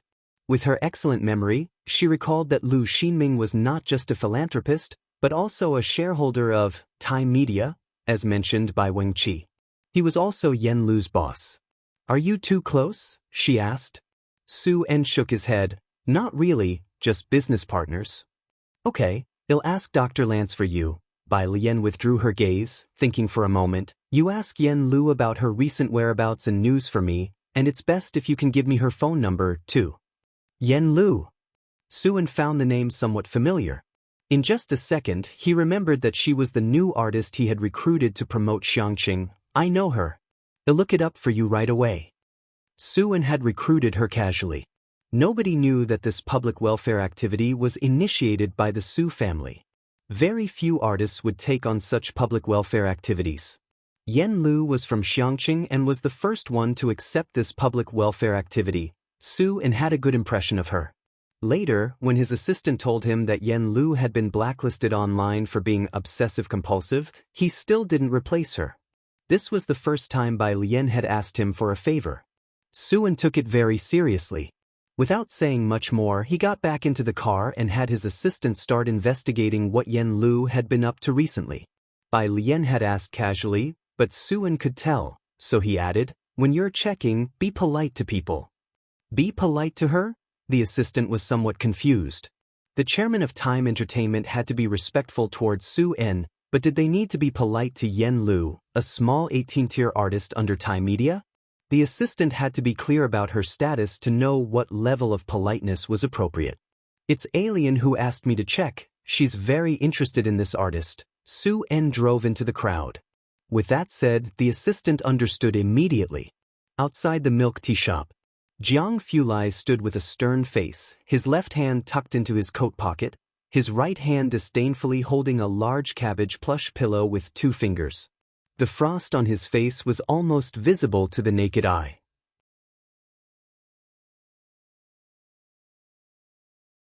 The sunlight reflecting off his face had the cold gleam of ice and snow. Haughty, unapproachable, and threatening to grind anyone who came close. Jiang He hugged his own cabbage backpack.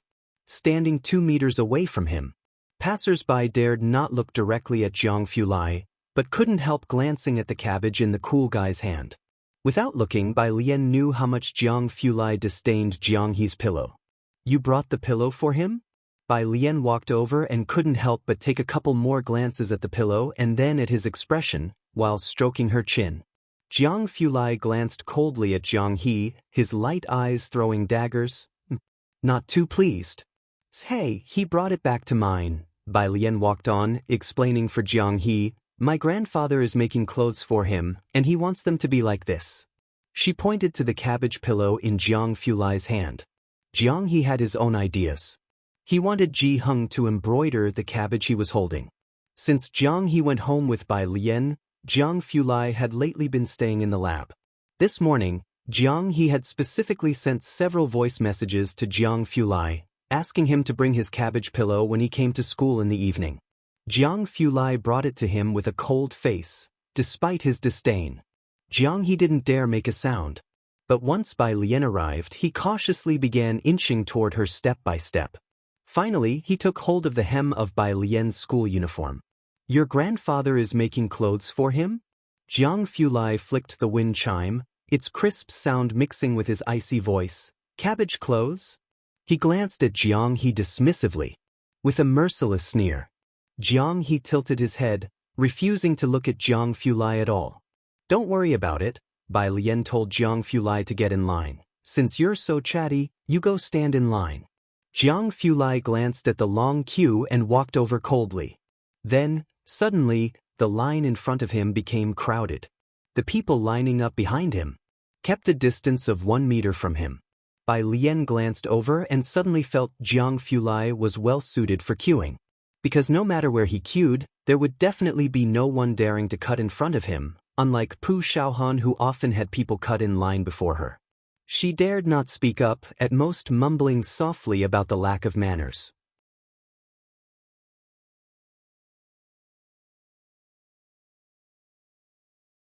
Chapter 234. Chapter 087. Jiangjing University, Alien makes a move, second update, _2 not far away. Tang Ming and Ning Xiao's admiration for Bai Lian had increased 100-fold as they had been waiting obediently for the two. Such bravery! It was actually someone who dared to make young Master Jiang go queue up. Did you guys solve that question last night? Bai Lian sat across from them and tapped her fingers on the table. Both were silent. Understood. Bai Lian found it difficult to comprehend for a moment and, feeling helpless, said, Then you two are done for. When Jiang Fulai returned with the sheet to check the work of the two opposite him, Ning Xiao was somewhat okay. He hadn't solved it, but his process and general direction were right, just didn't know how to use the last formula. Tang Ming was more difficult to evaluate. Because halfway into solving the problem, due to one wrong number, he veered completely off course. Ever since finding out that both of them had managed to score 110 on a joint exam, Jiang Fulai had now managed to face the two calmly. He glanced at the question. With a snap, he put it down. Which university do you two want to attend? Jiang Fulai only asked. Ning Xiao thought seriously for a moment. Beijing University. Jiang Fulai didn't speak, just looked at him coldly with an expression that said, Try continuing that sentence. Ning Xiao paused, then suddenly found his courage. People, yet another sharp rebuke. This was already a university ranked within the top 3 in the nation. Ning Xiao was very hesitant. He looked at Jiang Fulai and suddenly got it. Do I have to apply for Jiangjing University? Is it me asking you or you asking me? Jiang Fulai laughed at his exasperation. Ning Xiao quickly said, I want to apply for Jiangjing University. Jiang Fulai glanced toward Tang Ming beside him. Tang Ming pointed to himself, a confused expression on his face. Can I even apply? No, listen to my explanation. I also want to apply. Yes, I want to apply too. Bai Lian looked down at her problems, not wanting to watch the spectacle unfolding before her. Right in the middle of it, her phone lit up. It was a message from Su En, who had found some information about Yen Lu. Bai Lian directly opened it. Meanwhile, in the hotel where Yen Lu was staying, Zhang Ma had already taken out a bank card. This was the money their family had saved up over the years, and Yen Lu also gave her his card. On the side, Sister Xian received a phone call. Then she looked at Yen Lu in surprise. Xiaolu, are you very close to Director Zu's assistant? Director Zu's assistant? Yen Lu furrowed her brows, unable to recall this person. That was strange. However, there was no time for Sister Xian to think further. She directly said, yes, he gave me the phone number of Director Liu's executive assistant. In the hospital ICU. Director Liu had just finished a call with Su-in. Okay, thank you, Director Su. Director Liu's hand was trembling as he ended the call, looking into the ICU at his son. Xinming, don't worry, Dad will avenge you. Chairman, the executive assistant by his side handed over a document and a photo to Director Liu. This is the photo from the scene, not found by the police, and there are several dozen videos on young Director Liu's phone. We suspect that person came for these. Director Liu glanced at the photo. He sneered. Delete them all. Also, is there any news about Zhao Jingzhou? The assistant already knew how to handle these matters, but it involved several artists. We made contact. He has been dealing with an economic dispute case recently and mentioned that you don't need him for this case. His apprentice can handle it. It has to be him, Director Liu said, looking at the assistant, his gaze icy. I want him to be sentenced to death.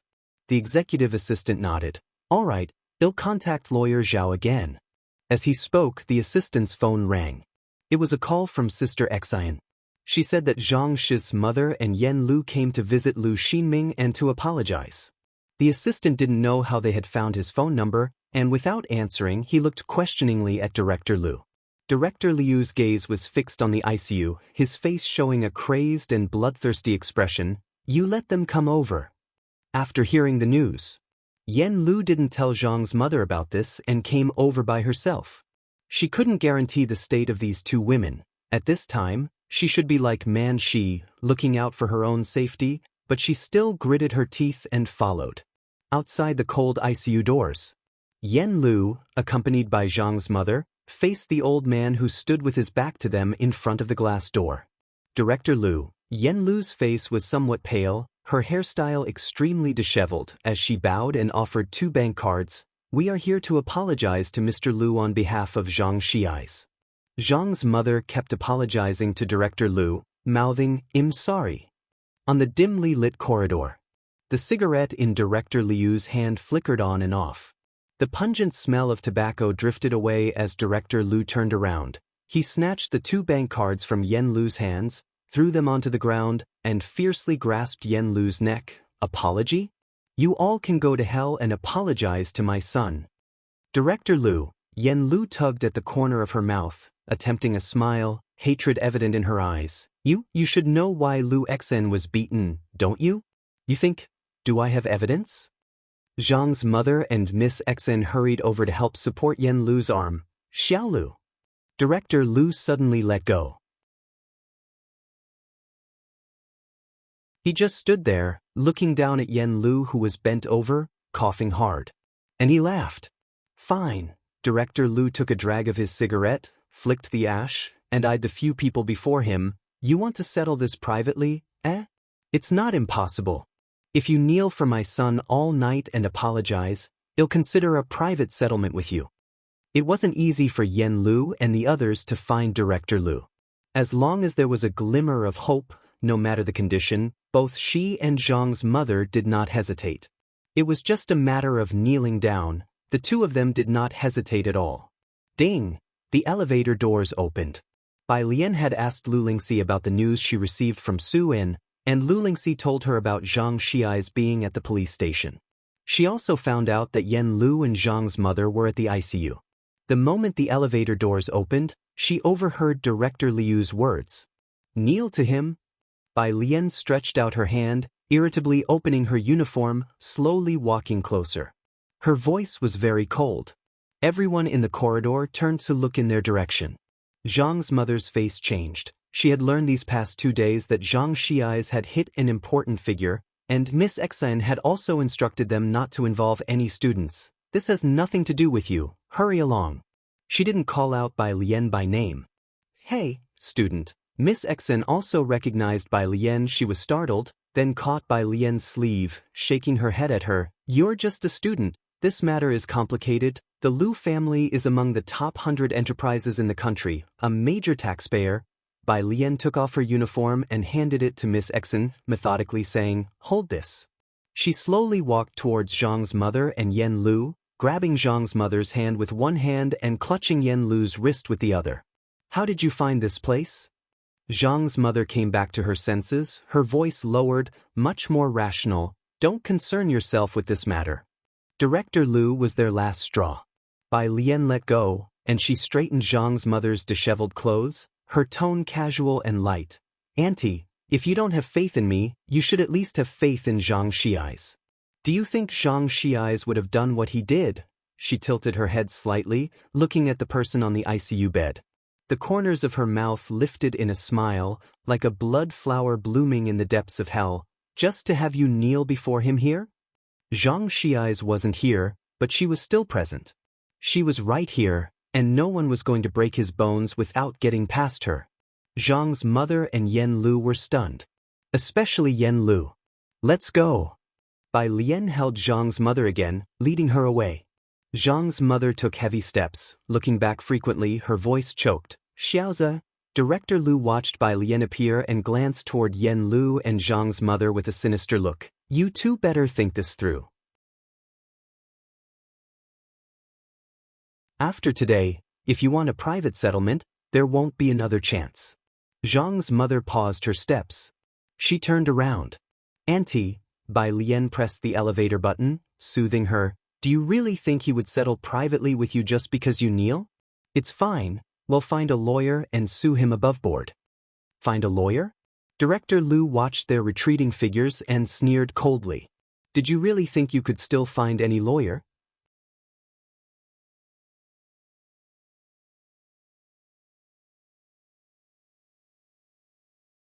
Chapter 235. 088 Dominant Alien _1 Zhang's mother didn't want to leave. But Bai Lian was right, she should trust her son. She wiped her tears away. Grasping Yen Lu's hand, she looked up again with a resolute expression. "Xiaolu, let's go." Ding! The elevators stopped on their floor. Doors slowly opened. Zhang's mother entered first with Yen Lu, while Bai Lian was the last to get in, only glancing back at the elevator's entrance. She gazed faintly at the sign for the ICU, Psych. Surgical Intensive Care Unit. The same ICU where Shun Qing had been admitted the previous time. Chairman Liu watched the elevator doors close and turned his head. "What did the court and Zhao Jingzhou say?" "Zhao Lu is already preparing to come to Xiangqing. The court has commenced the trial, and the subpoenas will be in their hands by tomorrow." The administrative assistant had arranged everything properly, that Zhang Xiai's is shrewd, reporting himself to the police immediately, but for intentional assault cases, he's looking at least 7 years of imprisonment. Thinking he could escape by turning himself in at the police station. But Chairman Liu wasn't a pushover. Even if Zhang Xiai's engaged Zhao Jingzhou, he was still looking at a minimum of 7 years imprisonment. Beep! The ICU machine suddenly flashed wildly. The doctor on duty and nurses quickly ran over. "Take him to the emergency room first." "What about President Su?" Chairman Liu's complexion changed, not worried about Zhang Shi's case, but now concerned only for Lu Xinming's life. The administrative assistant immediately made a call to Su En. "Please wait a moment." At Su En's end, the assistant helped look into Yen Lu's affairs and heard some rumors. He was completely flustered, and as he traced the matter between Yen Lu and Zhang Xiai's, cold sweat beaded on his forehead. Despite Su En being in the middle of an online meeting, the assistant knocked on the door. "President Su, this is urgent. I must speak with you right away." Su En raised his hand, pausing the meeting and muted the microphone. He gestured for the assistant to speak. "This matter involving Chairman Liu has a lot to do with Yen Lu and Miss Bai. Yen Lu's agent asked me for Chairman Liu's number. The entertainment circle is shunning Yen Lu, and the exact details are still unknown." The assistant knew the seriousness of the situation. The assault on Chairman Liu is no small matter, and Miss Bai is definitely investigating. "I think you should be cautious in how you handle this." The assistant started looking into Yen Lu's current situation as soon as he learned that Bai Lian was looking into her whereabouts. News from the entertainment circle always spreads quickly, and word of Chairman Liu's intent to blacklist her had traveled fast. Su En's mind was in disarray, and within a few seconds he made a decision. First, sever cooperation with the Liu family. As for Alien, I will ask around. Also, there's no rush to contact Dr. Lance.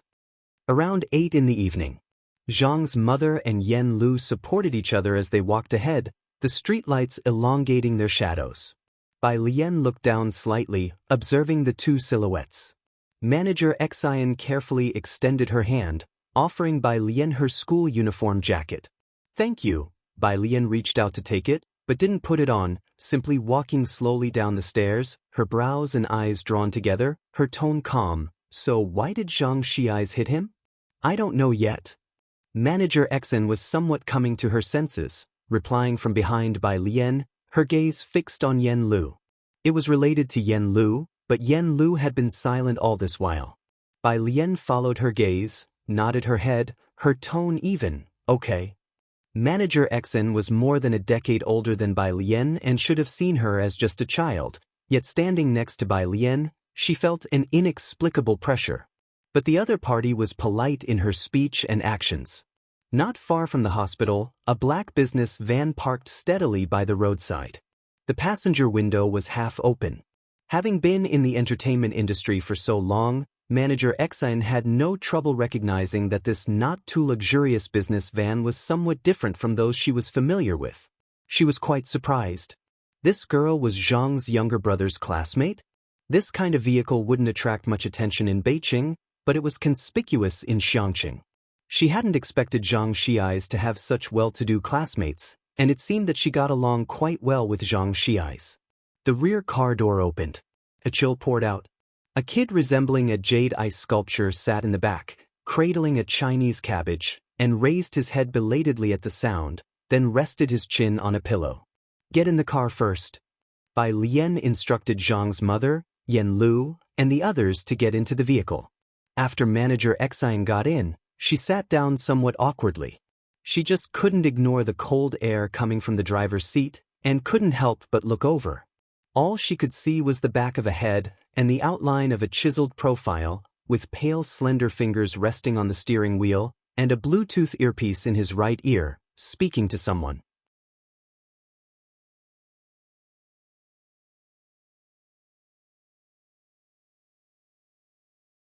Chapter 236, 088 Dominant Alien _2 The tone was casual and lazy, yet laced with ice, such a unique voice that it would stand out even in the entertainment industry, spouting words that left people clueless, words like recoil nucleus, spectroscopic measurement, annual modulation effects. Sister Yen Luxin couldn't make out a single word. Where to? Jiang Fulai finally greeted the person on the other end of the Bluetooth only after he saw Bai Lian get into the car. He pressed the Bluetooth button and spoke to her in a low voice. Bai Lian's expression wasn't great either. To the flower shop. First sending Mother Zhang and the others back. So you guys still haven't seen Zhang Xi's? Bai Lian tilted her head as she asked the person sitting behind her. By now, Yen Lu had caught on, her gaze fixated out the window that had almost lost its luster. Before the trial, we can't see him unless we find a lawyer to go meet him. Both she and sister said they checked, and Zhang Xi's was in criminal detention, family couldn't visit. So no one knew what exactly Zhang Xi's current situation was. She and sister were already doing their best to find a lawyer. Bai Lian nodded, indicating she understood. She took out her phone, opened the dial pad, and directly punched in a string of numbers. Chief Chen on the other end. He had just finished his work for the day and was about to take a quick shower when a specially set ringtone for his phone went off. He hurriedly put down his clothes and answered the phone with the speed of a sprinter. The one making this call could only be either Bai Lian or Jiang Fulai. Miss Bai. He answered the call before the third ring with lightning speed. Bai Lian, phone in hand, her other arm resting on a half-opened car window, was invigorated by the cold wind, and she concisely stated her concern. I want to know how he's doing inside now. Zhang Xi's? Chief Chen hadn't heard the name before. But that didn't stop him from looking it up at the police station. He no longer cared about his shower and put his hat back on. Don't worry, I'm heading to the police station to check for you. Lu Xinming, who is that? Chief Chen hadn't heard of this person either. Bai Lian pondered, philanthropist? Seems like a shareholder of Time Entertainment too. She only ever heard Wang Qi mention him briefly. Don't look at me. Jiang Fulai hadn't said a word while she was talking, but upon seeing her look his way, he raised an eyebrow. I don't know either. If you're talking about Lu Sun, I might recognize him a bit. Back seat. Sister looked at Yen Lu, then at Bai Lian and the others, utterly baffled.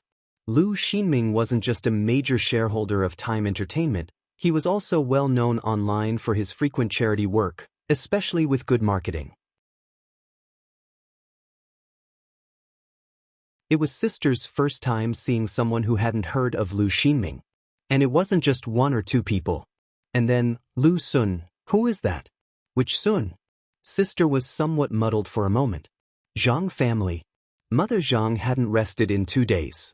Bai Lian took her back to the Zhang family home, comforting her to get some rest. Auntie, take care of yourself first. She didn't urge Mother Zhang to eat, but bought her a bowl of soup on the way for her to drink. Under Bai Lian's comforting, Mother Zhang closed her eyes and fell asleep, though it was not a restful sleep, her brow furrowed even in her light slumber. After ensuring Mother Zhang was asleep, Bai Lian quietly closed the bedroom door behind her and left. Jiang He was leaning on the Zhang family's couch, dozing off as she came out. Jiang Fulai stood alone in the yard, the desolate moonlight behind him casting a large shadow over the house and potted flowers in the yard. He deliberately avoided the people in the main hall.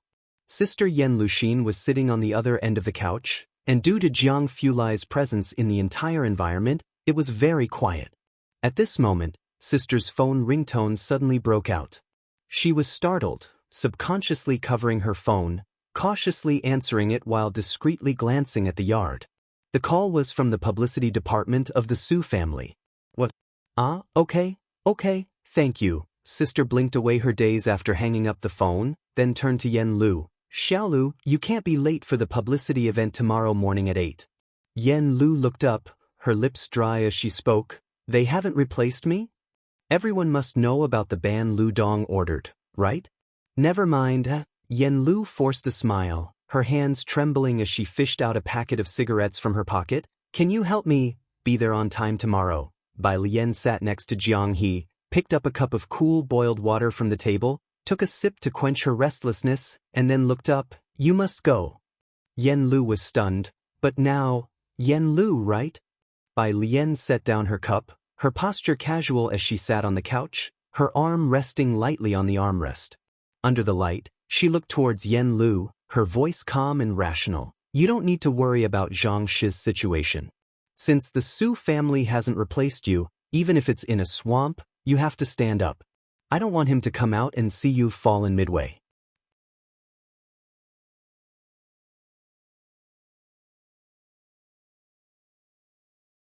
Chapter 237, 088 Dominant Alien _3. She didn't need Yen Lu to explain anything to her. But she believed that the Zhang family, who would leave the most beautiful lily for Yang Lin every week, were trustworthy. Yen Lu's fingers trembled violently, and the cigarette box instantly dropped to the ground. She looked into the eyes of the girl in front of her, dark pupils like the vast night sky, seemingly able to accommodate everything, resolute and calm, with no questioning, no doubts, and not even an accusation. Yen Lu felt like crying. Bai Lian seemed to see through them all, and yet after that, she said something so light yet so incredibly heavy. I believe in you and I believe in him as well, stand up. She was firmly choosing her side with Zhang Shi eyes. Trembling, Yen Lu covered her eyes with both hands, silently tilting her head back, and after a long while, she lowered her hands and spoke in a hoarse voice. There's a video, I don't know who to give it to, I want to send it to you. She didn't trust anyone, including the police. After saying that, she paused for a long time. She stood up, fished out sunglasses from her pocket, and put them on, covering her reddened eyes. Sister Exon, arrange for the shooting tomorrow morning. she said as she walked out, her voice strong. Hand me the script, and also, contact whoever can still be reached, inquire about news from Lu Xinming's side. After the two had left, Jiang Fulai came in from outside. Bai Lian picked up the cigarette box that Yen Lu had left on the sofa, playing with it in one hand, her gaze lowered, in no rush as she drew out a long, thin cigarette from the box. With the cigarette loosely held between her fingertips, she bit it casually, and as she turned her head, she saw Jiang Fulai coming out of the courtyard. The two exchanged glances for a moment. Bai Lian, Tui.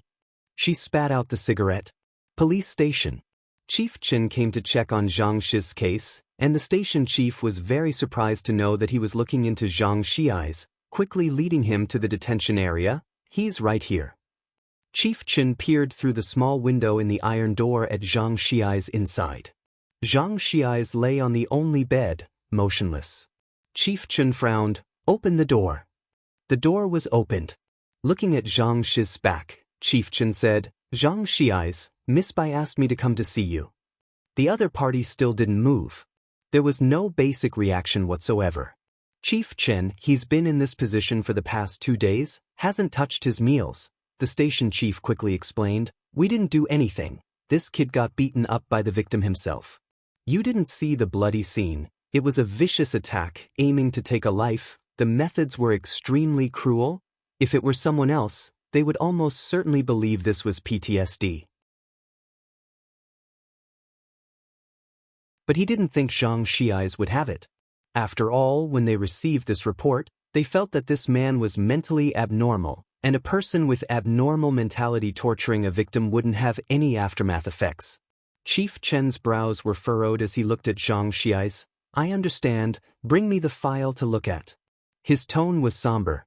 He walked out, pulling out his mobile phone from his pocket, and sent this message to Bai Lian. The person responsible for this case had already gone to fetch Zhang Shi's file. Back in his office, Chief Chen opened the file that was brought to him, read it from beginning to end, his frown deepening. Is this all? Yes, the station chief replied cautiously.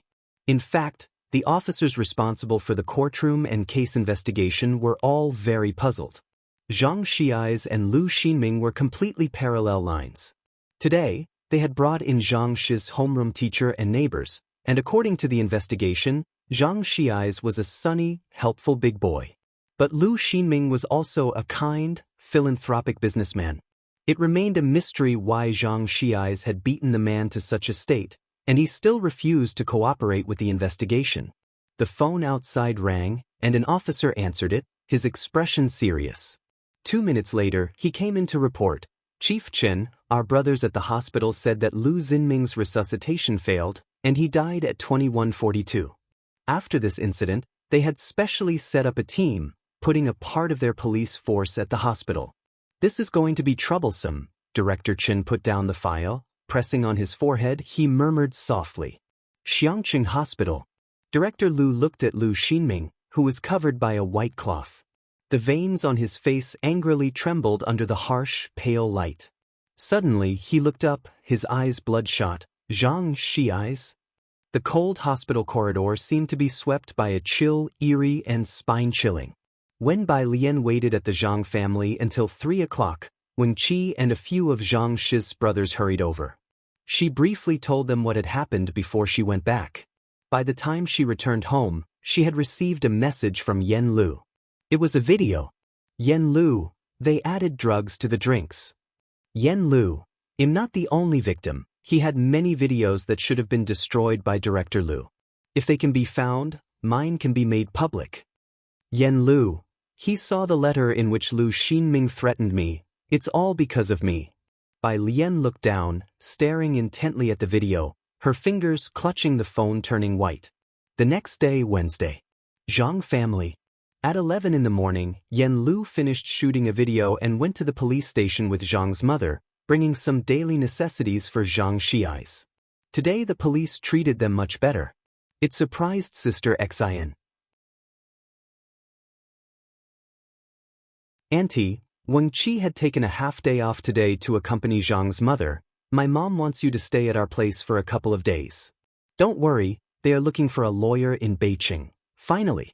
He gave Yen Lu a complicated look and took Zhang's mother back to his own home. Zhang's father was on a business trip, and no one could contact him when he was away. Wang Qi used to joke that Zhang Shi's father was like a secret agent, but now, no matter what, they definitely couldn't let Zhang's mother stay at home alone. Wang Qi went home. Yen Lu and Sister Exin went to find Bai Lian. Zhang family's living room. As soon as Yen Lu and Sister Exin opened the door, they smelt a faint scent of smoke. Bai Lian stood by the window with 3 photos pinched in one hand and a slim cigarette loosely held in the other, her brows lightly furrowed, making it difficult to see her expression. Hearing someone enter, she stuffed the photos back into her pocket. The other hand casually pushed the window open, dispelling the smell of smoke. The midday sunlight was fierce, passing through the thin smoke, casting its light on the girl's face, mysterious and dangerous. Both Yen Lu and Sister Exin paused for a moment. Sit, Bai Lian directed them towards the sofa, gesturing for the two to sit first. Sister Exin quickly found a seat to sit down, while Yen Lu didn't know what to say. She had thought that today Bai Lian would say something to her, but she hadn't expected her to remain silent. Even her gaze remained as it always had been. Yen Lu softly sat down next to Sister Exin. The living room became quiet. Just as Sister Exin couldn't help but want to say something. The door was knocked on 3 times, polite and respectful. Sister Exin wondered who could be visiting at this time and so politely knocking. While she thought this, she went to open the living room door, only to see a somewhat familiar figure. As an agent, Sister Exin naturally remembered all the investors. She was startled and couldn't believe the person would appear here. She opened her mouth in surprise. Su-En? How did you come here? On the sofa, Yen Lu, who was deep in thought, also looked up and was very surprised to see Su-En. Su-En glanced at Sister Exin. He was busy with work and had not brought his assistant. So he did not recognize that this was Yen Lu's agent. He just cracked a hasty smile, nodded a slight acknowledgement to her, and walked inside. When he saw Bai Lian standing by the window, Su-En finally sighed in relief. Ah, Su-En, I'm just going to ask you one question. Bai Lian extinguished the cigarette and looked aside indifferently. She looked at Su-En without even addressing him as Mr. Su, and simply asked, "Who were you trying to save by seeking me out yesterday? Lu Xinming?"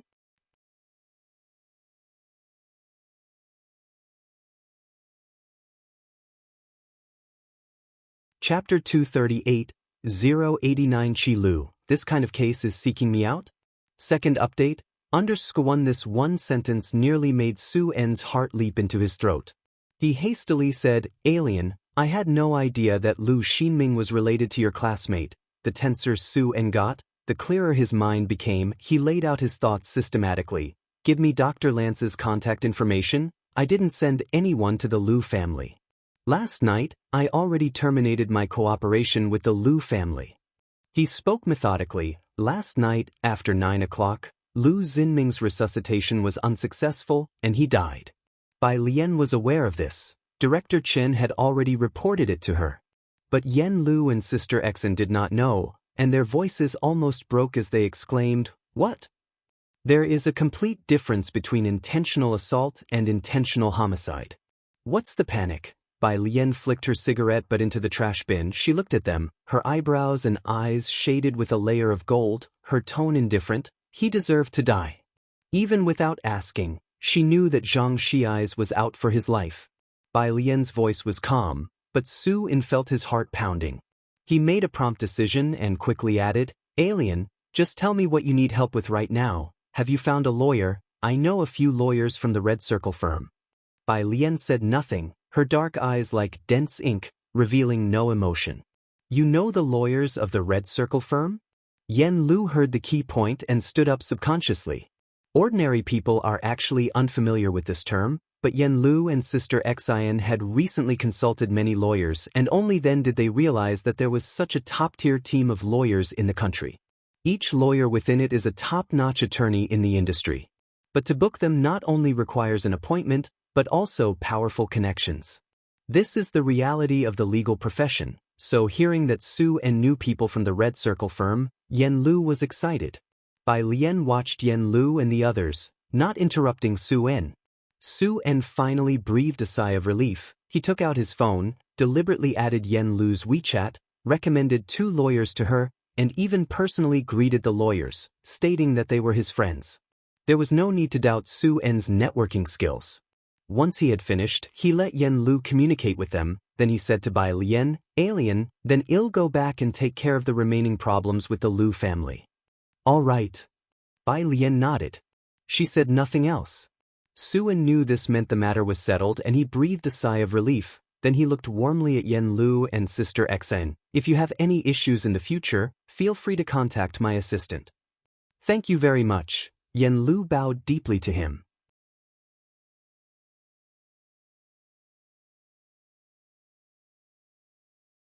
It was rare for him to handle a case personally, and the seriousness of his team meant that even the Lu family could not interfere. By the window. After hearing the case during the phone call with Yen Lu, the attorney fell silent for a moment. "Madam, I would really like to take on this case, but according to what I know, the plaintiff has hired lawyer Zhao." "Lawyer Zhao?" Yen Lu gripped her cell phone tightly, her voice betraying her shock. "Which lawyer Zhao?" "You should have guessed, Zhao Jingzhou. The other party really wanted to help Su-en, and owing Su-en a favor wasn't something easily done. But since the plaintiff's defense attorney was Zhao Jingzhou, he dared not take the case, fearing he might mess things up and leave a bad impression on Su-en, or even worse, displease Su-en. With him involved, there are not many lawyers from our firm who dare to take on the case." Yen Lu had just caught a lifeline, but hearing these words, her face turned pale. "Is it lawyer Zhao?" Xen's sister heard Yen Lu's voice from the table. "That Zhao Jingzhou?" Yen Lu pursed her lips and nodded. "What do we do now?" Xen's sister murmured. "Who else would dare to take it on?" Bai Lian was messaging Jiang Fulai. "Zhang Xiais isn't seeing anyone or talking. Is he also in self-isolation?" Jiang Fulai looked at her message and raised an eyebrow at a name that kept appearing frequently. Then he took the time to open up an investigation report sent by Director Chen. Bai Lian didn't know lawyer Zhao. She let her phone screen go dark and placed it on the table, looking up. "Which lawyer Zhao?" "Zhao Jingzhou." Xan's sister looked at Bai Lian with a wry smile. "The lead attorney of Time Law Firm, fought and won over a dozen cases, big and small, without a single loss. His most classic case was that 300 million economic lawsuit. He's quite popular online and rarely takes cases now. He could argue that the dead are still alive. It's unexpected that the Lu family managed to invite him to Shangqing." Zhao Jingzhou's 2 classic cases were even made into short videos which garnered over 1 million views online. Almost everyone on the internet knows him. The fact that he's almost never lost a case is already terrifying, and the internet has almost mythologized him. So when Xen's sister and Yen Lu heard his name, they both felt a chill. "Miss Yen, you should look for someone else." The lawyer on the other end of Yen Lu's phone call spoke up helplessly. "I really dare not take it." The person on the other line hung up. Yen Lu and Xen's sister exchanged glances. Even the lawyer recommended by CO Su dared not take the case. Bai Lian snapped back to reality, and resting her arm lightly on the table, she looked up at Director Chen. "Do you know this Zhao Jingzhou?" She frowned slightly, judging from Yen Lu and Xen's sister's descriptions. He must be a formidable litigator. "Miss Bai, hold on, I'll go and drag Chi Yundai back here." Director Chen pondered for a moment, then picked up his phone and walked out to call Chi Yundai.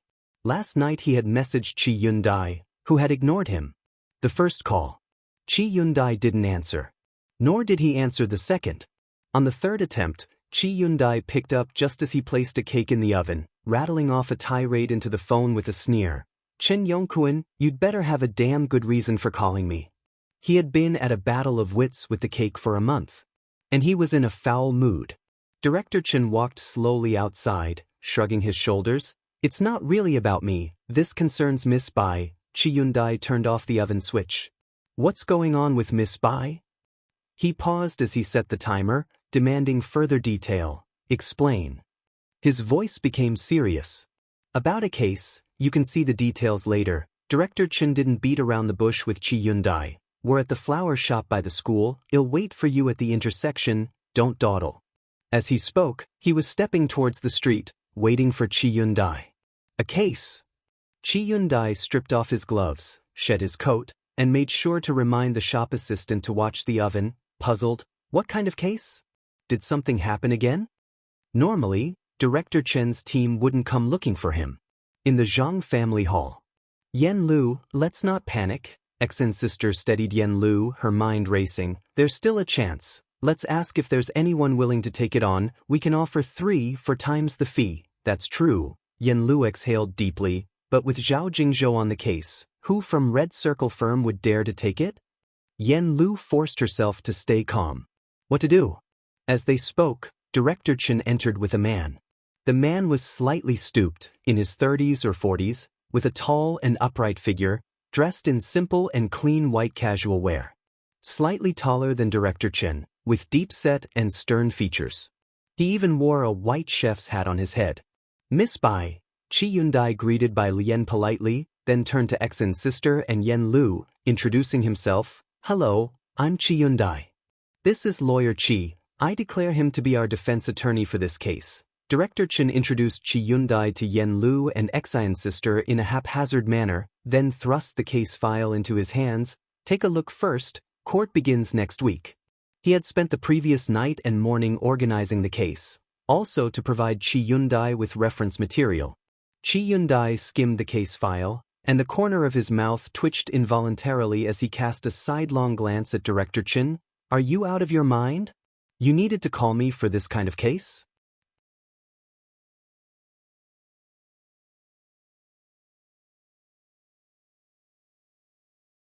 Chapter 239. 090 Outlaw Madman Young Master Jiang _1 Chi Yun-dai scanned the case and instantly knew it was yet another commonplace criminal matter. He initially thought that since Director Chen was being so secretive, it must be some major incident or a big case. But it wasn't even worth mentioning. Any lawyer from young Master Jiang's team could handle it. Cases with such clear causes and effects rarely vary much in outcome. If even this kind of case requires me, then that group of lawyers might as well pack up. Chi Yun-dai placed the case file on the desk with a sneer. Upon hearing Chi Yun-dai's unabashed words, Director Chen's temple throbbed several times. He coughed, covering his mouth with his left hand, and said in a lowered voice, Chi Lu, this person is Miss Bai's friend. Fold me up. Chi Yun-dai immediately sat up straight, reaching out to pick up the file again. Miss Bai, to be frank, what I am best at is criminal litigation. His expression was austere and solemn. If only he weren't wearing that chef hat. Bai Lian sat opposite him, slightly leaning against the back of her chair with a lazy posture, her slender, pale fingers tapping intermittently on the back of her phone, listening quietly to the conversation between the two. All right, then I'll leave it to you. She paused her fingertip and gave thanks. Chi Yun-dai waved his hand and began flipping through Zhang Shi's file. 5 minutes later, he frowned slightly and asked, What kind of sentence can you accept? Bai Lian didn't speak, simply tilting her head to look at Yen Lu. Yen Lu had inquired about lawyers relevant to this on the first day. She had also consulted 2 lawyers from Red Circle firm introduced by Su In. This case had eyewitness testimony and video surveillance, a heinous and intentional murder. Cases like this normally resulted in imprisonment for no less than 10 years under normal circumstances, but the other party's lawyer was Zhao Jingzhou. Thus, the best possible verdict for Zhang Shi's might still be 15 years of fixed-term imprisonment.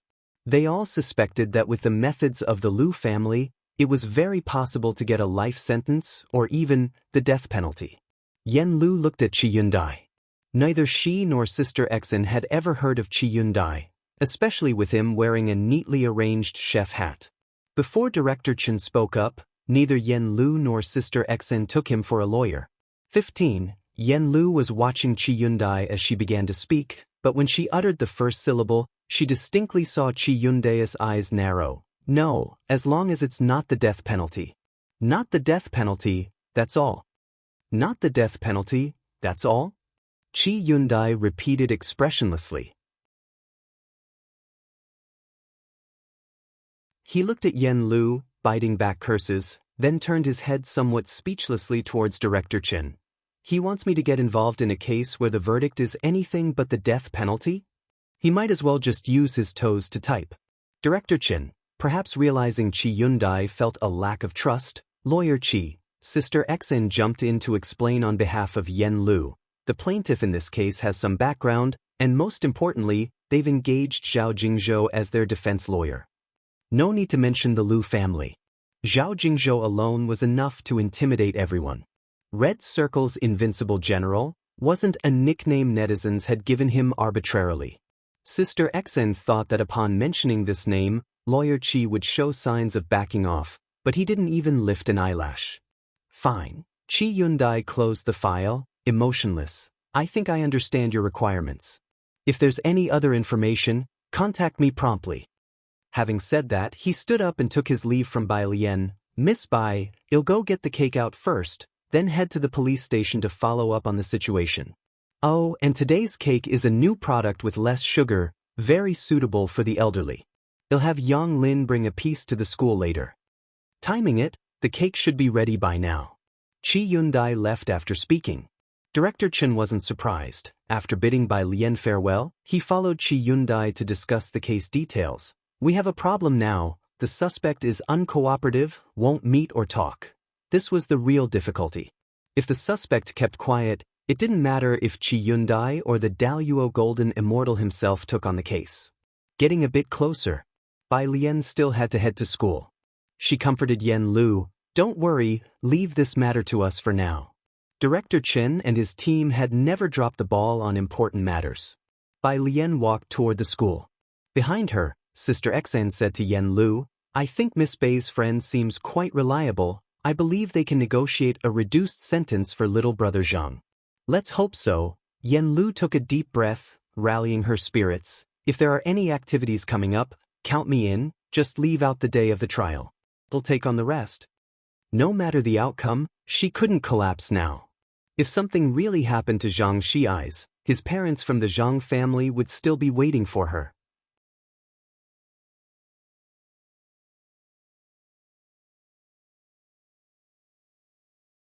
Chapter 240, 090 Outlaw Madmen Young Master Jiang _2. Let me think, Xinjie pondered in her mind. Ever since the news broke that Yen Lu was blacklisted, no partners sought her out. "I have a classmate who is a producer for the Great Eternal Prosperity. I'll ask if he can give you an audition opportunity." "Thank you," Yen Lu said, looking at Xinjie earnestly. "Xinjie." Xinjie waved her hand. Meanwhile, Bai Lian returned to school. At the entrance of the teaching building's staircase, Wang Qi had just returned as well and got into an argument with someone at the bottom of the stairs, surrounded by a 3-layer-deep crowd of students. "Say that again?" The buzz-cut boy shouted at him. "What if I say it again, huh? Everyone knows Zhang Xiai's is a murderer, spit, he even killed a great philanthropist." Wang Qi was about to fight when he was held back by students from class 15. "Wang Qi, let it go. Let's try not to cause any trouble for Mother Lu." No wonder the school ranks so low. Having a murderer isn't surprising, a social pariah, a disgrace. The buzz-cut boy spat. "You say one more word?" A voice rose from within the crowd. It was light and slow. The crowd subconsciously parted to make way, revealing Bai Lian behind them. She had taken off her school uniform jacket and was casually carrying it in her hand, revealing the snow-white shirt underneath. Her hair was arranged carelessly with a few strands blown messy by the wind, and she walked forward slowly, step by step, with the wind against her. Each step seemed to tread on bones, pressing on everyone's hearts. The noise of the crowd gradually disappeared. Quietness lingered, only the shallow sound of breathing remained. Bai Lian stopped in front of the buzz-cut boy. She was taller than the average girl. She reached out, her pale, snow-like fingers casually grabbing the boy's neck, forcing him to crouch down. She looked down at him, raised an eyebrow, and said with a light and indifferent tone, "Go on, why aren't you talking anymore, hm?" The buzz-cut boy was very arrogant. He was jealous of Zhang Xiai's. But his arrogance did not mean he was foolish. Alarms screamed in his mind, and he had the feeling that this Bai Lian was even crazier than the lunatic Chen Wei from the school. His neck restrained, he couldn't speak and could only look up at her with fright. "The Dean of Discipline is coming," someone shouted from not too far away. Wang Qi tugged at Bai Lian's sleeve. Sister Lian. Bai Lian gave Buzzcut Boy one last glance. Without hurry, she let go of her hand, then shook her uniform jacket and methodically put it on. The boy gasped for air and stumbled several steps backward. What's all this crowd about? Are you fighting? The Dean of Discipline approached with a stern face. In the center of the crowd, Bai Lian was pulling up the zipper of her school uniform slowly, head bowed. When she looked up again, her face was back to its usual laziness. She looked at the Dean of Discipline and dropped her long lashes slightly. No, teacher, I was just discussing a question with Wang Qi. They were gathered around to watch. Oh, it's Bai Lian. The Dean of Discipline's mood brightened immediately upon seeing her, smiling particularly warmly. His gaze then fell on the buzz-cut boy behind her. Bai Lian, no one's been bullying you, right? The Dean of Discipline eyed the troublemaker buzz-cut warily. Bai Lian was demure. No, Dean. The Dean of Discipline nodded, clearly disbelieving, but said, It's all right, Bai Lian. You go on up. They'll stand here and keep an eye on things. Buzzcut. Other students, this is ridiculous. At the police station. When Jiang Fulai finished up and came over, Chief Chen and Chi Yundai had already been waiting at the door. Chief Jiang, this kid hasn't said a word in 3 days. Director Chen frowned. The biggest fear in a case was an uncooperative suspect. Jiang Fulai's face was expressionless as he spoke succinctly, Take me to see him. Detention Center Room. Zhang Xi's curled up, lying on the bed. He hugged himself with both arms. His whole face was buried in his arms, the hair at the back of his head messy, and there were dried blood stains on his clothes, a strong rejection to communicate. Jiang Fulai entered and stood in the middle, looked around for a moment, then lowered his eyelids and said, You can't face yourself now? Afraid of the gaze of others? Zhang Shi's body stiffened.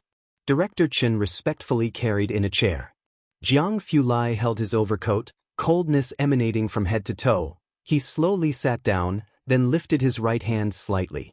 Director Chen understood immediately. He left the small cabin, gently closing the door behind him.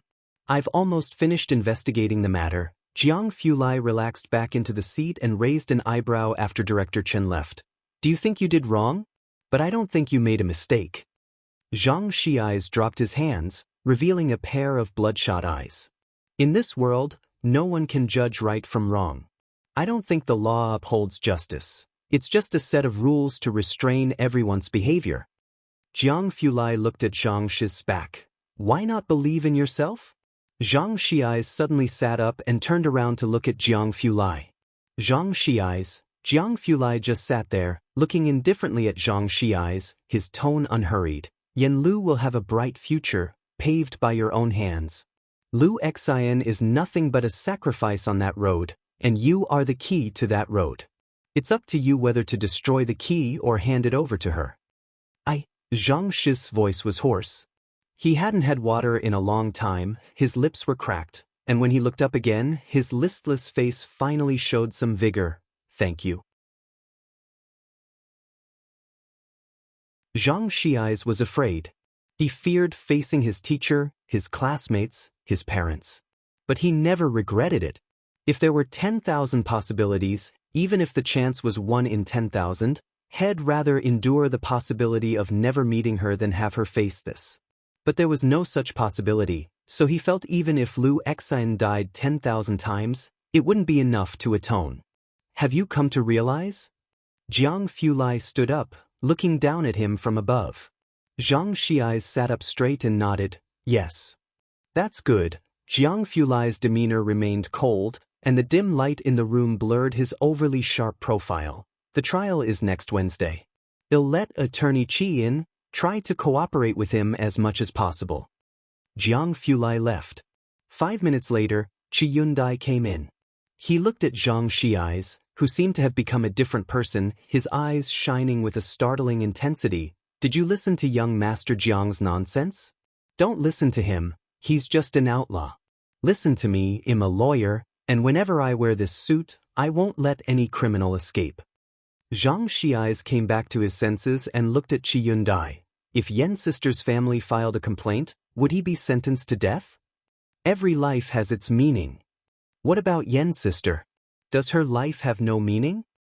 Zhang Xiai stood up, grabbing his hair with both hands. Why should she endure all this? Qi Yundai had watched some videos before coming in. After listening, he remained silent. It had been a long time since he had heard such naive thinking. The cramped room was quiet for about 3 minutes before Qi Yundai's voice softly broke the silence. I've been a lawyer for many years and have revised 5 laws. Qi Yundai looked at Zhang Xiai's with a complex gaze. If you find it unfair, I hope that one day, you too can put on this suit, stand in court, and exert your own sense of justice to amend the law. Zhang Xiai's hadn't considered this possibility and was somewhat stunned. Can I? Why not? Qi Yundai took a cigarette from his pocket, nibbled on it, and gave Zhang Xiai's some time to think. In no more than 2 years, you can make it to Jiangjing, and I'll wait for you at the University of Political Science and Law. I wasn't keen on taking apprentices before, but I can reserve a spot for you. Smoking wasn't allowed in the detention center, so he didn't light it up. In 2 years. Zhang Xiai sat back on the bed and seriously said to Qi Yundai, shouldn't it be at least 10 years later? Would you still take me then? I will study hard. He was acutely aware of the crimes he had committed. Qi Yundai, 10 years later? He might as well pack up and leave the top position early. You're tuning in to the Passion Pages YouTube channel. We're so grateful for your support, and don't forget to subscribe to join us on this incredible journey through captivating stories. Your generosity through donations truly makes a world of difference, as it's the primary source of revenue that allows me to expand and enhance this channel for you. Thank you from the bottom of my heart for being a part of this adventure.